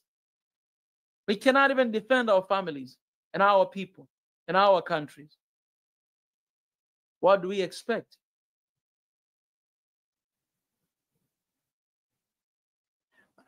That will be my passion for this year. We say that 2024 is the year of excellence. My message is going to go direct to African men, because I do believe that if men stand on your position, I'm telling you, issues will be solved. Issues will be solved. I know, man, African women are very obedient. And they do their part already. So what is left is for men to do your part. We ain't doing our part. And we must be honest with ourselves.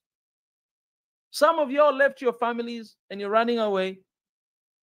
Your issue is just to give pregnancy there, and then you're running away. That's not being responsible. That is being coward. That is not you standing on the position of a man who God created you to be. You are supposed to defend your family, to be there for your family. You're supposed to be a family man. You're supposed not to let that lady out of your sight and make them single mommies struggling with their kids, with their babies, struggling with their lives. Those are your offspring. Those are your blood, the extensions of you, and you're abandoning them. What kind of legacy are you leaving? You're raising a generation, fatherless generation, who eventually, they grow up without fathers, so eventually they can turn out to be anybody else. I mean, when I look at the United States, you see this thing of alphabet and everything. This issue is the big issue there in a black community as well. But I'm telling you, one of the reasons is because of fathers. Yes, the system take the fathers away. We can blame the system. Yes, we can blame the system. Yes, one side we can blame the system. But another side of it, we are responsible. And until we admit that, you're not going to see change. So that's what I'm going to address. If you're going to throw your stones on me, please.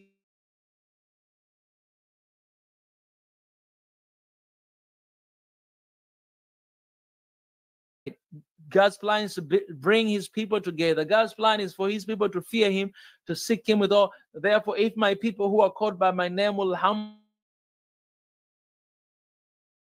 their sin and turn away from their wicked ways, I will hear from heaven, I'll heal their land, and I will forgive their sins. That's the promise of God. In the second Corinthians chapter 7, verse 14. If my people, condition, who are called by my name will humble themselves, pray, seek my face, repent their sins, and turn away from their wicked ways, I will hear from heaven. I will forgive their sins, and I will heal their land. So God's people, Africans, African men, hear me out today and hear the voice of the Lord out and loud. Humble yourself, seek his face, repent to your sins, turn away from your wicked way, and he will hear you, he'll forgive you, and he'll heal your land. That is his promise. And it's a call to all African men. And I know African women, you've been praying for this for a long time. And the time has come. The time has come.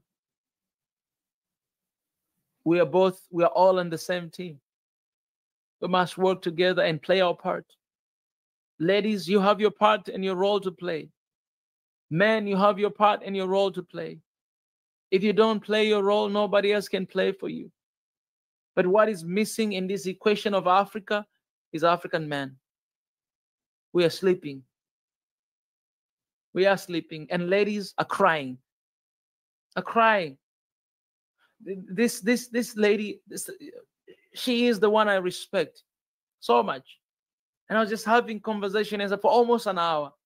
And I could hear the disappointment coming from her. Not because she was disappointed with anyone personally. No. She's looking at the situation in Africa. We're talking about the situation in Africa. Most of the time when I have a conversation with these people, we just talk about Africa. And she's disappointed.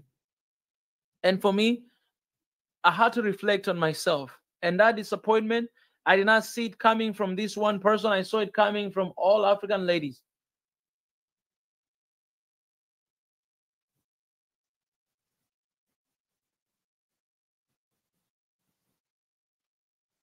And I decided to change.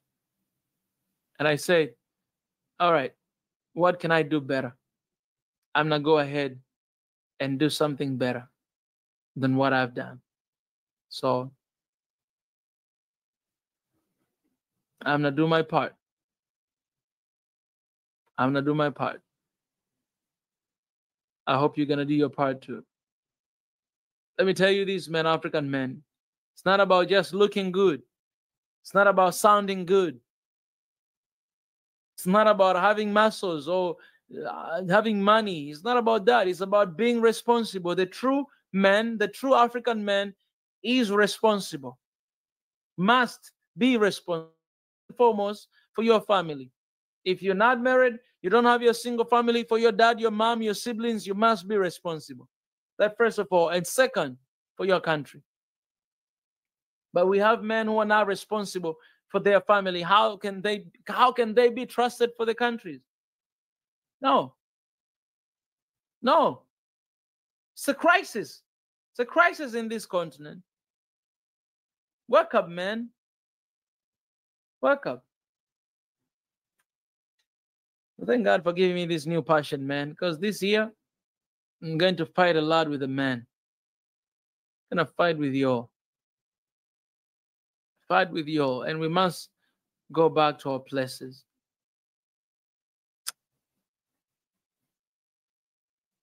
I speak my piece. So if you just join right now from, you know, X, from Instagram, YouTube, TikTok, we're live on YouTube, we're live on TikTok, we're live on X, we're live on Instagram. YouTube is Swahili Nation, and all other platforms is Mika Chavala. So we're live there everywhere. Thank you guys for joining. And I hope today's conversation has helped you to figure out some few things and reflect on yourself. And I'm gonna come back. I really want to talk in detail about the scramble of East Africa right now and what is going on in the continent, particularly East Africa. And it doesn't matter about East Africa community, but East Africa in general. That means all the way from, you know, Ethiopia and all these East African countries, you know. I'm gonna come to have a conversation about that. Also, I'm gonna come to have a conversation about Africans sending Africans outside of the continent for work. I'm gonna build on that these days to come. So just stay there. Make sure you like, you follow, you tune in, turn on notification button so that when you go live, you'll be informed. And join us and just figure this thing out together. All right, we can't do this on our own. We need to figure this thing out together. And in the meantime, if you did not register for One Africa right now petition, go through the link on my bio here on TikTok or on YouTube in the description, everywhere. If you go there, you click that link, it will lead you to the petition. So read the petition, sign the petition, and share the petition. We need One Africa right now as soon as possible. All in all, I appreciate you guys for joining. Thank you for speaking out. Renee, I appreciate you for being there. You've been there loud and clear. And I appreciate the team, Marit, Reggie, for being there. I appreciate other people who joined a long time ago and who are still joining right now. Appreciate. And TikTok, appreciate. You guys are my people. I appreciate for coming along today. I did not even write the title of this live stream, so I don't know why a lot of you guys tune in today. But I guess today is the day that the Lord has made. Let us rejoice and be glad in it. You guys showed up today, so that's peace. All right, so I'm gonna let go of my people first on YouTube, X, and Instagram. And I'm just going to raise a word of prayer and let you guys go. And then I'll finish with you guys here on TikTok. All right? Just hang on a little bit. God, I thank you for today's conversation. I started to have a conversation with my brother Kwame and their organization, ACUP. And I just ended up wrapping up with all these issues about African men and the continent and everything else. God, I thank you for today, for this year, for this month, and for days to come. Open our eyes and our hearts to know exactly what you're calling us to do. Most importantly, we want to raise a generation that will be responsible for their families, for their people, for their countries, so that we may break out from where we are today. We believe in the progress, we believe in the change, we believe in the improvement and development. And we know that, God, you have trusted us with everything we need. Everything we need. We do not need anything else from anybody else, but you have already given us everything we need to bring about that change. So I am ready, and I've been here, and I am here. This year, once again, use me. I'm ready to be used by you. And I'm ready to do what I'm called to do. So that at the end of this year, we'll celebrate and appreciate you for all you've done throughout the year. And those who are watching right now, following this live, this stream, I know some of you, you've called them, some of you, you've given them passion to work for day and night. God, I pray that you strengthen them, give them wisdom, determination, discipline in whatever they do.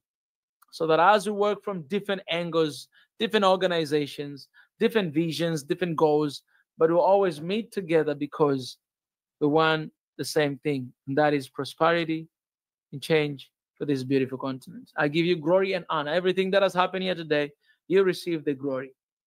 In the precious name of Jesus Christ, I pray. Amen. Amen, amen. So I'm going to let you go, guys, from YouTube, X, and Instagram. I appreciate, and I'll see you guys next time. God bless and love you. If you want to support, we have PayPal, we have Patreon, we have memberships.